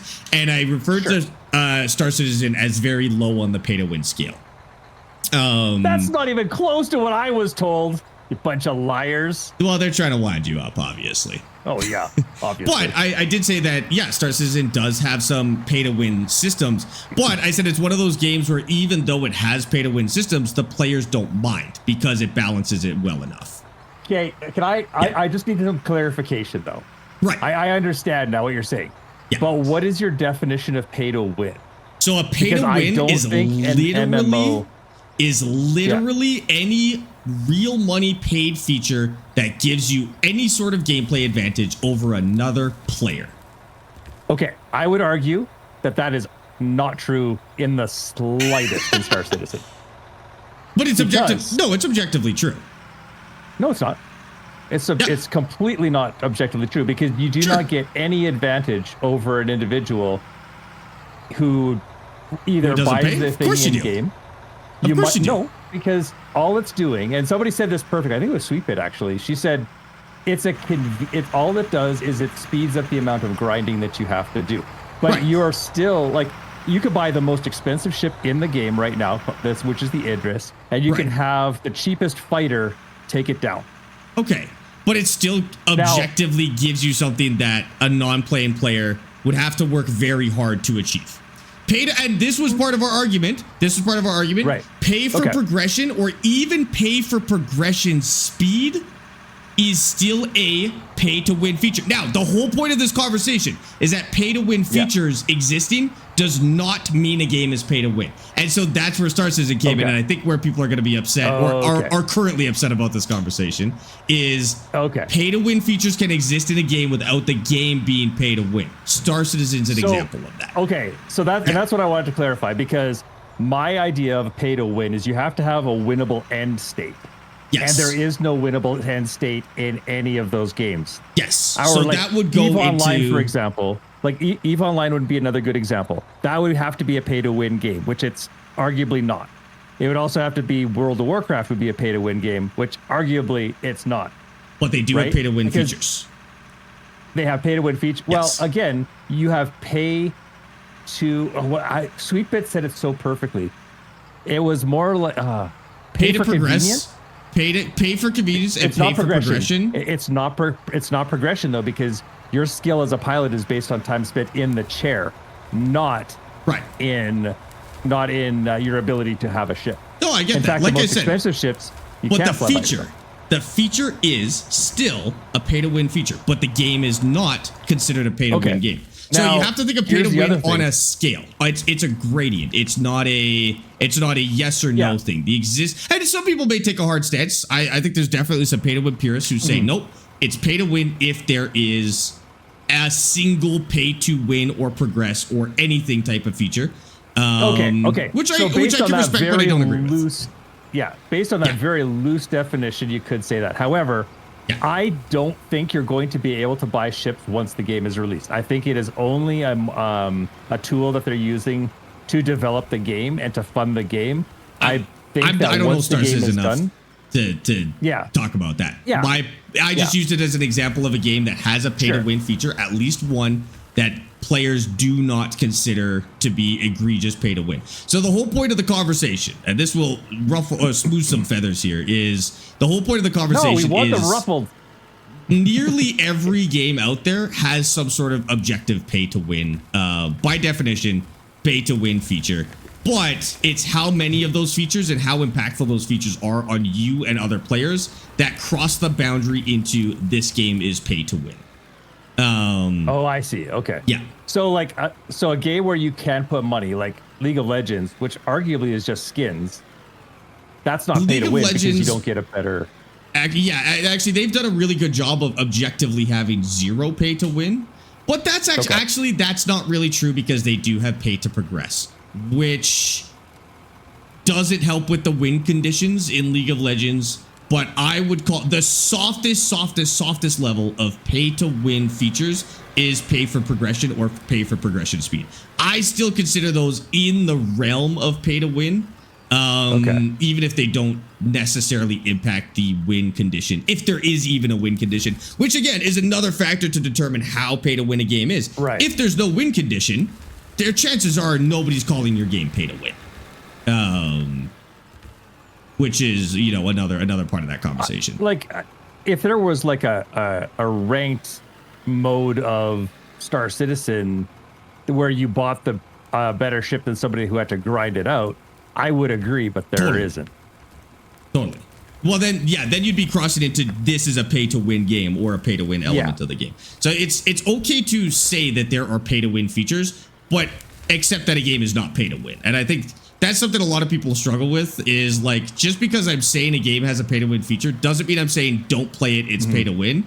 It's important that you have that nuance to the conversation.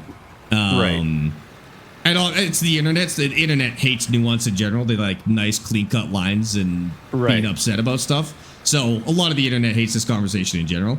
But I think this is one of those things where you kind of have to fight back the internet a little bit and be like, no, this conversation has nuance, and we're gonna have it with nuance. Yeah. The issue with the word here is win. I agree with that. Pay to win is the fact that you have to have this amount of nuance when discussing pay to win goes to show that the term is bad. I agree with you that the term pay to win is bad and not representative of the actual impact of paid features. I agree with you there, 100%. But we can still put it under the pay to win umbrella once we've had this conversation. Now, is there a better term for pay to win? I mean, I like pay to progress personally. I do like that, and I find myself kind of interchanging those terms. With context of Star Citizen, then, because I don't have, like, because I've I think bought is actually a word. Anyway, because I've purchased ships, and I do it very, very intentionally. I don't just buy the next ship that comes out. Right. I buy the ships, like, for example, I buy a mining ship so that I don't have to grind out a mining ship. I buy a hauling ship so that I don't have to buy one. But I would say that I'm no farther ahead. Like, after a period of time, whether that's 5 years or 10 years or 1 year, that advantage, which it isn't, because there is no win state, is non-existent anymore. You're fighting against a non-existent argument. There is no argument that Star Citizen is a pay-to-win game. There isn't. Nobody's saying that. Right.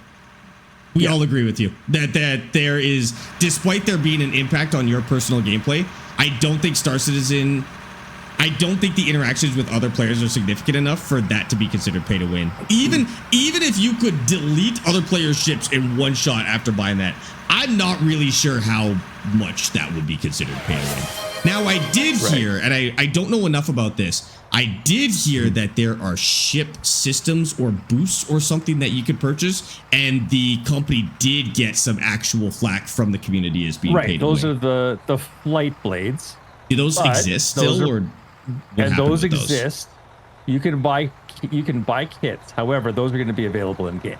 And again, so same kind of thing. Yeah. So that would be about as close to pay to win as you could probably get in Star Citizen. Totally. Would be the flight blades. Now that actually is getting into pay to win territory, assuming there is some implication that they're used in a PvP setting. I think that would be the best argument, but here's what they do. Depends on its overall impact on the game. So the impact for the flight blades would be increased agility, lower straight line speed, or higher straight line speed, less agility. So it's a trade-off. It's still you have to pick one or the other. And how accessible are they in game? Like how easy are these things to get? I don't even know if you can buy them in game, to be honest. Yeah. Okay. That is the idea, though. Like, they're not just going to be making them. I mean, if they wanted to get out of that pay to win territory, they should do that as soon as possible. Some companies think they can do it by just being like, oh, if you use $10 trillion, you can technically buy it. That usually doesn't fly with the player base. Like, that's what War Thunder is like. You can either spend 900 hours unlocking something, or you can buy it for $40. Right. And like that doesn't mean it's not pay to win. Sacrilege will know. Those are purchasable in different areas in game. Okay.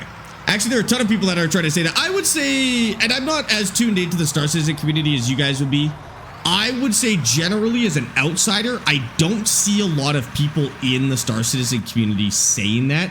I see people in Instagram comments being like, oh, is that the game where you spend $20,000 to buy the ships? I don't know if that's who you're talking about, or if there genuinely is people in the community saying that. I'm not plugged into that community enough to tell you or not.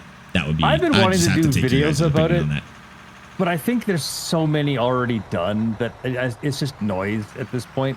Yeah. Because if I can't convince you to come, like, through watching my streams or watching my YouTube VODs, if I can't convince you what the game is, then it's like arguing with somebody whose mind can't be changed. There's no point. Yeah, and the other thing is, like, the people you're trying to convince will not have that conversation in good faith. They don't want to play the game, and they're just going to just kind of drain your energy by repeating talking points. I don't know if I would bother personally. Yeah. Hi Faber, how's it going? Welcome in. I just see it so much on stream. I got you. So does that make sense? Did this give some insight into my whole? It starts as in no. I had a whole argument ready, and you just ruined it by saying you never said it. So like, whatever. It required context for what it actually meant for sure. I think it would have been people just proves there are too. I like that. I think you have to, as soon as you realize that most of the argument is not argument in good faith, and you don't need to waste your energy on that. Yeah. Like you'll often hear me say, my way of dealing with that personally is you'll often hear me respond to some TikTok commenters in the live with then don't play it. Because they'll come in and they'll be like, oh, I don't like this game for this reason. And sometimes my response is then don't play it. The reason I give that response is not because I'm not interested in having the conversation. It's the response I give when I think somebody is trying to have that conversation in bad faith. And I don't feel like using my energy to That's fair. do that. So my conversation will be, oh, don't play it. Or the big one lately has been, some people come in and be like, oh, Farms of 22 is better. I'll be like, play Farms of 22 then. Just play that. Don't worry about Farms of 25. And that's, it's okay to do that. It's okay to just be like, don't play it then. Don't worry about it. Dude, that's kind of what I was hoping, honestly. Was what? Like, that it would be just funny. It'd be a funny conversation to have. Right. Yeah, I love having that conversation if I think somebody's having it in good faith. But if they're not, then I really don't engage. Can we settle the argument anyway? Just pretend Sparx. It's 100% pay to win. That'll be some great engagement. That's what I mean. I think Dad already got there. I think he went through it. He went for it already. Yeah, didn't work. It wouldn't bite. I don't think the warning lights really matter. Safety. Hello. Oh, I forgot my warning lights. Oh, crap. Come on, Dad. Shoot, we were unsafe this entire time? Well, you were. I had my warning lights on this whole time. I am so sorry, guys. Well, how'd you turn on those lights? I like those. L? Oh, cool. L? I don't know. It just says exterior light button. Like that. That's sick. What color are your bacons? Orange. You can change that? No, sorry. I didn't mean what color. I meant what key. I don't know what my words are broken.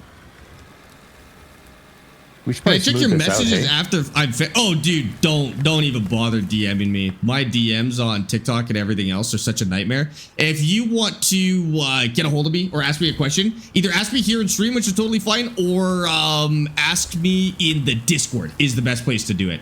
Stop hitting the roof. I'm doing that on purpose. I'm trying to pull more stuff off the roof so it's taller. But you're making the floor bumpy. Oh, sorry. There is a new construction sim coming. Yeah, there is. I know it's so goofy to have such a big machine with like the road flashers on it. Like, that's a little. That truck is funny. full. Oh, I didn't even. Do you want me to take it? I kind of want to see what's. Sure. I never checked those things that you asked me to check. I totally forgot to do that. So I kind of had a feeling. Probably a good idea. Okay, where can I be out of your way?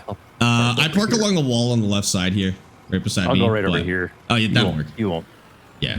Bill Waboo, thank you for the follow on TikTok. I appreciate that. Did you say so ready for the new? Boo? No, Bill Waboo. Oh, that's Australian. Okay. Probably an Australian guy. I did not like the previous car mechanic sim. I will try the new one again. And see if it's any better. But I was a little disappointed. I kind of went into it hoping to learn a little bit more about car mechanics. And it just kind of played like a flash game where it just like, oh, now click this, now click this. And I was like, like nothing's happening. I'm not problem solving anything. I'm just clicking the flashing parts. And so I was a little disappointed, but I'd play a new one and see if that's any good. My Farms of 25 hardcore save corrupted when the power went out. Oh, dude, that's brutal. Oh, and there went 25 hours. At least, I mean, I don't want to say it like this. At least it's only 25 hours. I would say the grand scheme of hardcore saves where they get up to like 1,000 hours. At least it's only 25, but that still freaking sucks, dude. Akaton says as a mechanic, I agree. Yeah, I just wanted it to challenge me a little bit more. I don't really know a lot about car mechanics in general. So I was hoping to actually... How many cars did you break? I've broken so many cars. Just thought I'd And bring so that many up. parts of cars, to be honest with you. And I was hoping to learn a little bit more, but it didn't quite do it for me. You have a 1,000 hour save? Jesus. I would make backups of that one, that's for sure. You can make backups of console, by the way, if you put a USB drive into your console and then copy the file over to your USB drive. I would do that for some of your longer saves. I would do it for SnowRunner. I would do it for... Well, SnowRunner's got an online backup, but I would do it for Farm Sim for sure. You're on PC? Easy then. Yeah, on PC, it's no problem. Having some issues on Farm Sim, I don't use Discord. Oh, just send it in TikTok here. That's totally fine. Just because we're not playing Farm Sim doesn't mean I'm not able to help you out or anything like that. Always able to give some advice here. I would love a mechanic game that taught you about how to actually fix a car. Not so much that you'd feel skilled enough to do it, but at least to understand what's going on under the hood. The one that's kind of getting there is that one Austin and I were playing, car service together. It was pretty good for the basics, like how an oil change works, how brake service works, exhaust, stuff like that. Like the stuff that you would probably be interacting with the most. And the one that was a little more advanced was used car simulator or something like that. That one was surprising. That was a little beyond my skill level for sure. Oh, I won't see it in the messages, Cobb Dog. If you send it in the messages, it's like I said, I'll never see it in the DMs. The amount of people messaging me every day asking for a free PlayStation it has made my DMs unusable, unfortunately. We have so many copper bars. We do? We sell them? Like 11,000? No, 110,000? Oh my God. No, wait. No. There's 10,000 and there's 11 of them. That's 110,000. Yeah. It's like looking for an atom in the ocean. I don't know about an atom in the ocean, but yeah, it's mostly people like asking for free stuff, unfortunately. I mean, the worst they could say is no, I guess. Not so bad. Would construction sim be enjoyable with a mouse and keyboard? I would really try and find a cheap controller if I could. Whether it's a $20 controller or you've got one from a console, or just the controller experience is going to be a lot better. I'll say it's probably okay on a keyboard, like 5 out of 10 on a keyboard. If you can find a controller of any sort, you will have a much more enjoyable experience in construction sim. This game I'd put in the same kind of boat, actually. So what do we want to make? What do we have for missions? I don't see our missions. I can get some stuff going here though. So the ones that I really wanted to do are the Beyond the Horizon ones and the Valhalla Calling. So electronic parts, nuts and bolts, steel sheets, and then eventually cell towers. I don't know if we can mass produce cell towers or what, but might have to get to the radio array first. Maybe that has to happen before the cell tower. So steel beams, steel sheets, electronic parts, steel rods, and then radio array. I don't know. Something like that.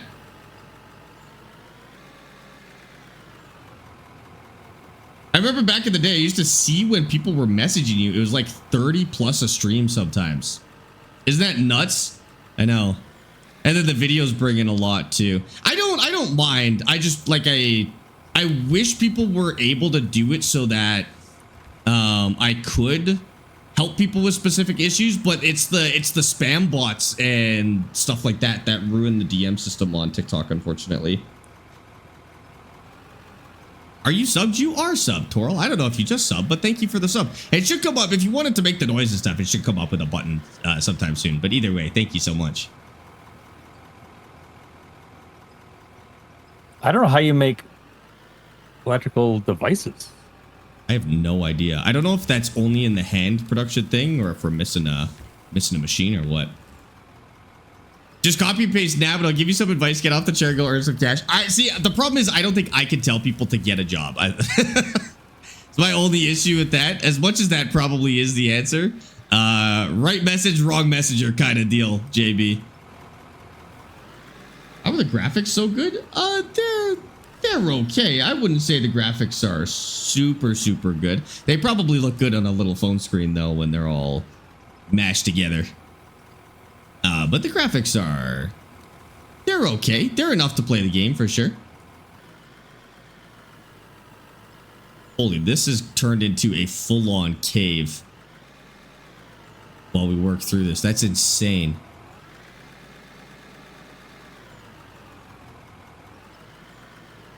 I wonder when it stops, though. This is like 3 veins all mashed together. We've got copper and we've got rock. And I don't know how far this is going to go. But you have a job? Job's a big word for that. Like I said, I don't know if any streamer can tell somebody to get a job. I think it's I think we lose that privilege when we start, JB. Toro, thank you for the hydrate. Does this game have cave-ins, like if you dig too far in? I don't think so. I really wish that it did. But I don't believe it does. If you leave a cave unsupported for long enough, it'll fall piece by piece, and that will cause problems. So there is some benefit to putting a roof on your cave with supports and stuff like that. But it's not like it won't ruin your save or anything like that. We just have to process so much dirt for that, Mike. Like, that was the problem with the bucket wheel is, you know, we could find these veins and probably even go after them a little bit, but we process so much dirt that it takes forever on the processing side. The other thing is we're now below the mountain. So we're actually digging into the mountain here. The bucket wheel can't dig itself up a way to drive if there's a roof to it. It can work in an open pit mine, but it can't tunnel high enough to drive itself in. And so you would have a limit on the bucket wheel here. This is called Out of Ore. It's a really good game. Hi, Rooster. How's it going, dude? Welcome in. Plus, the bucket wheels are not terribly exciting to use over and over and over again. They do kind of have a limit to the entertainment value. I think you're right. Next, I think it is the CNC Miller or something like that is what it said. CNC? There is an in-cab view, yeah. Yeah, I think that's what it said. In-cab view is okay. It's a little hard to see what's going on when you guys are watching. Like, there's even this one that tracks the bucket, which I absolutely love. Like, this is a really fun way to play, but it kind of sucks to watch when you're watching it on stream, unfortunately, as cool as it is. But if you're going to play for, what's the word? Immersion? This is great.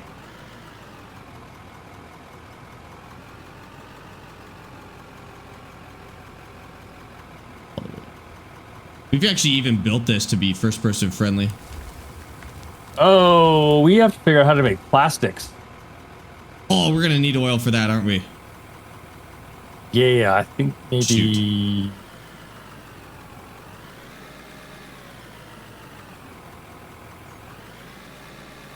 Is Out of Ore VR compatible? No. I don't even know if it has eye tracking even, which would be pretty sweet. Thanks for showing, no problem. I probably should cycle into first person every once in a while just to show it off a little bit. My favorite way to play personally. I always just do whatever's best for stream. There's also a day-night cycle. You'll never see us playing at night because it gets actually doesn't get that dark, but it's the same kind of concept where playing at night can be kind of hard to see what's going on, especially on a phone. And so we'll leave it daytime a lot. Just because it's not as good of a watching experience, I guess. Can we get on a first person, please? Yeah, sure.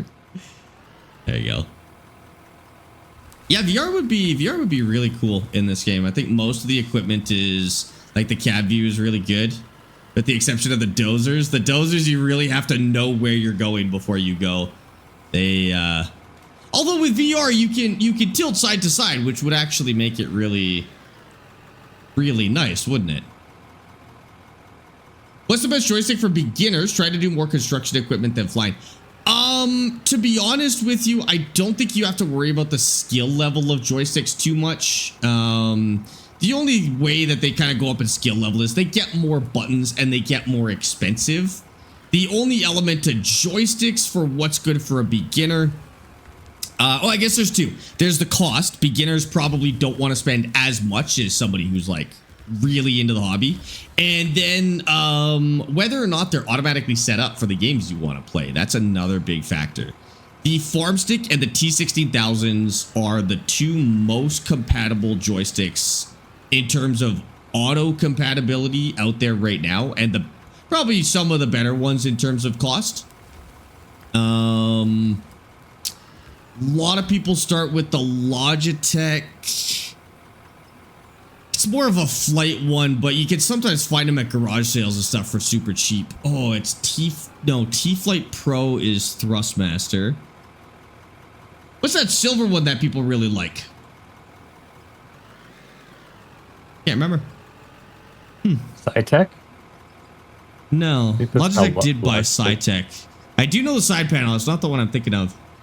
I can't remember. It's over there. I can't read the label from here, but it's literally over there. X3D Pro. Thank you. Yeah. The Logitech X3D Pro is another very common one. That one won't be automatically configured on any equipment games. It might be for flight games. You just might be able to find it secondhand at a really good deal. Fair enough. It works for some fields. Oh, you're helping Cobb Dog. I see. Gotcha. Thank you for doing that, Wesley. Ronald, thank you for the roses on TikTok. Oh, that's crazy, Demonius. Leading to higher RAM prices. We'll see what happens. Who else makes RAM? My RAM is Corsair. Who's Corsair owned by? Is one of those Corsair a parent company? I think Corsair is a parent company. They own Elgato, don't they? So are they not included in that lawsuit? Because they're probably the biggest gaming RAM producer at the moment. It must be either that SK Hynix or Micron, maybe. They're like $20 new. That's so cheap. So no wonder you see those all over the place. It's not a super good stick, but you know, for $20, your expectations probably are not terribly high. Sparx just bought the Farms 25 Collector's Edition for $55 plus tax. Is that a good deal? Yeah, I think so. I mean, I really like the game, so I'm probably more likely to say yes. But to be honest, that seems good. How much of a discount is that? What's a good setup for Farms 25 and ETS2, like wheels and sticks? Honestly, right now, I think one of the cheapest and easiest ways to get into a wheel and joystick is that T128 SimTask pack. I think that's probably the cheapest way to get a decent wheel and a good joystick. I would avoid the Thrustmaster farming kit, and the Hori one, I don't know. The Hori farming control one, I would skip.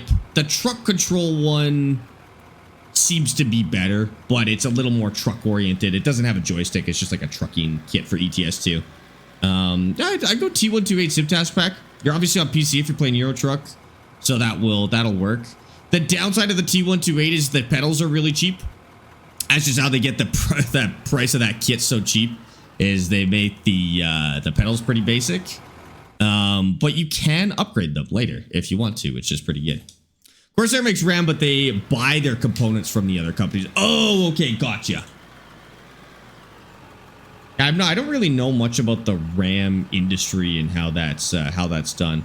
I guess that makes sense because that's kind of how GPUs do it as well. Like an Asus GPU and a Gigabyte GPU are still both NVIDIA. I guess RAM might be kind of the same thing. I don't know. You can turn off the dumper thing above the dump truck. That's okay. It can keep filling. It actually cycles through. So even though it never turns off, it just drops into a grate and then it cycles back through infinitely. So it's all good. I guess I don't have to have this turned on. I can drive this like this.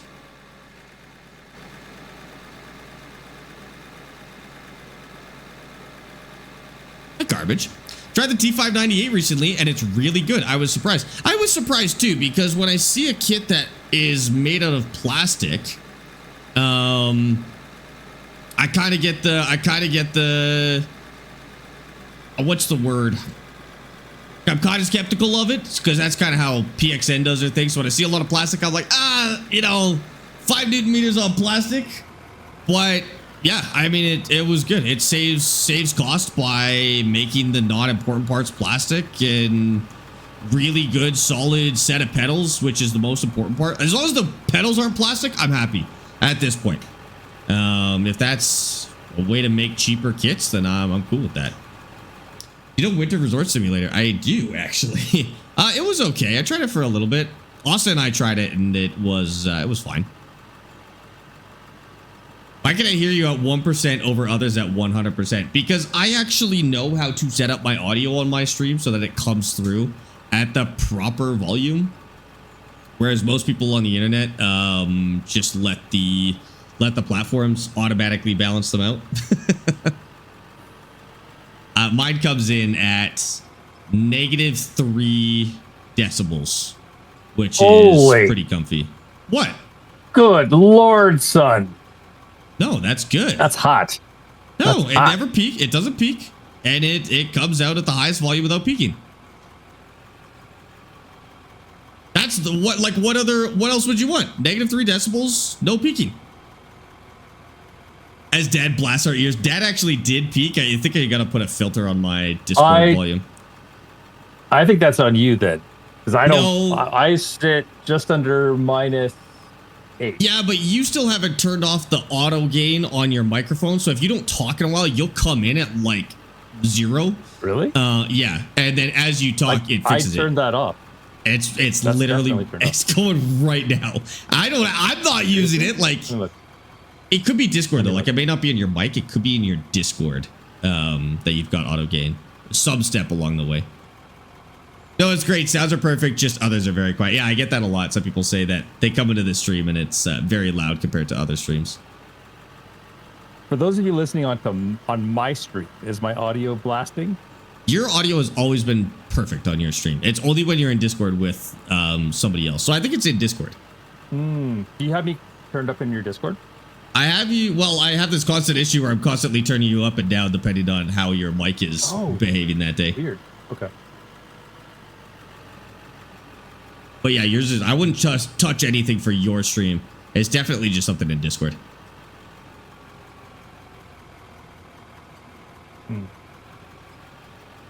That's weird.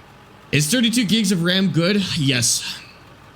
32 gigs of RAM is great, actually. Most people will never hit 32. People who do a lot of modding will maybe want 64 instead, but like the average gamer will never hit 62. Or will never hit 32, to be honest with you. Careful. That's what Bill Gates said. No one will ever need more than 128.7 megs or no, K of RAM or something. No, it was K. It was K. No, it was honestly K. Kilobytes? K. Yeah, kilobytes. That's insane. It was like, what would it be? 128 kilobytes? Something like that? It's like 1/10 of a megabyte? He said no one will ever, no home user will ever require that much. Ever. I'm not saying ever, I'm just saying now. I'm billionaire. I'm not dumb enough to say ever. I'm just saying now. There's nothing you can do. The average gamer is doing that passes 32. And if you're passing 32, you are not falling into the average gamer use case. And my PC at 50% and both streams at 10%. Okay. I got 64 gigabytes of RAM just for future proofing. Yeah, so we're going through a really interesting phase in gaming here, where because people are not buying hardware the same way they used to be, because it's gotten so expensive, developers are investing a lot into compatibility and what's it called? When they make it more efficient, when they make the game more... Be right back. What is that called? What word am I looking for? Not compatibility. Optimization. They've invested a lot into optimization lately. Thank you, sweet. Just because people are not able to buy hardware anymore. So, like, if you've got a high-end PC or even a medium-level PC... it's going to last you way longer than it would have 10 years ago. Like when I bought my first gaming setup, I went top of the line. The first PC I built was top of the line. It lasted 5 years before the newest games could run on low. And now I built this one. Originally, I built the whole thing about 8 years ago and have been upgrading the parts. And AAA games still run at high ray tracing, all that fun stuff. And it's just because, like, they know that they have to optimize their games more than they used to. I think a little bit of it is a skill. Like, developers want the game to look as good as possible on as many devices as possible. So, like, it's always been in their best interest. But I think it is having an even bigger effect than it used to. And so we're just seeing, like, optimization get really good. I got a ladybug from Amazon. I bought it like that. What? I got a ladybug from Amazon. Nice. And the ladybug came with a portable screen. What? Yeah. I don't know what. I got an Asus Zen screen with a ladybug. They're having a special. Oh, okay. Pay $170 for a ladybug, and you get a free screen with it.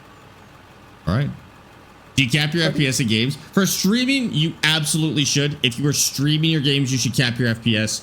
Especially if you're running the stream and the game on the same PC.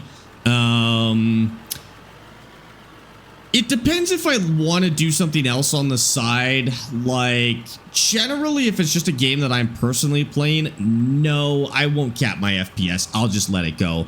If I'm streaming it, yes, I cap it at 60.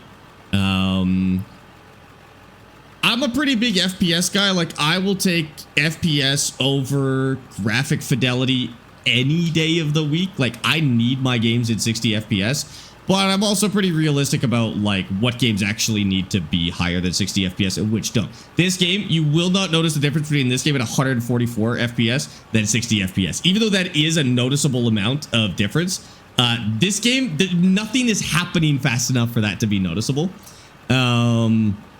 But something like Forza, you will notice the difference between 60 and 144 in Forza because everything's moving so fast. So, like, if it's a game that doesn't matter, I'll hit 60 and that's fine. If it's a game where there's a lot of motion, I will usually prioritize FPS myself. I used a 1060 6 gig for 8 years before I finally had to upgrade. That's what my 1080 Ti did, dude. That thing lasted so long. And then it blew up. League of Legends, you need the high FPS? League of Legends. You think so? I would disagree with that for League specifically, because League, the things are gonna happen regardless. I don't think it gives you much of an advantage, whereas something like CSGO, you get a measurable advantage to higher FPS. League, I don't know if you really will. You're not looking for individual frame advantages in League. I mean, maybe at the highest levels of plays, but I never cared past 60, honestly. 1050 is a Ti is a better card than the 1060. I think, yeah, that's true, right? Like the Ti's typically outperform one level up from the Ti's. For the basic, whatever you call that. I need high FPS on SnowRunner. Gotta get the 100 FPS on going slow in the mud. The only time I'll notice in games like that is the rain effects or snow effects. But a lot of the time, rain and snow effects are capped at 60 FPS, even if the rest of the game is going higher. What really annoys me and what really bothers me in games is when snow effects are capped at 30 FPS in a game that's running at 60. That drives me nuts. I hate that. It is sickening. Not sickening as in like a concept way. Like it physically makes me feel ill to look at 30 FPS snow or lower. I think like gold mining sim, the original one, I think it runs lower than that somehow. Yeah, that is the cardinal sin of game optimization. That's for sure. Truck and Logistics Sim is worth it. Yeah, I mean, I think if you're on PC, you're just going to play Euro or American Truck, and that's good enough. On console, Truck and Logistics is currently the best trucking sim that you can buy. Kirill, thank you for the follow. How can something drive you crazy when you're already there? Thank you, John. Thanks so much. I got something. What did you get, Dad? I got a portable monitor for my laptop for work. Oh, sick. Really? Yeah. That's cool. You have to tell me if that's any good. It was Amazon Prime days were just on, so man, I was using my tablet for that for a while, but the tablet was so heavy that I just got sick of carrying it around. Is it light? How much does it weigh? A pound, maybe. A pound? Half a pound. Not bad. It's broken again. Okay, I'm just gonna replace. Is this Dad's or is this mine? What? Oh, this is Dad's. I just fixed mine. Yeah, you fixed the Twice. turbo now. No, I fixed the skid plate too, or the wear plate. Ah, it's your battery. I feel like we could just. What if we just buy all new parts? Sorry, it's one. The whole box was 1 pound.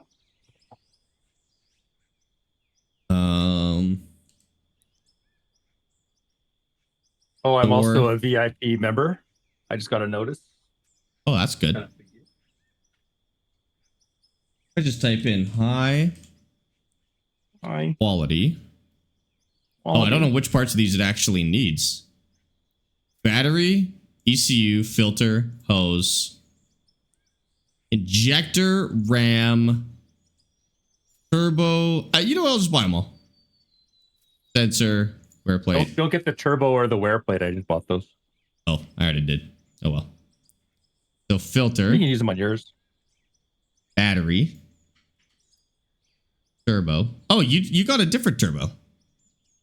Yeah, I got a built turbo. Is that good or bad? What does that mean? I don't know. It was the most expensive one, so it must be the best. It must be the best. That's how that works. Where? Okay, so I got an oil refinery going. Didn't have enough but I space for don't all know those. what to do. I don't know how to make plastic. I'm assuming you'd use crude oil or oil. I'm missing the RAM. For the hydrate? Am I blind? Nope. I guess I ran out of room, maybe. But I still have room in there. Where the heck did it go? Must be Oh, here's an ECU. I can't see this area right here because it's behind my camera. Okay, I don't think I have it. Not important, I guess. All good. All right, I repaired almost every part of your machine. You want some kind of metal for that, or? No. Metals are stupid. Yes, they're free. Metals are stupid. Yeah, but they're clutter. They're clutter. I don't want clutter. Here, you won this competition. Have some clutter for your home. That you have to take with you for the next 10 years. Move after move after move. And then people are going to ask you about it. And you're like, yeah, I won this thing when I did this.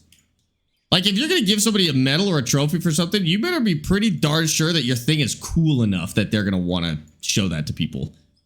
Otherwise, you're just giving them crap. Give them junk. Hear that? Don't give junk. Yeah, true. Oh, we can make our own wear plates now. Oh, cool. I actually did not know you could make vehicle parts. That's sick. We can pretty much make anything we want. Yes, you can use a Logitech G920 on Truck and Logistics Sim. Sparx the 90s baby, medals for attendance. We got ribbons for attendance in school, but like, I'll be honest, as kids, we knew they were stupid and embarrassing. Like, I don't know if that's shit, because you always hear that, like, oh, they give the kids medals for everything these days. As a kid who got participation ribbons and stuff for like track and field in school, we knew they were stupid. Like, we threw them out on the way out the door. You didn't care about those things. So I don't know. I honestly, I don't know if that's as big of a deal as people make it out to be. I think there's probably some sort of natural realization that that's a sham, you know. But yeah, you're right. I probably am part of the first generation that started getting nonsense like that. But yeah, we had no delusion. Even this is elementary school. Even in elementary school, we were all like, these are stupid. We don't want these. The only ones that mattered were the ones where you actually won something.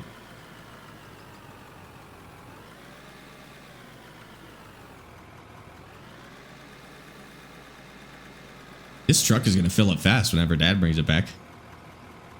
I'm not bringing it back. I'm busy. No, that's fine. It's actually better that you don't, because then I could just keep filling this. Otherwise, the truck will destroy it. Yeah. Yeah. I could keep filling it, but if we put the truck under there and fill it infinitely, it'll wreck it.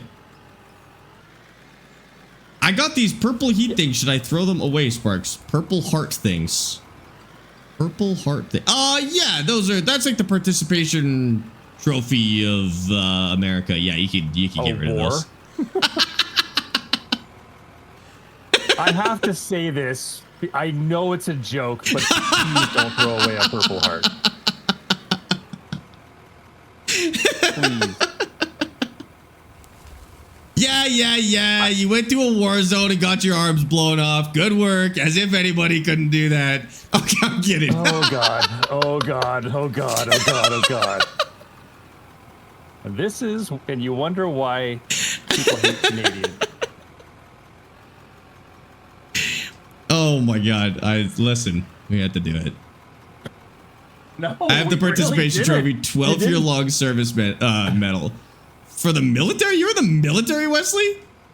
Or is this for like the company? Yeah, my old company was like that. Both of them to assume that we were very excited to tell our friends and family that we had been with them for 10 years. The U.S. military hasn't made any new Purple Heart medals since World War II. That's how many they made. That's bleak. That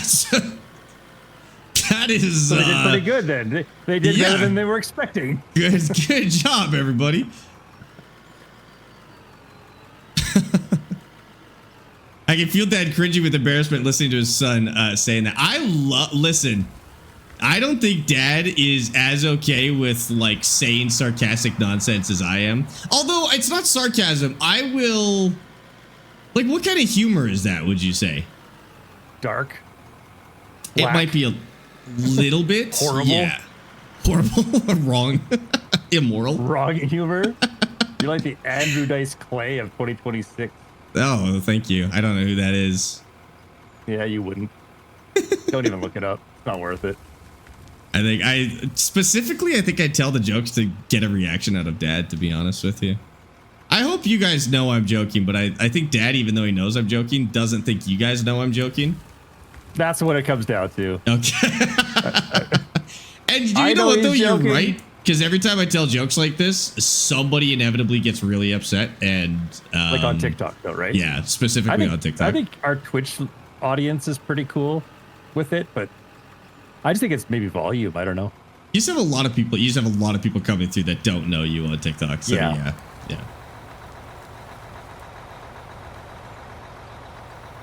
Ew, I'm looking at working a video game. Ew, I'm looking at a TikToker while I'm playing a video game. Only you could just get the stupid comments. Get out of here. I'm trying to work. Snooki, I'm trying to work. Get out of here. I don't want to talk to TikTokers while I'm playing my video games, dude. Well, I mean, clearly I do because I put it on the TikTok, but listen, ignoring that part of it. This is fun work. This is more fun than real work. I promise. Or maybe it's not. Haven't seen you live in a while. Good to see you play. We're still going, Snooki. We're still going. We're actually having a lot of fun with this game.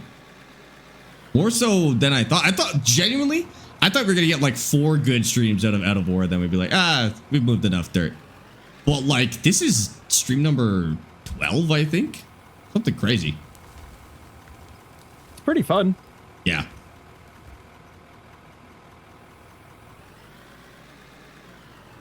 SnowRunner like a year ago. Yep, we played some SnowRunner just earlier this week. They just came out with a new DLC. And it's good. New DLC is solid. I kind of wish we were still getting new mechanics. Like, you can tell they've hit the limits of that engine now, because we're not really getting new mechanics, but we're getting new maps that still feel fun to play. We're getting new trucks. Actually, the new trucks are kind of mid. I will criticize them on that. The new trucks are nothing special, but at least we're still getting new trucks.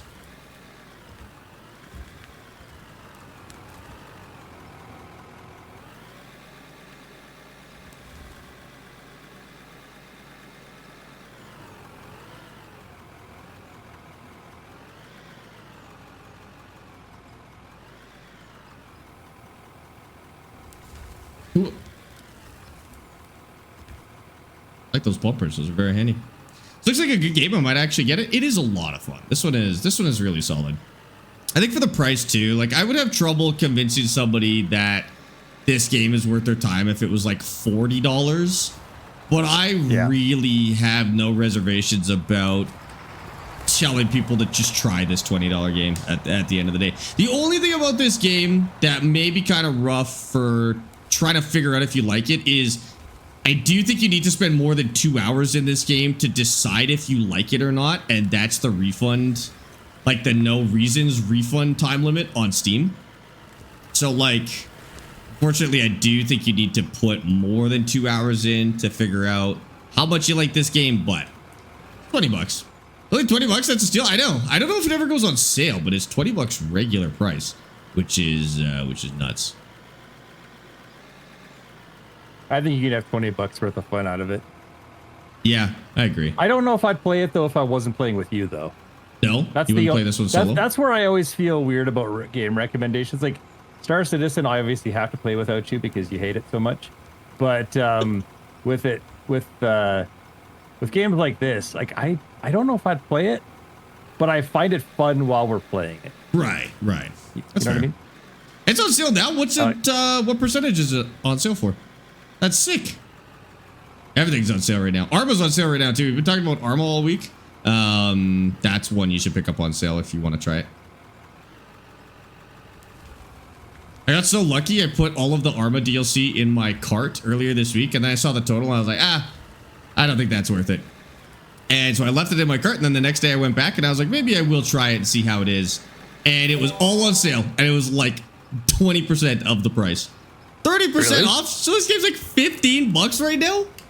Holy dude. That's a good deal. Smalls, thank you for that follow, by the way. Or is it $22.75? Well, I guess it depends where you are. Yeah. I can tell by the comma. The comma that it's not a decimal. That's probably what, euros, math? I think pretty much everybody does. Like even does the commas instead of decimal. Like they reverse the comma and the decimal. Do the Australians do that? Yeah, that always takes me a while to get used to in Europe, is the comma and the decimal being reversed. 22.75 Canadian. Oh, okay. I usually talk in US dollars when I talk about games just because it makes it easier. French Canadian, French I Canadian gotcha. as well. Wait, really? Yeah. They use the comma? Yeah. Wow. We're like the only ones who don't. That's weird. So just what, English, Canadians, and Americans? Yeah, and like, you know, when you have like 32,000 when we put a comma, they use the dot there. 32, Yeah, that throws me off a lot. That one's very strange. Try being in finance and try to make that up, like trying to figure that out. No, wait. Try being a mechanic who switched over to finance and figuring that crap out. Oh my God. That's like a mind bender. You started as the wrong class, Dad, for that profession. Right? Mechanic classes aren't supposed to do the finance profession, Dad. I know. I'm aware of that now. They said it would be fine. I was You've got the lied math to. debuff. You're not supposed to. Yeah. I'm sure being mechanically inclined will come in handy with the finance reports. I need to change the oil on a P&L, Dad. Oh, fire. Fire. Fair enough. I love the summer sale, but my wallet doesn't. I feel that, dude. I have only purchased the Arma DLCs, honestly. Actually, I did too. Well, I just got the one. I had a lot of them. That one's the best. In that DLC as well, if you really want to test your flight abilities, if you are going to set up your flight stuff, there's the water bombing campaign as well, where you use a helicopter to put out fires. And it is... In the same one? It's hard as shit. Yeah, it's in the same one. Yeah, it's the hardest for sure. It's harder than air control. Sweetbit was telling me about some Next Fest games. Did you? Oh yeah, we played a Sweetbit? lot of good Next Fest games. Yeah. Iron Nest was the one that you rated into us playing, where you map out like a battlefield and then deliver artillery, but it's like a fully manual artillery game. It's really cool. Oh. That one was really good. We played one called Nomad Drive, which was like Drive Beyond Horizons, but it's like the vehicle customization is really in depth and it's more casual. Like we didn't run into any enemies or anything like that, which was cool. That one was really good. Lawn Mowing Sim 2 wasn't very good, actually. Not a big fan of that one. Lawn Mowing Sim 1 is still the way to go, I guess. What else did we play? What else did we play and like as part of Next Fest? That Over the Hill one was good. I didn't play Power Wash Sim. Is there another Power Wash Sim coming out? They didn't have a demo during Next Fest, did they? Unless there's another one coming out. Hey, Zach. Out of our regular price is $24.99. It's on $19.49 USD. Okay, I gotta start telling people $25 then. I swear it used to be 20. A game about cutting trees. That one was, yeah, it was like a first-person incremental. That was cool. I don't think Dad would like that one though. What else? What else? Like, oh, we played Dave the Diver. That wasn't a demo. We just played Dave the Diver. That one was a lot of fun. Dave the Diver? Dave the Diver. You wouldn't like it. You'd actually hate it like crazy. But the game was fun. Is this all coal? No. This is copper and blasted rock. And this is a bucket loader. You played the demo Busbound a while ago. I've played Busbound the release now, right? Like, didn't we play that at release?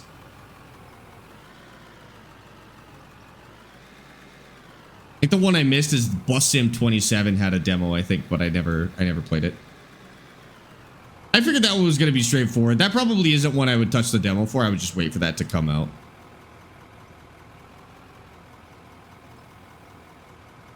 You might have. Don't keep track of what you all play anymore. Yeah, I mean, we just spent the whole day playing a bunch of demos. Couldn't fault you for not noticing what we were playing every second of that day. This is quite the cave now. Should probably put a roof on it at some point. You actually got your points refunded? Yeah, I was serious about that, Handbrake. That was a good outro recommendation. I gave you a freebie. Was it the demo for Farmers Dynasty 2? Was that an early access version? No, I think that was full game as well. I believe they did have a demo, but what we played was the full release. You can almost use the cave to turn around. Right? Make the entryway a little bigger and it would be there. Oh.